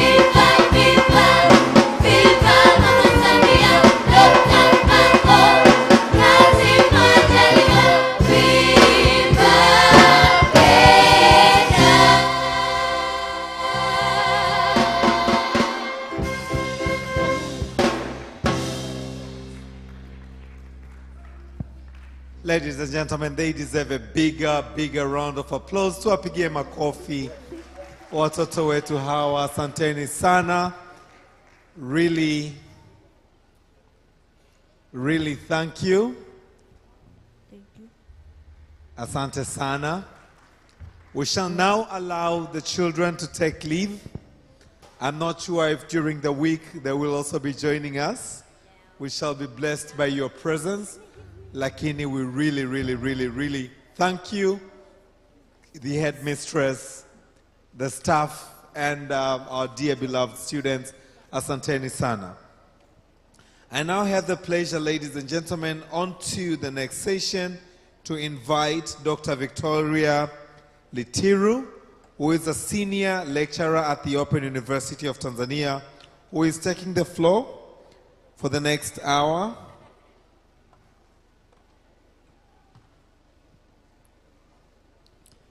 And Dr. Victoria is going to ponder on the role of legal reforms in shaping resilient education system, a case study of Tanzania. Dr. Victoria, are you with us? Yes, I am here, and I am ready, and I hope my panelists are ready, because I am the moderator here for this panel. So I know that there's going to be a paper that is going to be discussed together with the panelists that I have today. So let me take this opportunity to welcome the very esteemed and distinguished panelists that I'm going to have today. And before I do that, let me welcome you. We're going to discuss the paper, which is the role of legal reforms in shaping resilient education system, a case study of Tanzania.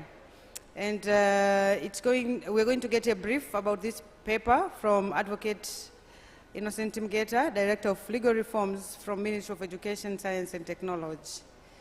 And after hearing from Advocate Innocent Mgeta, who actually was my lecturer when I was at the university, I did my Bachelor's of Law at Mzumba University, and then he was my lecturer and my supervisor. So today is quite an honor to be moderating a panel where the student and the lecturer are seated in one panel. So quite a privilege to be able to do that. And thank you for this opportunity.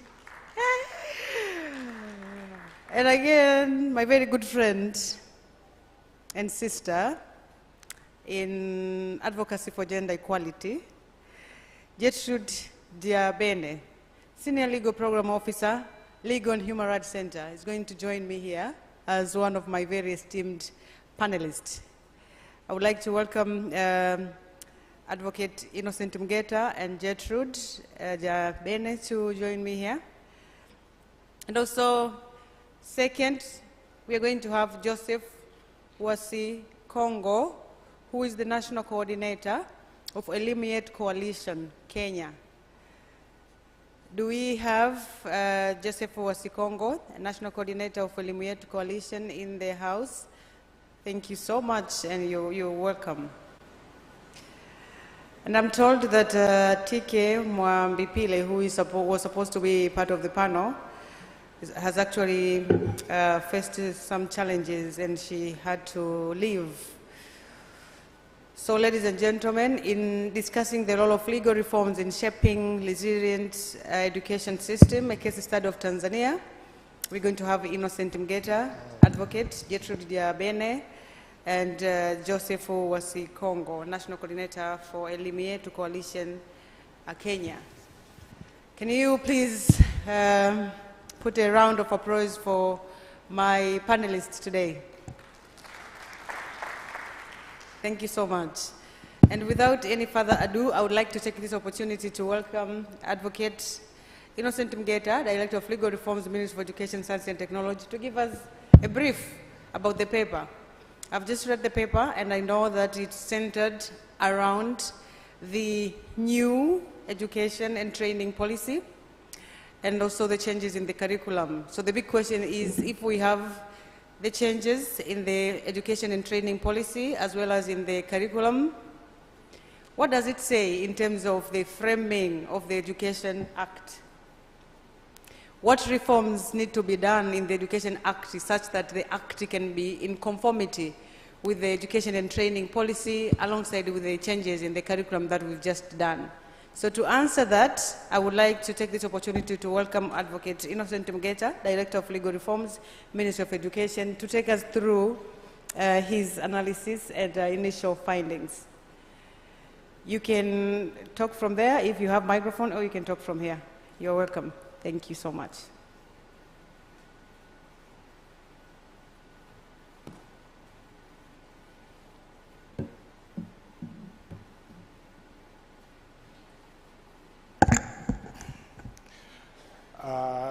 Good afternoon.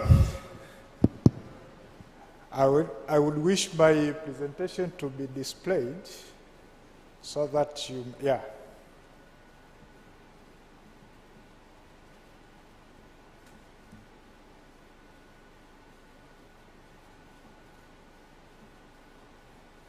Yeah, let me thank TENMET for inviting us, the Minister of Education, Science and Technology, to take part in this conference.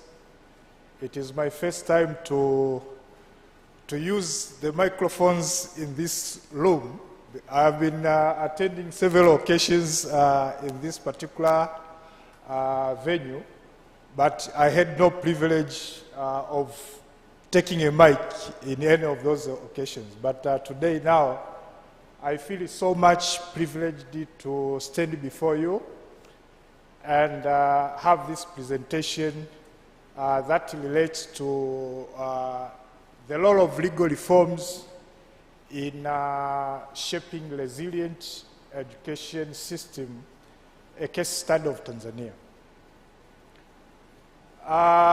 This presentation basically is highlighting the position of the law in ensuring that whatever changes which are going on in the education system in Tanzania will be shaped through the legal enforcement.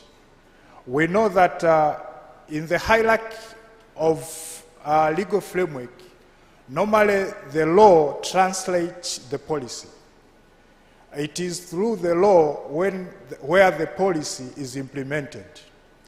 The policy may have so many features, may have so many statements, may have enunciated so many issues. It may have so many arguments, but yet, in order to realize the goals of the policy, you should have several strategies, one of which is to have a concrete legal framework that will enable the enforcement of the policy at hand. And therefore, this presentation aims at showing why do we need law in order to enforce the transformation that is going on in our country at the moment. That is my brief profile. My name is Innocent Lazaro Mgeta, as I was introduced earlier, and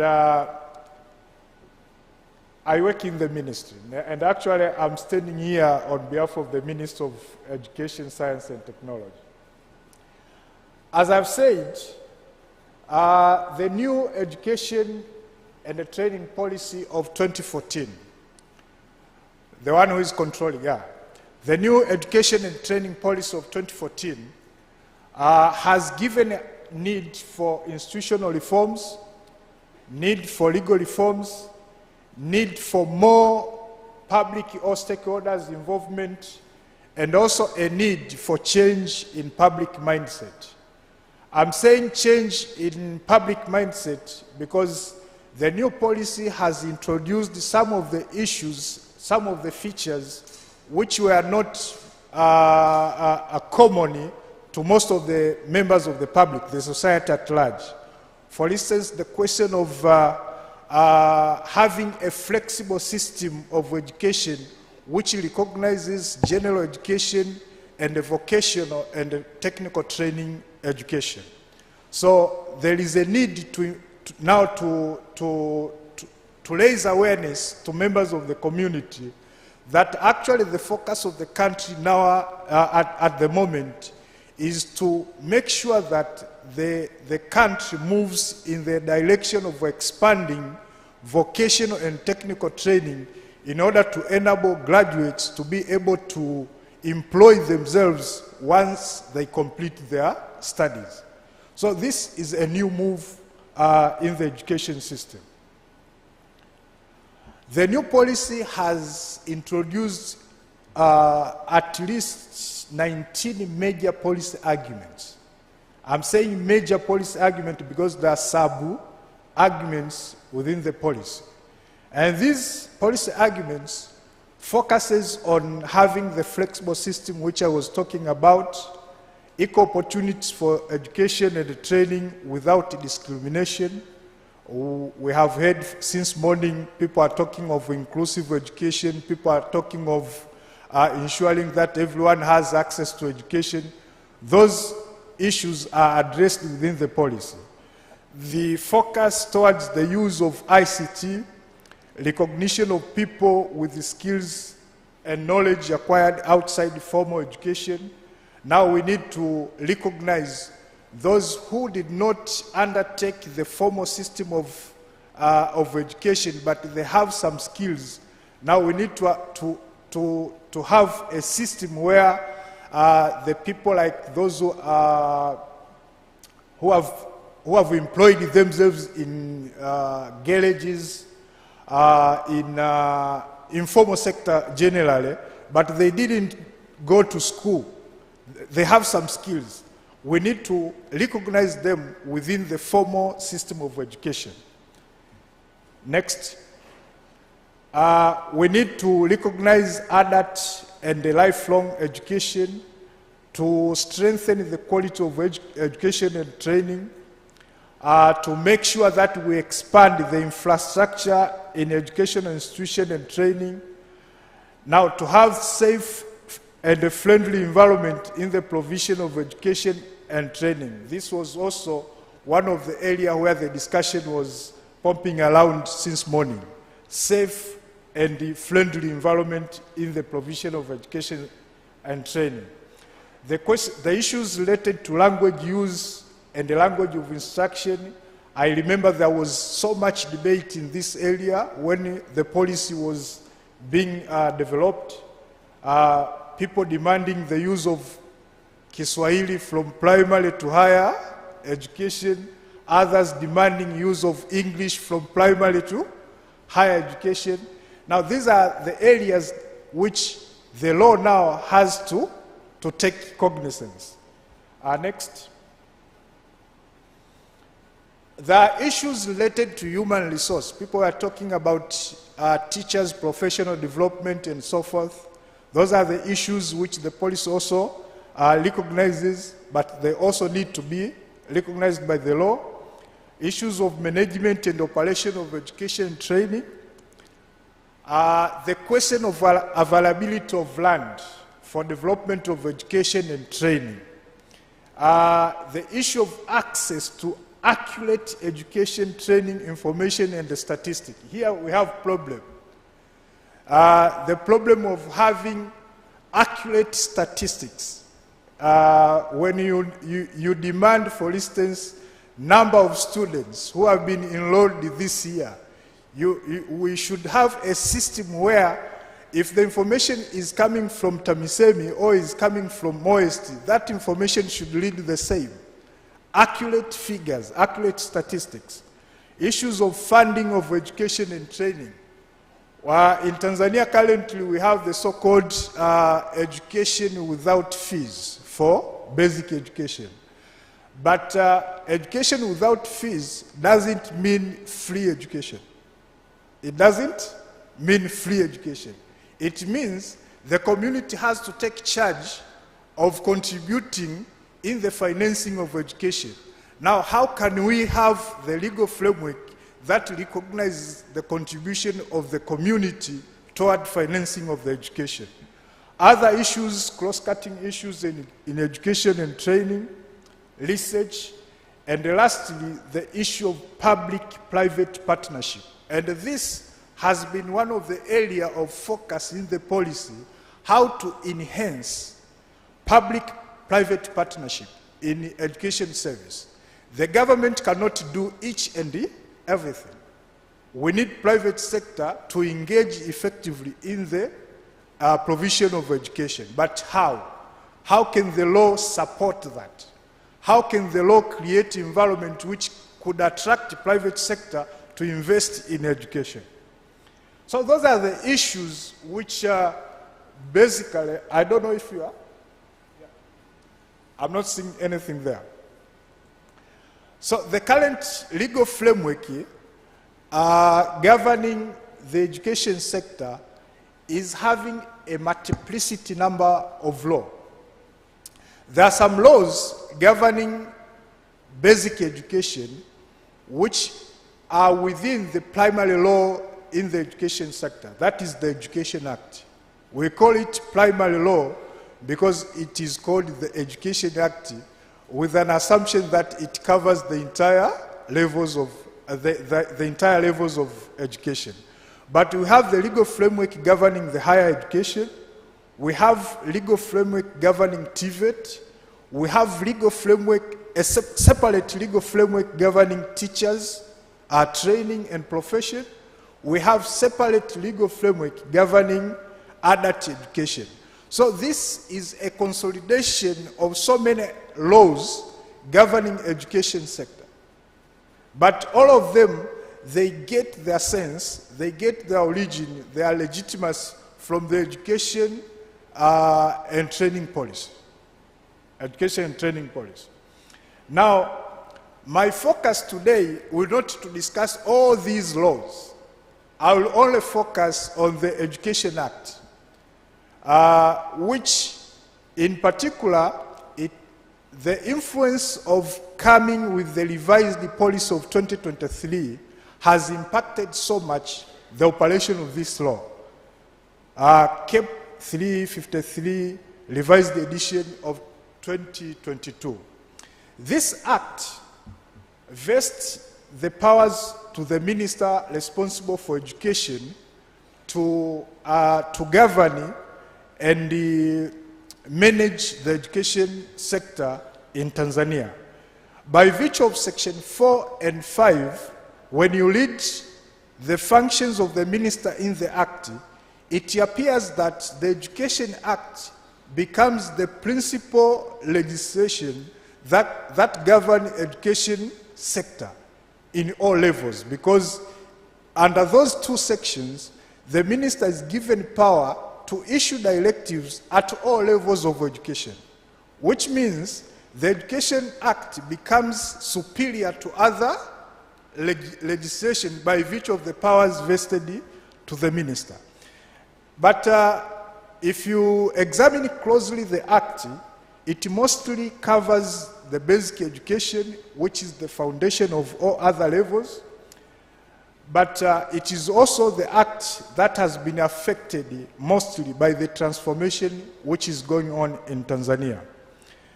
Using this particular act, you can easily link with the other levels of education in Tanzania. It is the act that was... You are so behind.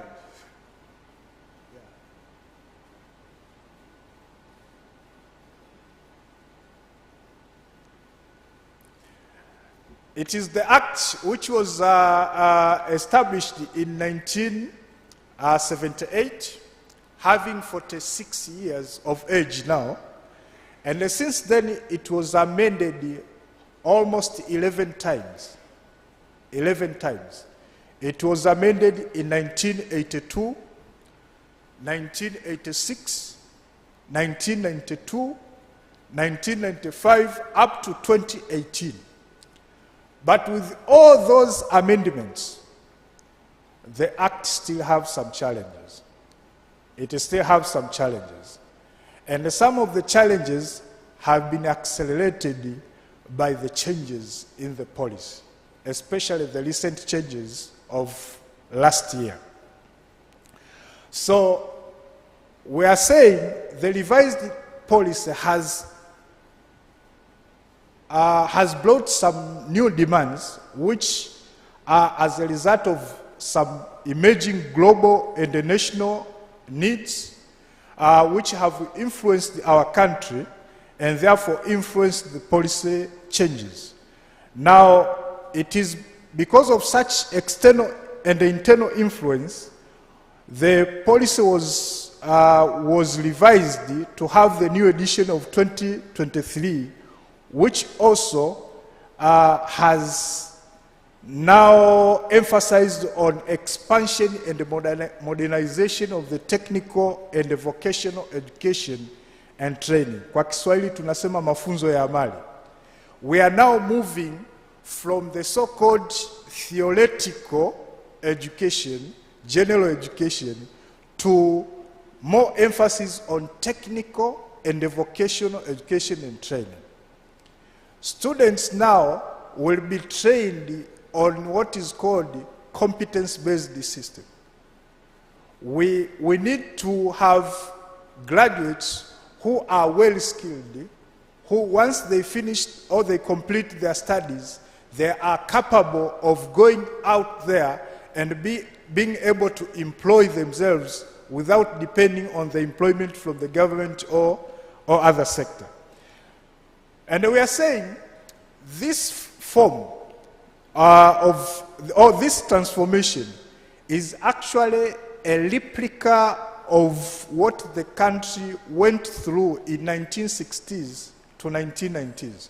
We had this system under Mwalimu Nyerere up to early 1990s when now the focus shifted. So the emerging policy demands gave a need for review of the current Education Act. These changes that have been brought by the policy, they have given need for the review of the current Education Act for the purpose of ensuring that we create consistency between the Act and the policy. What is provided in the policy should be reflected in the Act. Otherwise, the Act will be enforcing something which the policy does not provide. To strengthen management and administration of the education sector, with the changes that were brought in early 2000, where we introduced the system where all these public schools were moved from the Ministry of Education to the ministry responsible for local government. Now we have the so-called D by D system of managing and administering education system in Tanzania. There is a role played by TAMISEMI, President Office, Regional Administration and Local Government. We have the role that has been left to the ministry responsible for education. We need to strengthen the management and administration system of education through these two ministries and also by engaging private sector.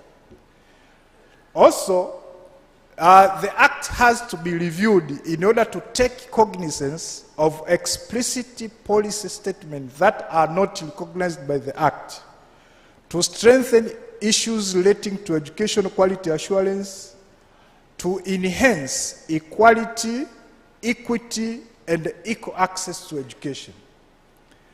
And here we are expecting a lot of debate because currently there are some of stakeholders who are now starting complaining that most of education stakeholders have focused on empowering female students and leaving male students. And that has created problem again to some.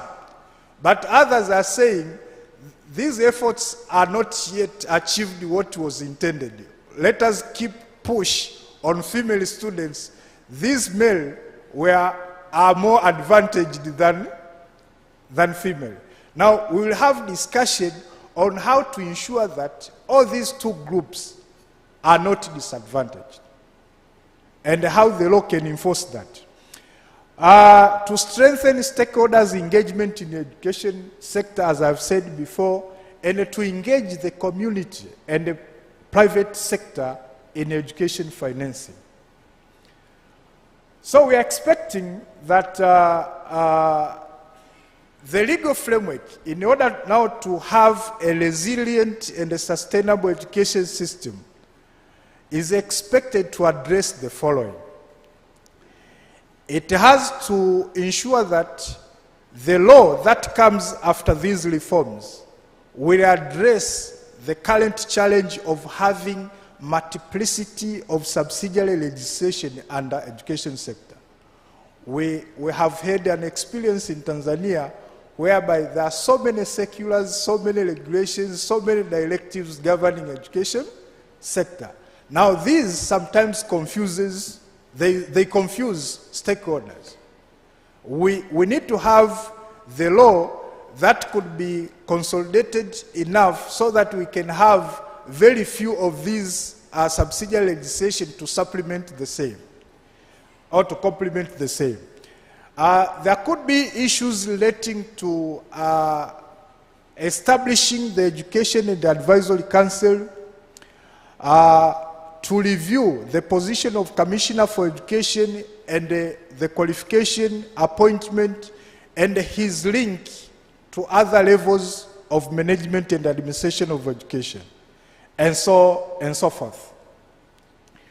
We are expecting the following debates from stakeholders in the process of review, because the process of review, the government has decided to make sure that this process will be so much involving.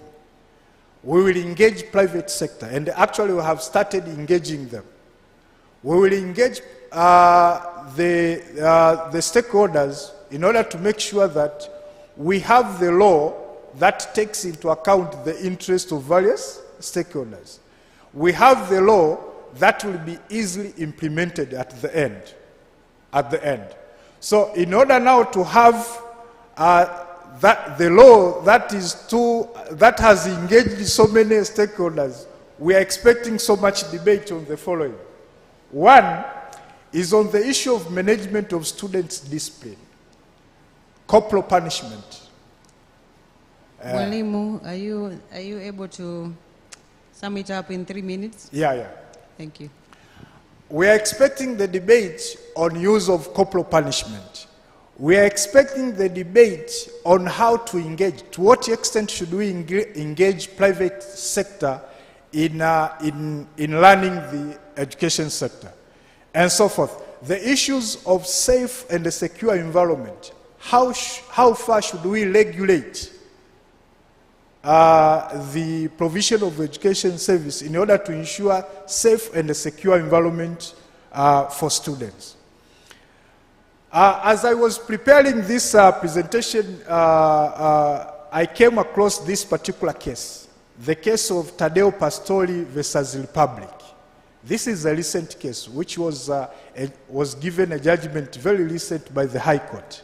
In this case, the appellant was charged for an offense of rape against a student. The trial court found him not guilty of the offense of rape as charged, but the trial court went on to find him guilty for the offense under Section 60A of the Education Act. The offense which the accused person was convicted was prohibited sexual intercourse against a secondary school student, contrary to Section 60A, subsection 6 of the Act. But that particular section talks about, it establishes the offense of impregnating or marrying a primary or secondary school student. It does not talk of prohibited sexual intercourse. It talks about impregnating or marrying a primary or secondary school student. Now this student was of 18 years old. So under the penal code, the student had consent So it was not rape. The trial court decided to venture to the Education Act to use the particular section to convict this man who has slept with the student of the age of 18 years. Now, in the High Court, the issue was whether the accused person has committed an offense. Section 60 does not cover prohibited sexual intercourse. It talks about pregnancy and marriage. So the High Court acquitted the accused person because the student was an adult, 18 years. She had consented to sex. So it is not prohibited sexual intercourse because that is not an offense. Now the question is Section 60A adequate? Can someone walk free, has slept with a secondary school student, but of the age of majority, and walk free just like that? Those are the areas which we think the law may need some discussion and reforms in order to take into account issues which are happening on a daily basis. To conclude, I wish to call upon this particular platform. I know that there are so many stakeholders here. Go to the 18th slide. Yeah, there. I wish to call all stakeholders. If you have opinion regarding what should be included in the law, please share with us the opinion through that particular email. And we will be grateful to receive your opinion. Thank you very much. Thank you very much, Advocate Innocent Mgeta, for that presentation. And you've taken us the policy statement vis-a-vis the gaps that are available in the Education Act.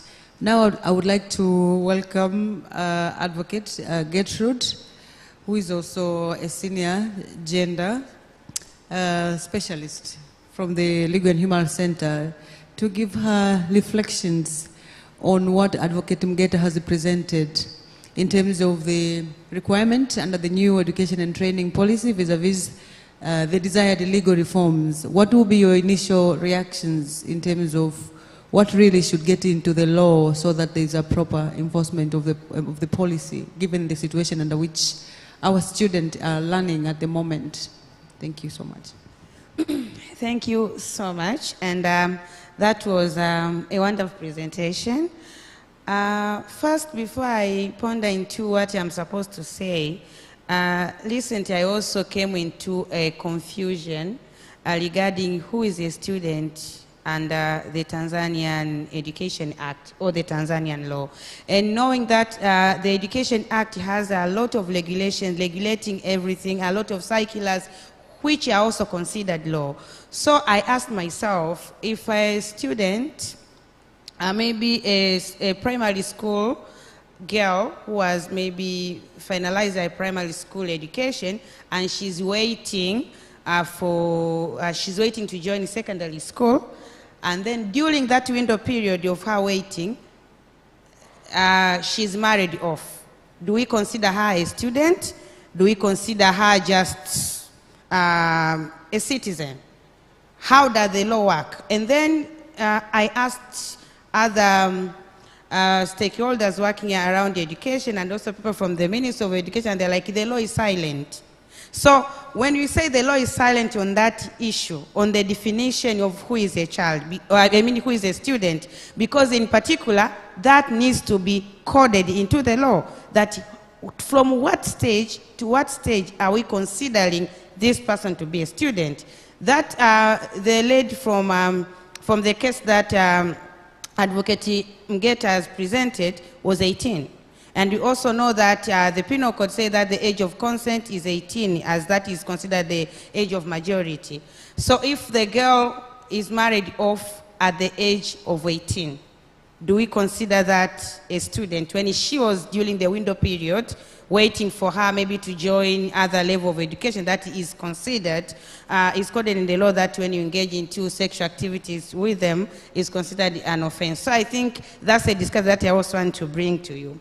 But with other issues that I want to say, most of the changes that are in the police, the education police, 2023 education police, I think last year, most are around the issue that have been researched, issue that stakeholders have presented, but it was a sad reality to see that re-entry was not as comprehensively explained into the education policy.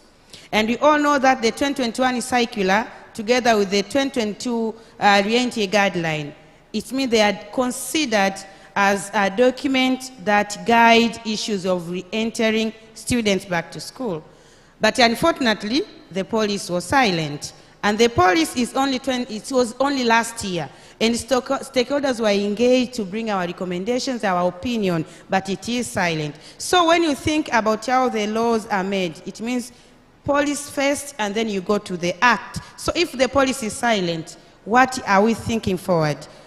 So if re-entry is not going to be included into law, which has been our long-time cry, most of the stakeholders that are looking to see that the Education Act is fully realized in Tanzania, then obviously somebody is going to come and say, we don't recognize this. This is not part of our program. We don't want this. And even financing for it, because when you see the education, the re-entry guideline is not funded by the government. So, because it is not also, if it is not into the law, so obviously we are going to see that these students that are re-entering back are going to face the same challenges. They are going to be schooled in a non-enabling environment, and most of them will drop out again. And then at the end, we are not helping them. So for me, I think that's something that should be coded. If we see from all the time that the Education Act was enacted in Tanzania since 1927, when during the colonial era up to now, there are so many changes that have come. Now in 2020, we experienced the COVID, but our legal system never spoke about anything when a pandemic comes. How do we handle students? How are we dealing with this? And then from that time, that's when we realized, oh, there is something called a pandemic. How are we going to ensure that our laws speak about what to be done during pandemics? That also should go there. But another thing is about corporal punishment. Advocate Mgeta has spoken about it. For me, I think it's about time that we, as Tanzanians, we start adopting other positive disciplinary measures to discipline our students, and we should forego corporal punishment. I remember when we were presenting during the parliamentary session, when we were presenting our recommendation for the child protection laws, the parliament said that corporal punishment should continue because it is the only measure of disciplining children that has been passed from generation to generation. And they are like saying, look at us, how good we have turned. But corporal punishment is degrading, corporal punishment is traumatizing, and corporal punishment is affecting retention of students in school. So for me personally, I know Advocate Mgeta has said that it is a discussion that most stakeholders are thinking about, that corporal punishment should be abolished, and I support that it should be abolished. I believe the education ministry and other education stakeholders can learn from different CSO that have had have had schools where there is no corporal punishment and students are going to school every day and the discipline is balanced. So I think that should also be looked upon. And when we just punish students just because we think when we beat them, it's going to change them. It's not true. These students come from homes. They are facing so many issues before they get to school and when they go back. So you just be punishing them in school while there is a source of the problem you have not, you don't even know the source of the problem that they are facing to make them become stubborn as teachers think they are. Another thing, I'll speak about protection, which unfortunately Advocate Mgeta has not spoken about that. But we should have laws that provide full protection for both boys and girls in schools, but not only for boys and girls, but for also children with disabilities. If you see our Education Act although our ministry is speaking mostly about inclusive education, but when we look at our laws, our regulations, and all the legal systems around education, it's not talking about children with disabilities. And most of them are denied their right to education because the environment is not enabling for them to continue their education. Even the language, for example, for deaf children, the language is in schools, although there are some special schools, but there are very few that cannot handle all the issues of children with disabilities. So I think if this is also coded into law, not just saying inclusive education, no, like specifically addressing issues of children with disabilities. And I understand that Advocate Mgeta has also noted about most of stakeholders speaking about female students and forgetting male students. I understand that's a challenge, and that's something that most just see it lightly.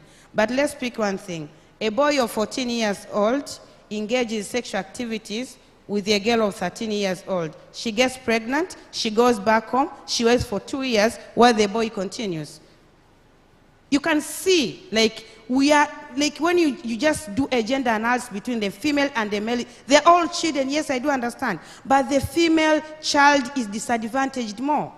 Like, let's speak about prioritizing education in our families. Most think that the male children should go to school. That has been for the longest time. If you ask every woman standing here, they will tell you how they have struggled just to get to the university. And then they go to secondary school and the teachers are there waiting for them. Oh, if you want to pass this exam, you have to sleep with me. The boys' child, are not facing that. So we are not going to be silent and just say, oh, we have to balance. You cannot balance when another party is disadvantaged while another one isn't. You just have to put systems that provide full protection. We just have to do a gendered plan where we see, like, okay, the girl child is disadvantaged, but the boy child also needs to realize his right to education. What are the issues? What are the gaps? What are the needs for the girl child? What plans are we putting to assist the girl child to reduce that burden of the needs? The girl child, after school, she goes back home.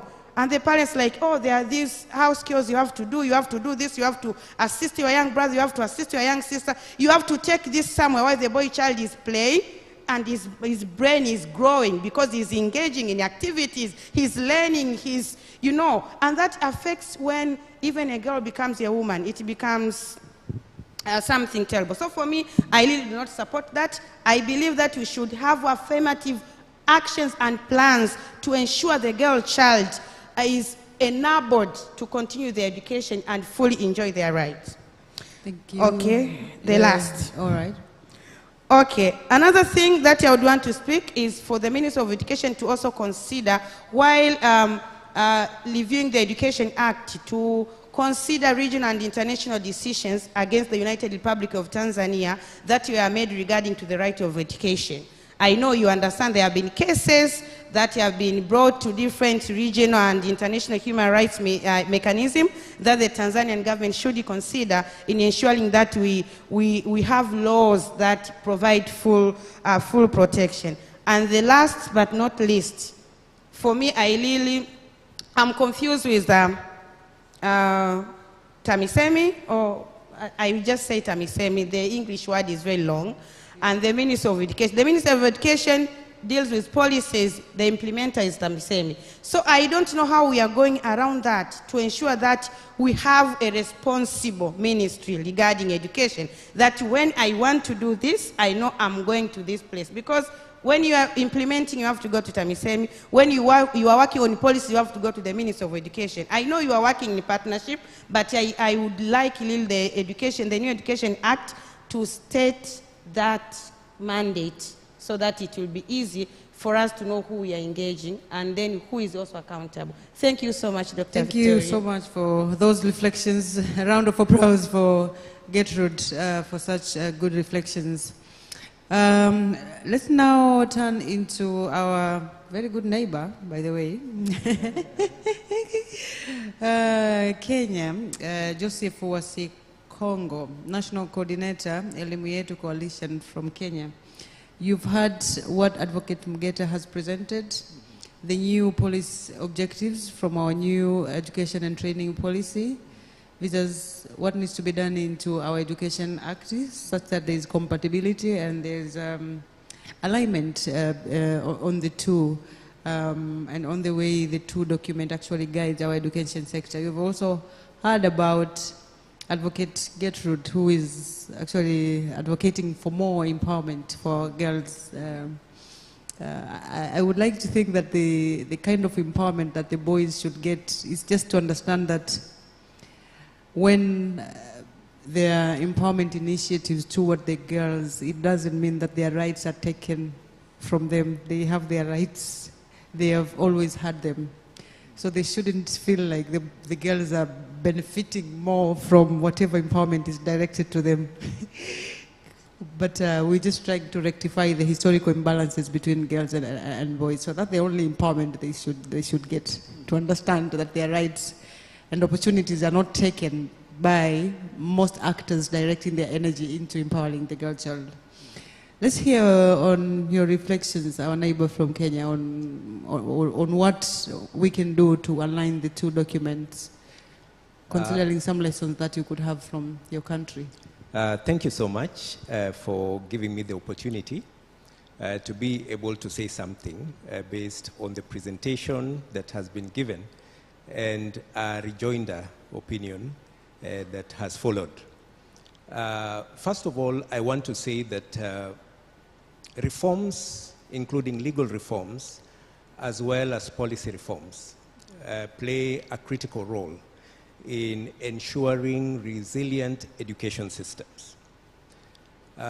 Reforms, by their nature, they are related to change, and change is inevitable in life. They say that it's the only constant thing, and that being the case, change in education is also something that should be anticipated. The critical question should therefore be, why are we changing? And when you're answering that particular question, I may give about 3 reasons why that happens. One, the nation's needs.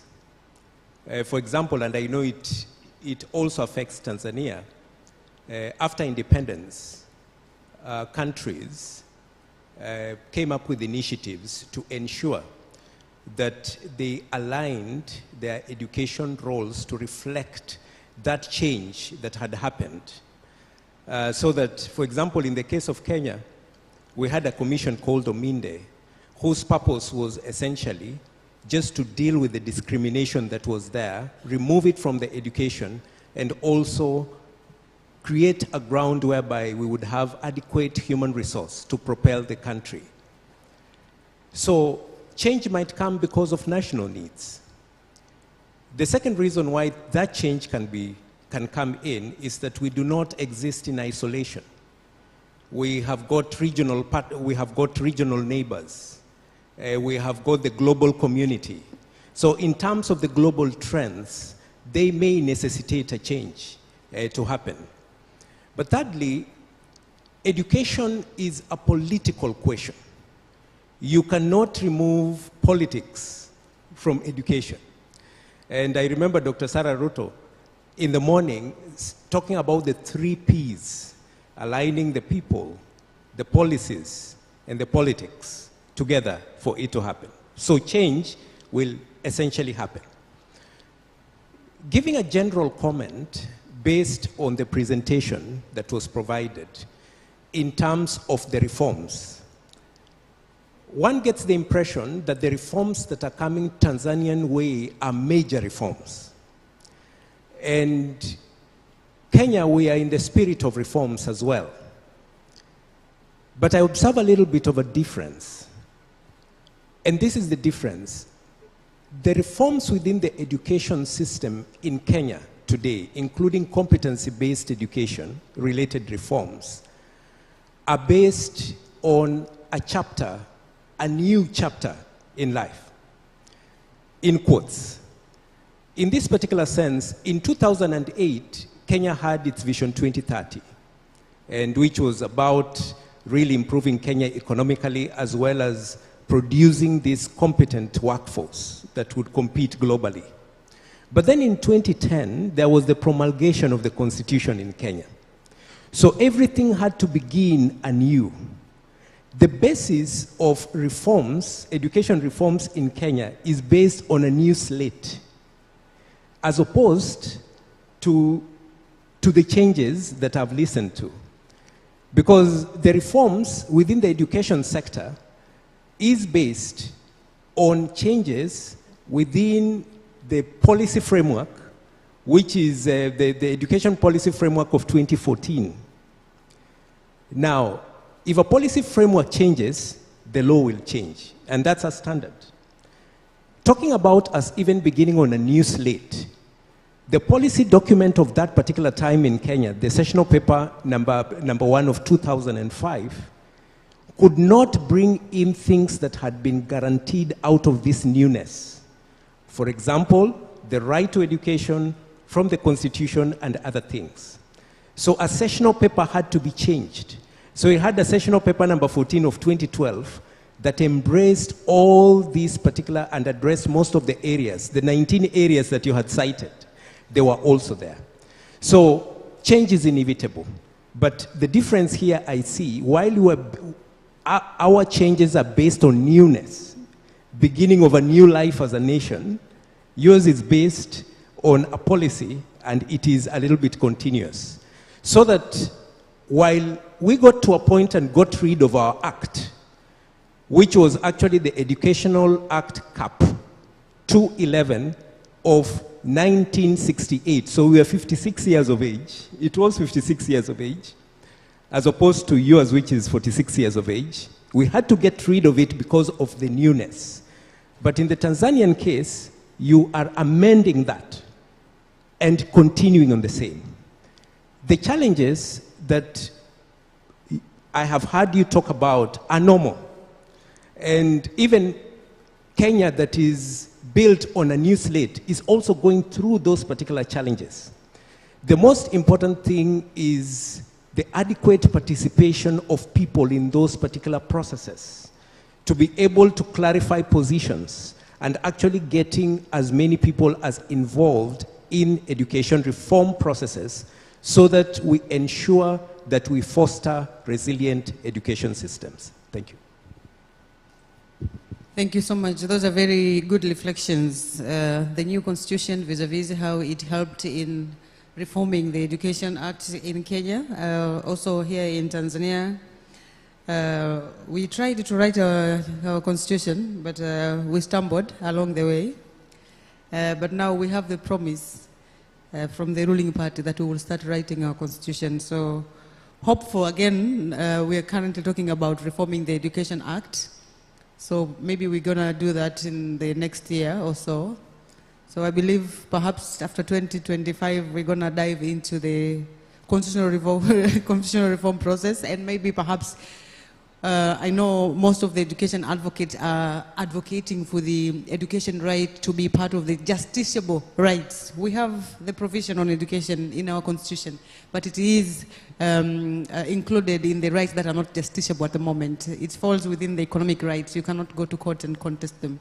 So most of them are now advocating for that shift, that education rights should be justiciable right. So I know when we get the grace to go into the education, to go into the constitutional reform process, that again will be one of the contentious issues.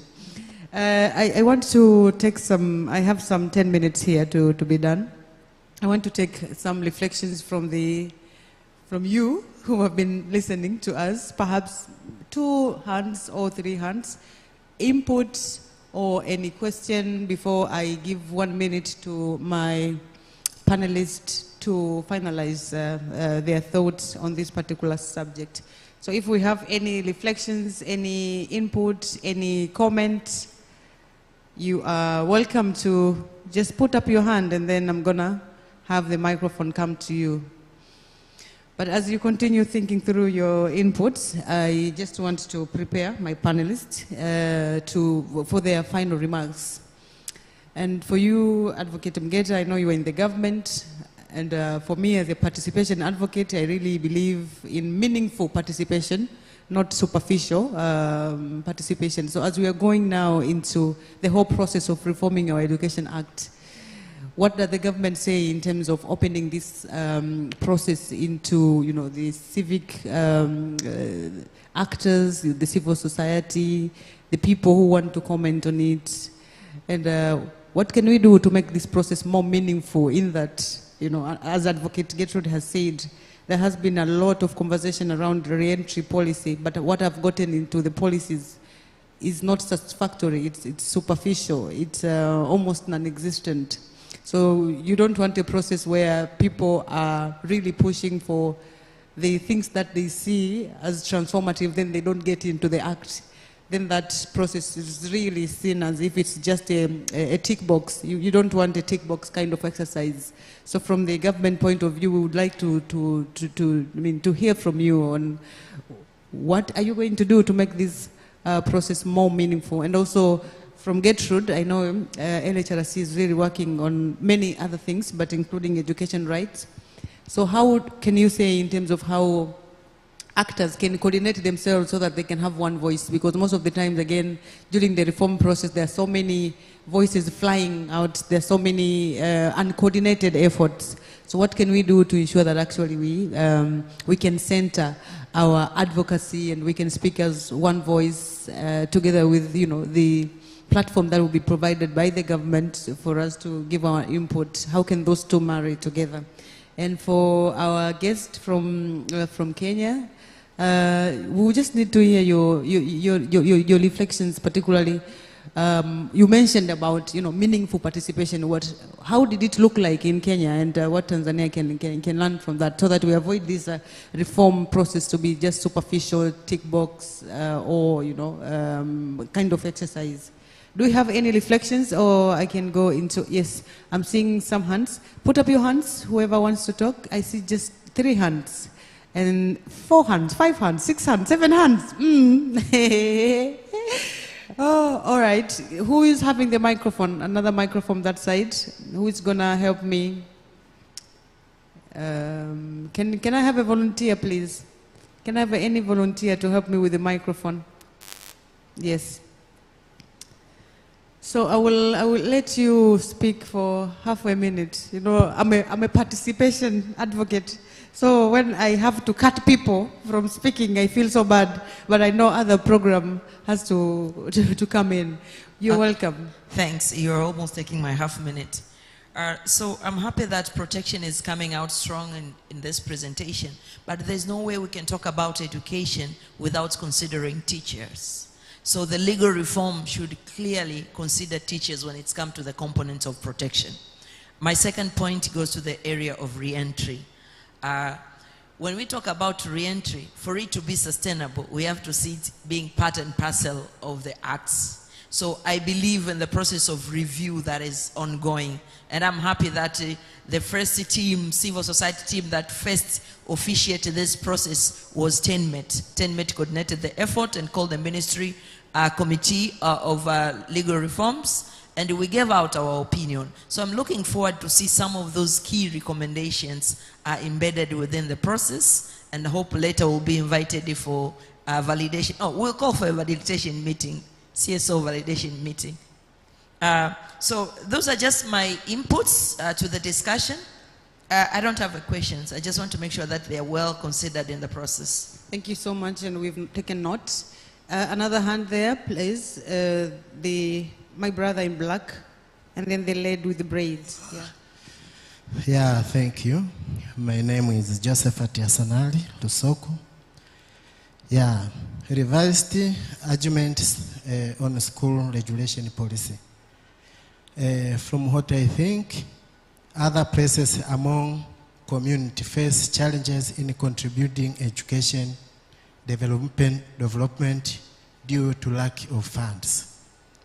Presence of several contribution leads other people to be punished and the other being taken out from class while the period takes place. Out of Corporal Punishment Act and the School Regulation Policy. Yeah, how an effort can be made, a close follow-up in order to make all pupils get education without disturbance. I also beg the government the increase of capitation grant to reduce some challenges. Yeah, shortage of teachers in various places in our Tanzanian schools is very huge. So, in order to foster the resilience education system for sustainable development, I think the government should make sure that we increase the number of teachers so that can help, especially in the remote area, the pupils to get the same education. Thank you. Thank you. Thank you. The other lady there? Yes. Thank you very much, and good afternoon. In my opinion, first I'm Paulina Sumayani, and in my opinion, I think in order to have a good system in place, all reforms and policy making should involve all education stakeholders, being teachers, students themselves, and other people who are involved in education. Yeah. And also during curriculum change, I think it should be, the process should be participatory. Like it should also involve like students, teachers, and other stakeholders in order to know like why are we changing the system, why are we changing the curriculum. We should have inputs of those stakeholders. Also, in order to have a good system, our education system, it should also consider our culture and customs in order to be sustainable, but also it should consider the environment in which we are in. Thank you very much. Thank you so much for those very clearly articulated points. Can you go this side, please? Let's just take these two hands. And I should come back to my panel. I am really sorry. I really want to hear from you, but it's just not possible. The time is not with me. I apologize. Welcome. I have 15 minutes. All right, I'm going to hear from you all, okay? 15, yes, 15 minutes, yeah, thank you. You're welcome. Good afternoon. Good afternoon. By name, I am Joy Merhema from Kibasila Secondary School. Fostering resilient education systems for sustainable development in Africa. Here we're talking about legal matters, isn't it? Yes, yes. Concerning education systems, okay. In Tanzania, talking about the curriculum that has been presented in our schools, there have been delayed preparation of these curriculums. For example, we have that study, it is called Amali in Kiswahili. It has been presented in our school, but we don't have teachers, enough teachers for that study to be learned. We don't have materials. I mean, they have presented the curriculum, yes, they have presented the study, it is there, but there is no enough preparation for what is going to be learned. How is it going to be learned? It is different from our former studies like physics, where we have teachers, we have instruments, we have even the laboratory. So I would like the government of the United Republic of Tanzania to put this into place and to maintain the implementation of their plans in such a way that they start preparing the environment, preparing teachers, preparing students, and then representing or presenting the curriculum so that things could go in place. Thank you. Thank you very much. And it's quite impressive to hear from a young girl. And I mean, those were very clear, articulated concerns about the layout of the new curriculum. My sister there with zebra, is that zebra? Oh, sorry. Sorry, I'd hijacked the mic. Sorry. Okay. I just wanted to find out, someone said in the morning, the policies as well as is it the policies, the government, and the communities must be united if we are going to advance. Why are we confusing our children? We tell her, you are a little girl, you are a child, but as soon as she sleeps with a man, we say, oh, you are a wife now. Now you are a wife. Why are we turning that title to a child? What is our definition of a wife? We are really concerned as well. What is our definition of a wife? As soon as someone sleeps, no matter how old they are, as soon as they sleep with a man, they are automatically a wife. Is that how we define a wife as Africans? It's embarrassing. She will never be a wife. Because if we really know what a wife is, a partner, someone who complements, somebody who equally contributes, who will do progress, development in your family. Why do we insist on saying, this little girl, this child, as soon as they sleep with you who is an adult, oh, she's now my wife. Thank you.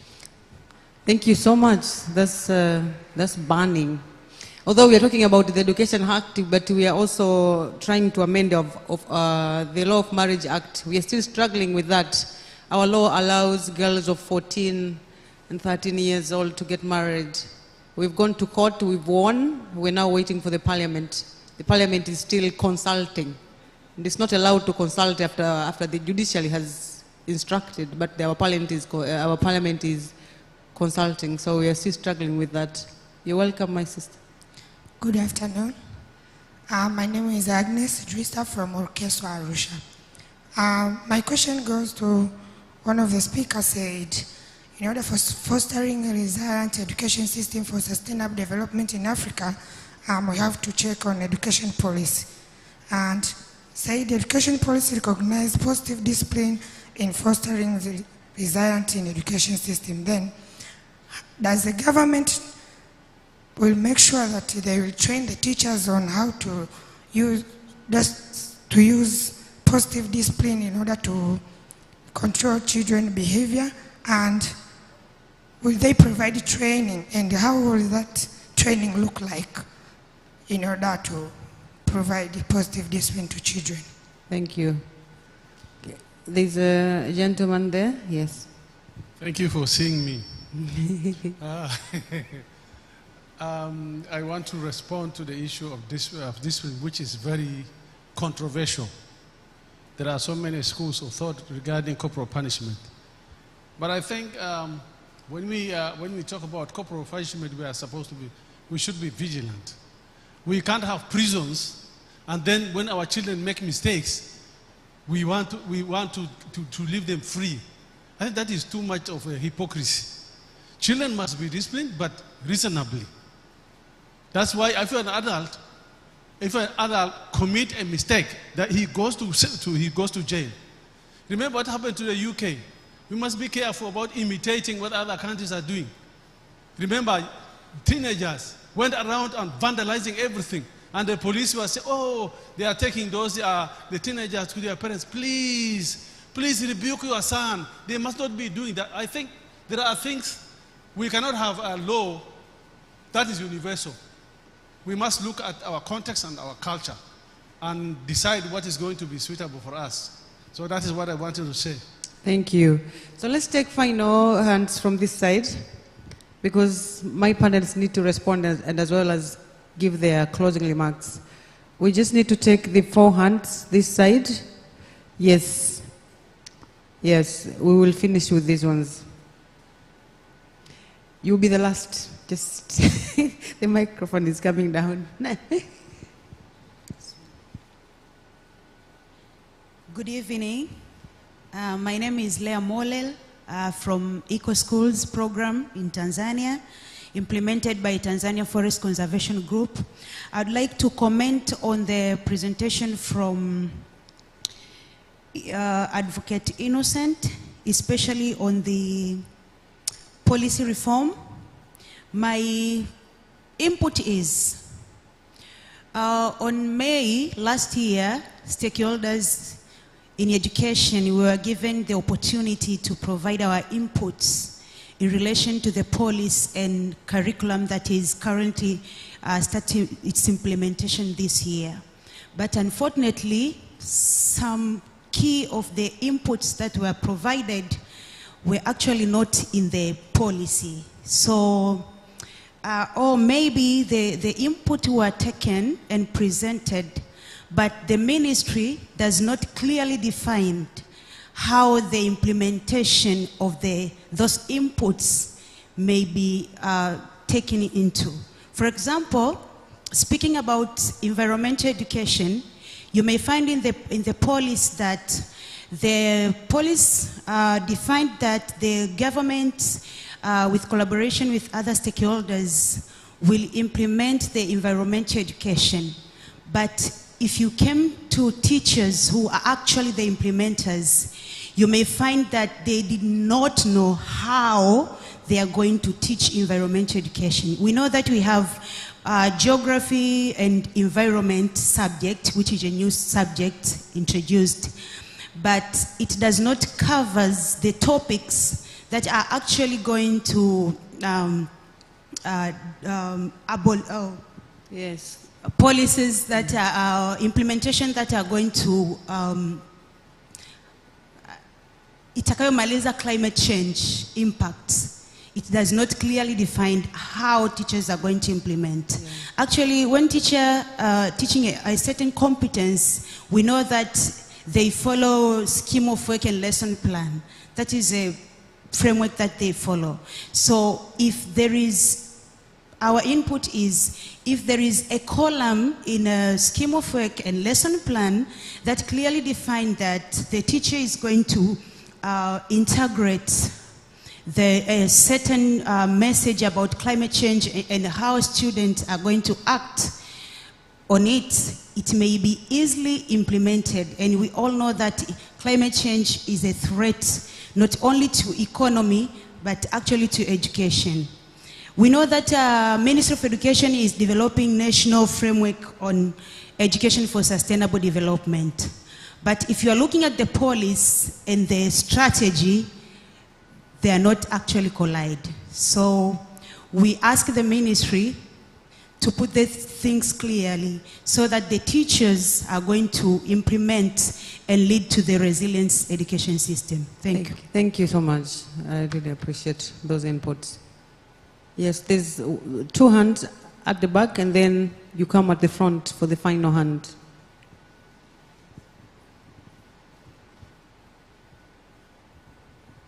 Hi, I'm John Shilinde from Economic and Social Research Foundation, ESRF.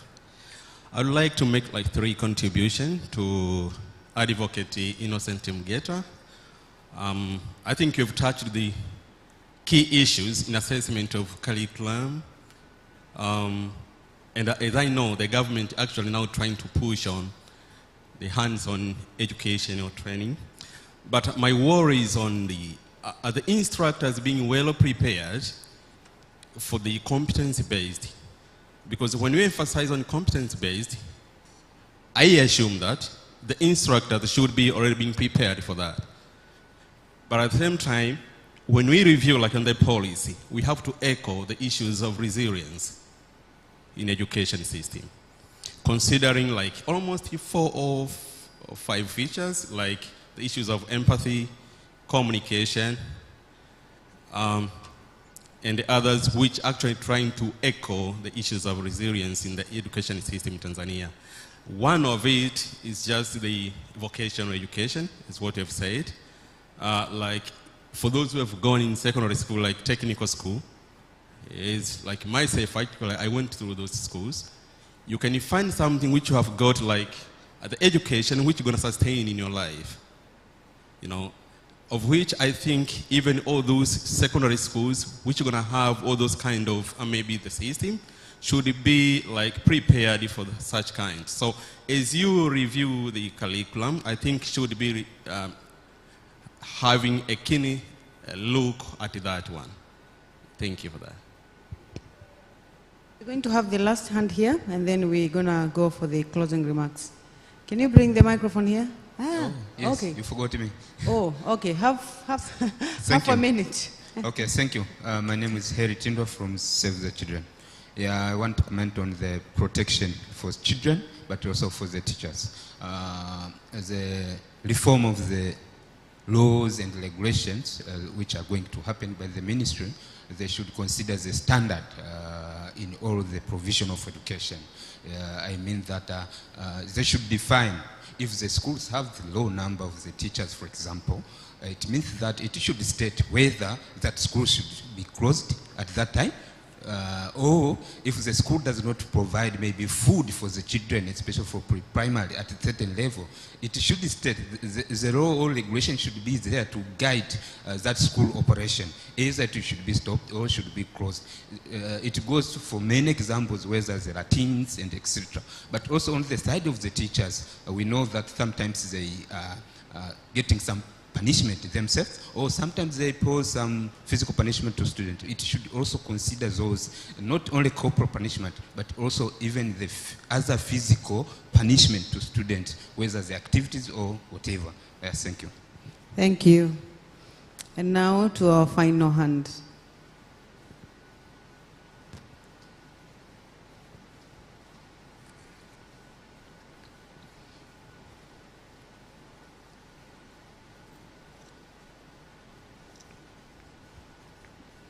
Thank you. My name is Ador. I come from South Sudan.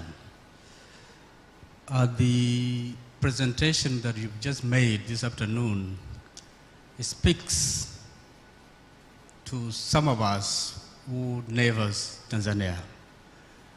And in this case, South Sudan is not exceptional from these issues that your research has identified.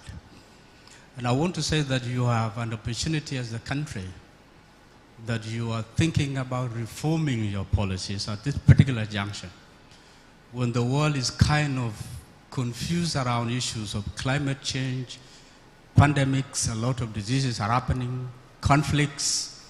So you have the opportunity to get it right.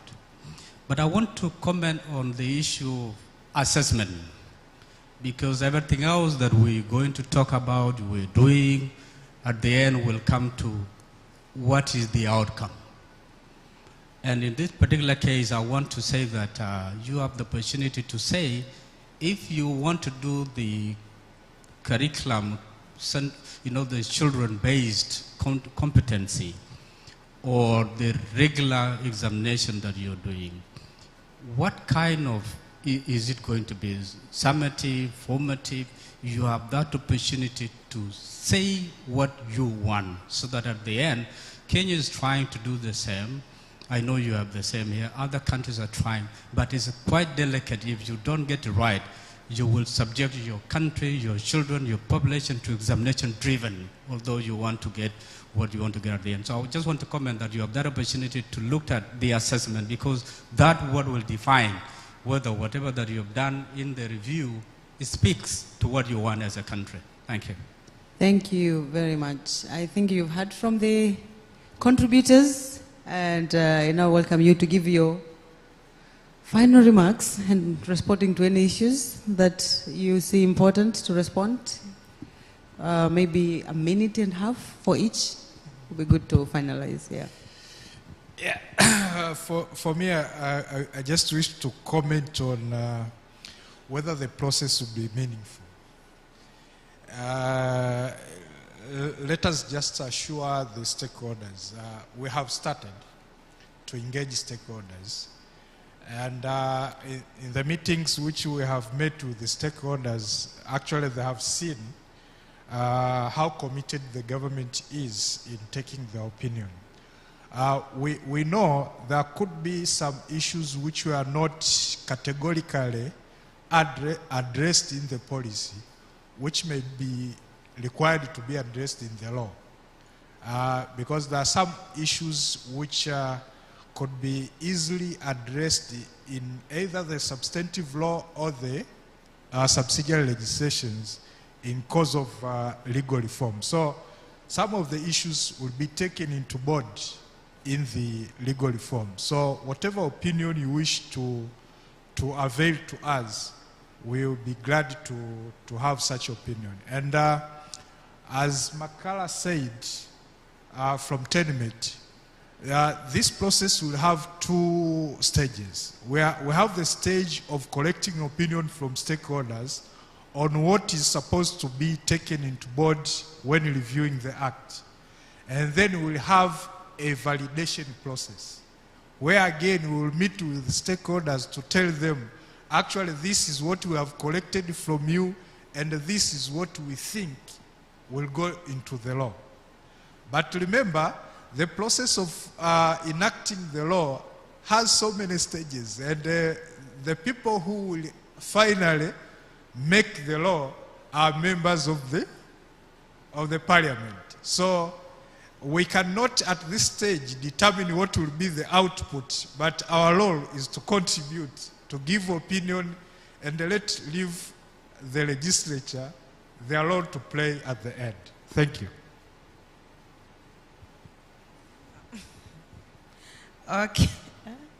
Okay. Thank you so much. I wanted to say that engaging is one thing, but taking the inputs on board is something that most stakeholders are trying to address. That yes, we have engaged into meetings, but are the recommendations being taken aboard? Okay, that was just what you have just said, so we'll be looking forward.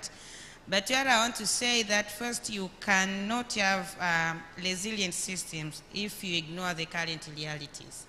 Like, in order for you to have resilient system that can go past time, you have to ensure that the current realities by that time are also fully addressed. When you leave even one, it means the next year we just think like this law is not something that we can go with. And also, having, I know Tanzania is one of the countries that has a law in this side and denies you that same right with another law. And having a law of the education that says you are not allowed to marry a student, while having the law of marriage that says you can marry a child, is a joke. And I think you should see on how these laws consistently address these issues all together. Not just saying, no, this way the education ministry, we don't know about the law of marriage. No, it is the same students that are getting married through that law of the Marriage Act. So we can see how consistently we bring together these laws to address the issues of the girls and the issues of the boys all together.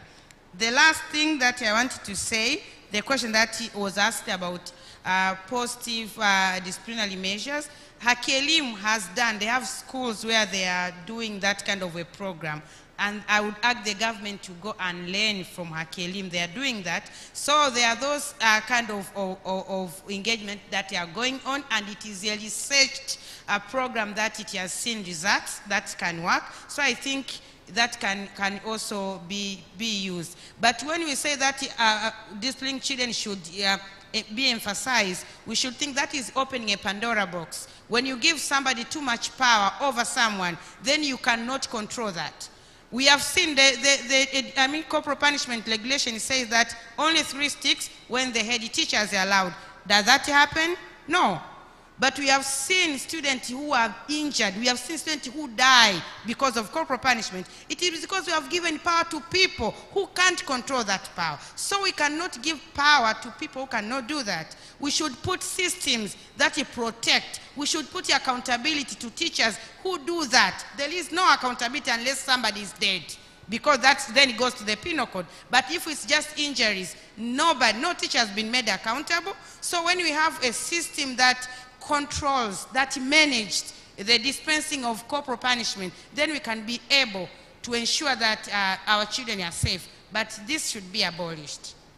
And on what CSO should do to engage with during the amendment of the Education Act, I think as one, we should have one voice, what we want. Going to the ministry through Advocate Mgeta, LHRC saying, we want corporal punishment to be abolished, and then another one says, no, this should be strengthened and even increased. Then they will also be confused. And that's what happens most in CSO. So we should coordinate ourselves through networks and coalitions where we can have our recommendations as one voice and present it so that we can also not confuse the government. And through that, it will be easy to see our agenda going through. And this should not be driven personally. Just this is my principle, I believe in corporal punishment. No, it should be something that is researched, that is advocated for the benefit of all Tanzanian children, not only for your benefit. So if we put aside our personal preferences, then we can be able to come together and have one voice for the benefit of our children. Thank you. Thank you so much. Can you pass the microphone to the next speaker? Thank you so much. So how much is enough participation, and how are you dealing with that particular issue, the other end? So one thing I can say is that the question around enough participation will be there. That one will be there. I remember during the competency-based curriculum debate, the government was even taken to court on that particular matter. But the Ministry of Education was able, through the relevant department, the Kenya Institute of Curriculum Development, actually to provide proof that there was public participation through display of signatures from all over the place. When we were promulgating the Constitution, we did not have a problem on the question of enough participation. And probably that is the reason, why that could have been the case is the model of participation that was used. So we had legislators actually go around the country and through organizations of town halls and other means, including the submission of memoranda through interested groups, they were able to deal with that particular question. At the moment in Kenya, that appears to have gained traction. So any other time you're having the respective members of parliament committee going out throughout the recognized regions in Kenya and organizing town hall meetings, in addition to memoranda and other forms of participation, we have not had that complaint.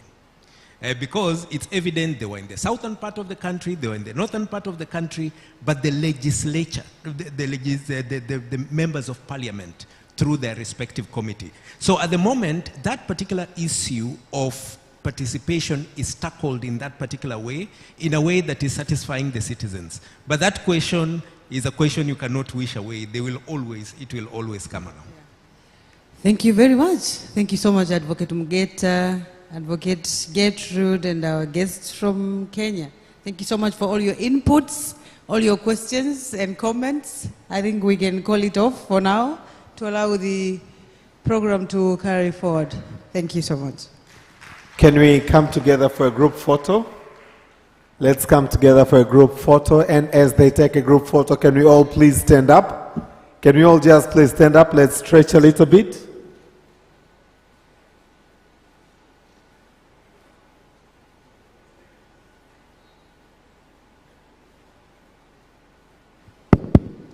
Where are my camera people? They've taken one from a distance. Thank you so much. Let's give them a big round of applause. Asante, Asante, Asante Sana. Now, I want us all to imagine, I still have some colleagues seated. Mary, that includes you. You are coming on to the next session. Please rise. Can you all please stand up? Let's just warm up a little bit. I want you all to imagine you're holding a ball. Can you hold a ball? It shouldn't be a tennis ball. It should at least be a football or basketball, okay? So you repeat after me, I have a ball. Am I louder than you because I'm using a mic? Why are those people at the back seated? Ladies, please stand up.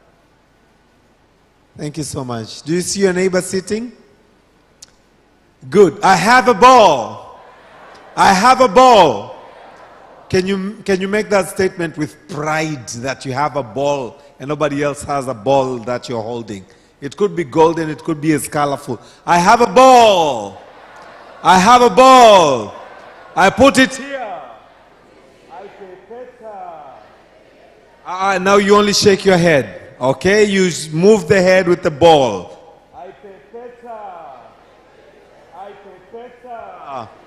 I have a ball. I have a ball. I put it here. Let me see who's not putting the ball. There's some who are putting the balls on the tummy, not here. Here. Okay, let's pepeta. I pepeta. I pepeta. Now some can't go even like this, they go like this. There's a difference. The final one, I have a ball. I have a ball. I put it here. I pepeta. I pepeta. Very good. High five to your neighbor as you take your seat. Thank you very much. I'm delighted, ladies and gentlemen, to bring to the podium for the final session of the day. This is none other but my very dear friend, Mary Ntaro, Gender and Development Specialist. She's coming to lead us on a quick discussion on bridging cause, community engagement and partnership. Bridging cause, community engagement and partnership. Mary, my dear, you have 20 minutes. I believe 10 minutes of the presentation and 10 minutes, if there are any questions and answers, should do, after which we shall be winding up. We have guests coming from all over, and they need to enjoy the hospitality of Dar es Salaam. Karibu Mary, you have the floor. Asante sana. Good evening. Oh, okay. Am I too tall or too short? Too short. Okay. Good evening. And we're going to have someone from Comfort who's going to lead us on this conversation on community engagement and partnership. And I think because we have like only 20 minutes, can I just give you the floor? Karibu sana. Naomba tumpe masikio. Karibu.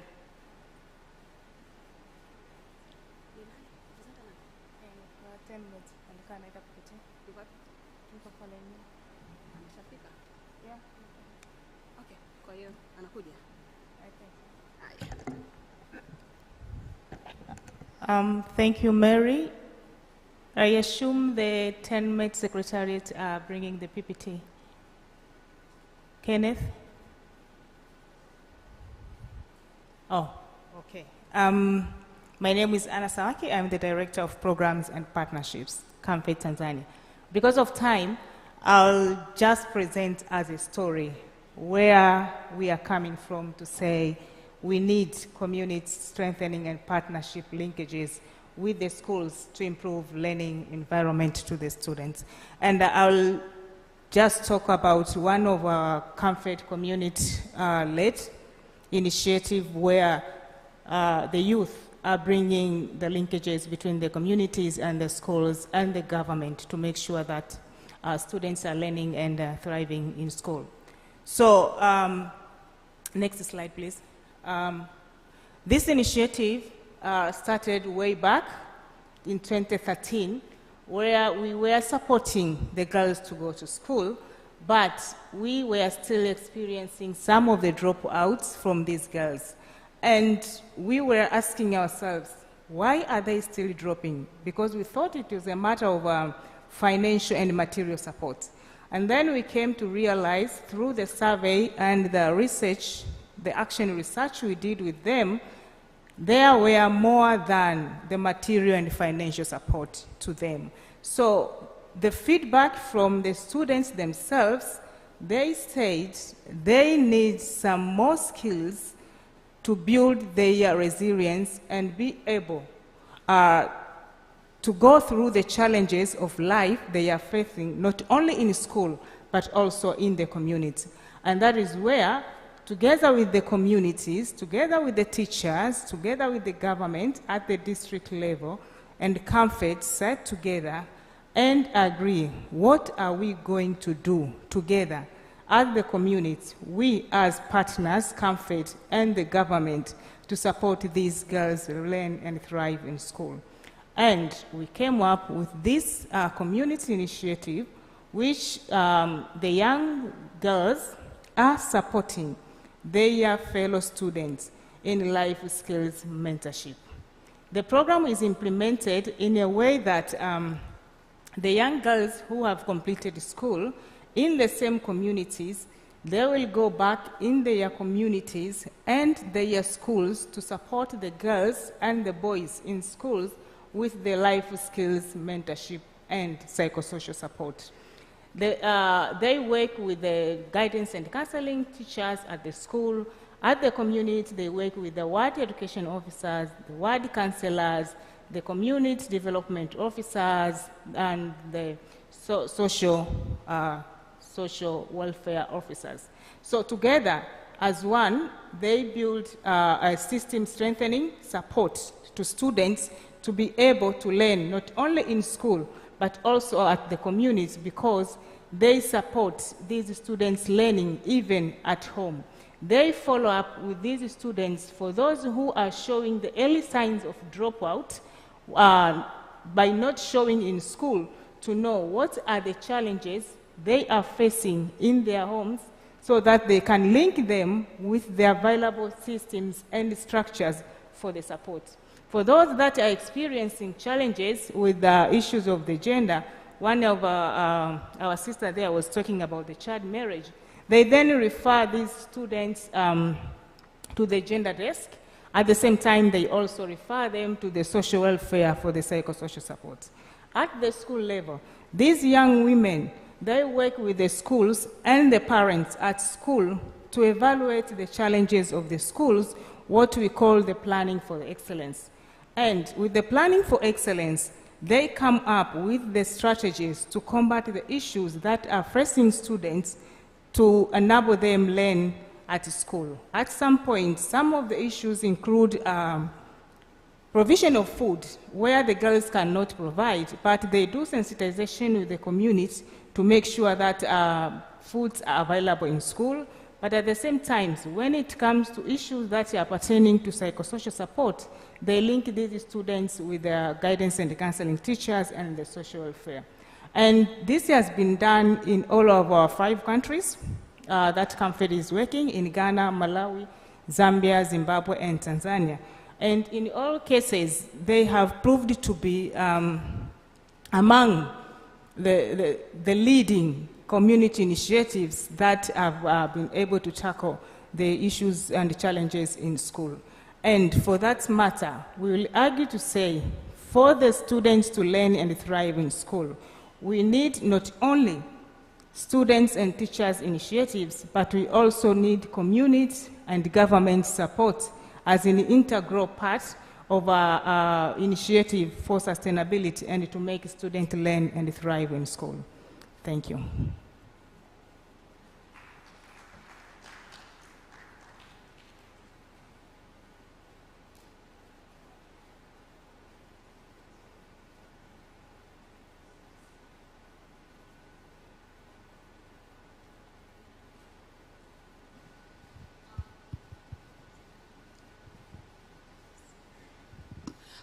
Thank you so much, Anna, for your brief presentation and introducing some of us to community engagement and partnership.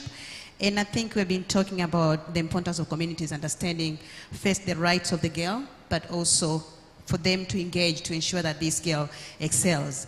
And I think here one of the examples that comes up is the child marriage, that you need to have a community that does not confuse what what your girls want, what her rights are, and what the community wants. Because sometimes you have different priorities, right?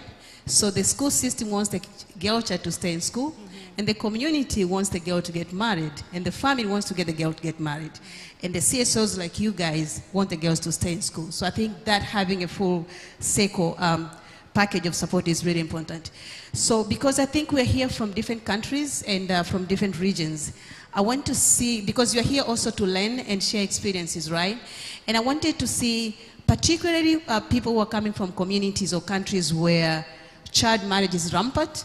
If we have some cases that we can share that have proved to be successful, that shows that community engagement, the full cycle package of support is really important, that to show the seriousness of making sure that our girls actually excel. So I'll be waiting for if we have some hands here so we can share some success or cases or challenges or opportunities, because you only have 10 minutes, so my job is very easy. It's just to leave the mic to all of you to share your experiences. Karibuni. And you only have like 20 minutes, 10 minutes I think now, so. Asante. There is a hand there at the end. at the back. Can I have someone who can help me with the mic?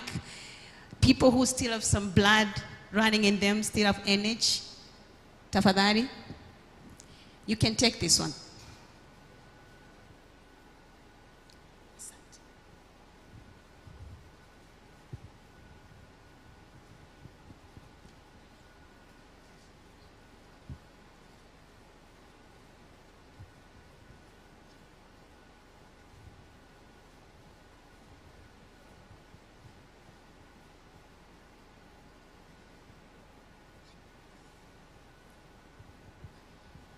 Thanks.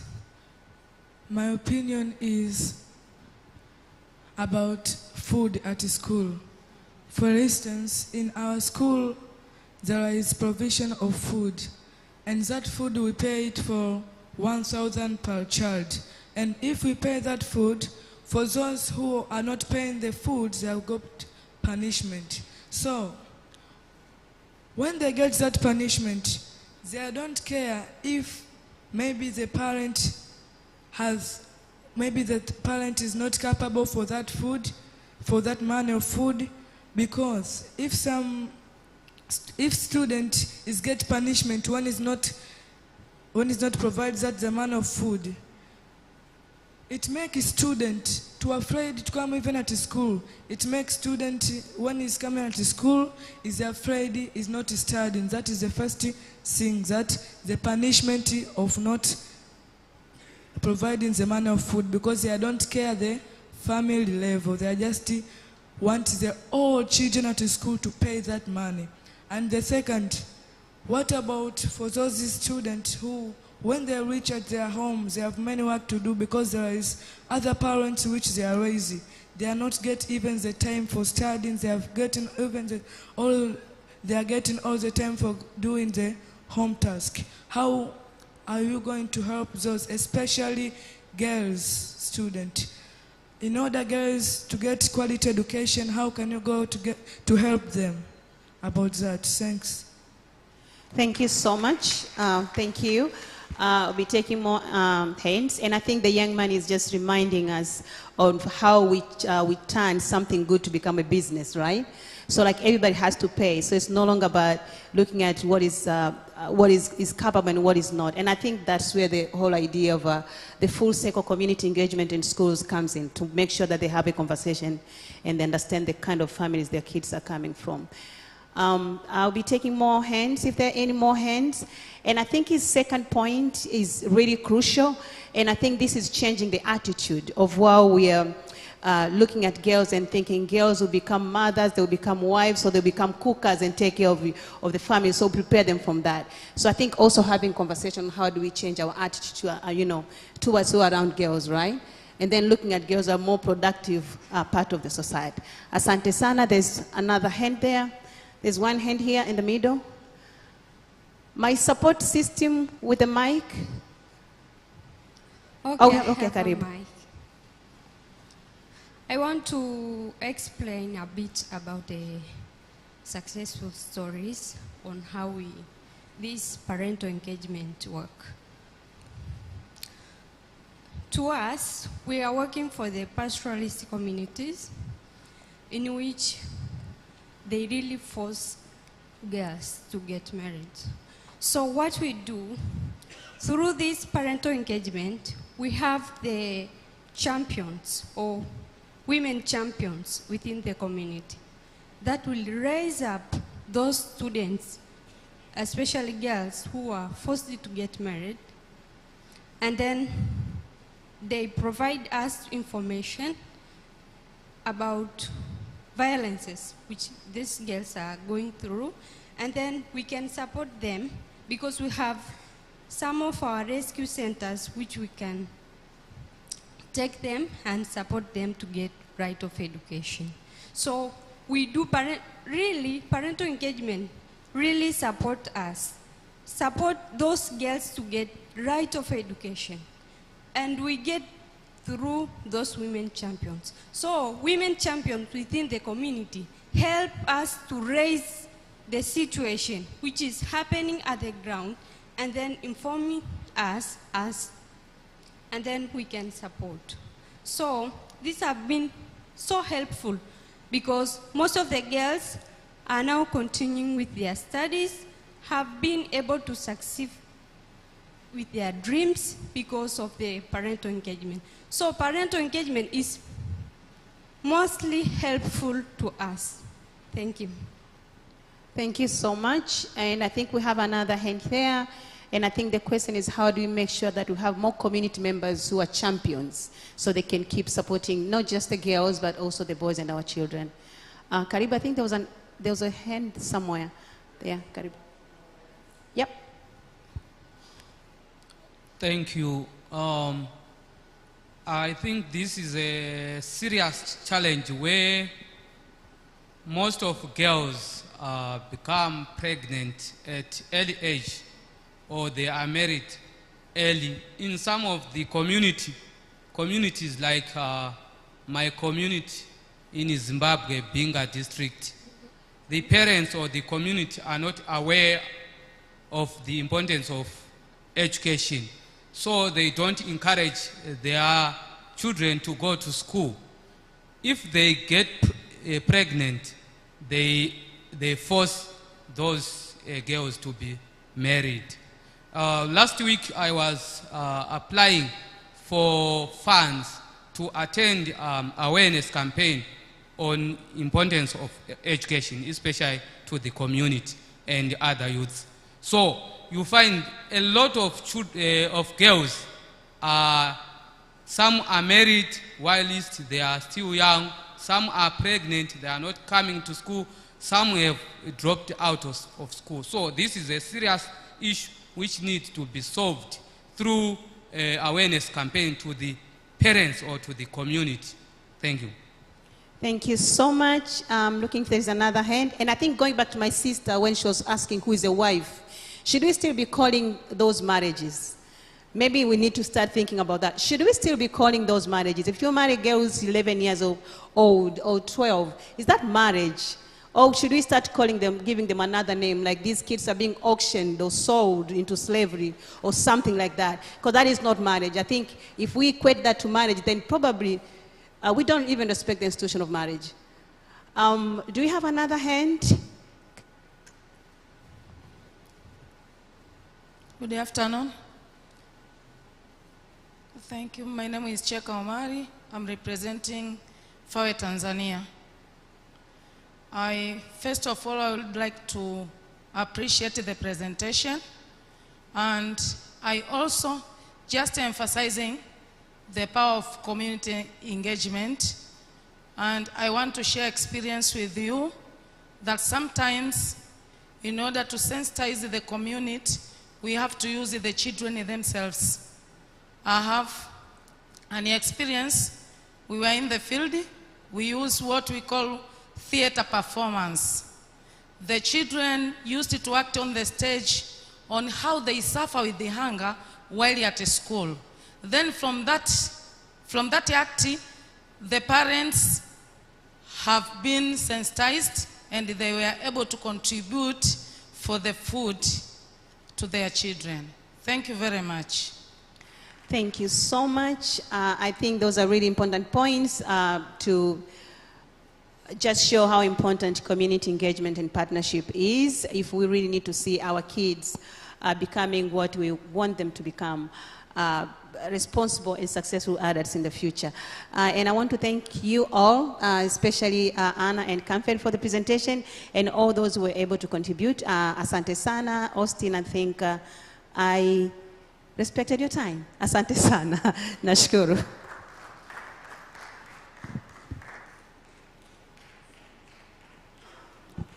Ladies and gentlemen, let's give Mary and Kamfed a big round of applause. This is the final session for the day. Asante sana. I only have one announcement, and then I will let us all take leave. We shall have breakfast open as early as 7 o'clock, and it will continue up to 8:25. At 8:30 in the morning tomorrow, we shall be starting the program here in the venue. So please, for those of us staying at hotels or at our homes, we may probably not need to take breakfast because the one that is prepared here is equally heavy. please come between 7 o'clock and 7:25. You have breakfast so that by 8:30 we begin the session. Niwashukuru sana. Thank you all very much for your patience up to this time, and I wish you all a fruitful evening. Our guests continue to enjoy the hospitality of Dar es Salaam, Tanzania. Asanteni sana. Let's meet tomorrow morning, 7 o'clock to 8:30 to 8:25 for breakfast. 8:30 we start the program. Asanteni sana. DJ?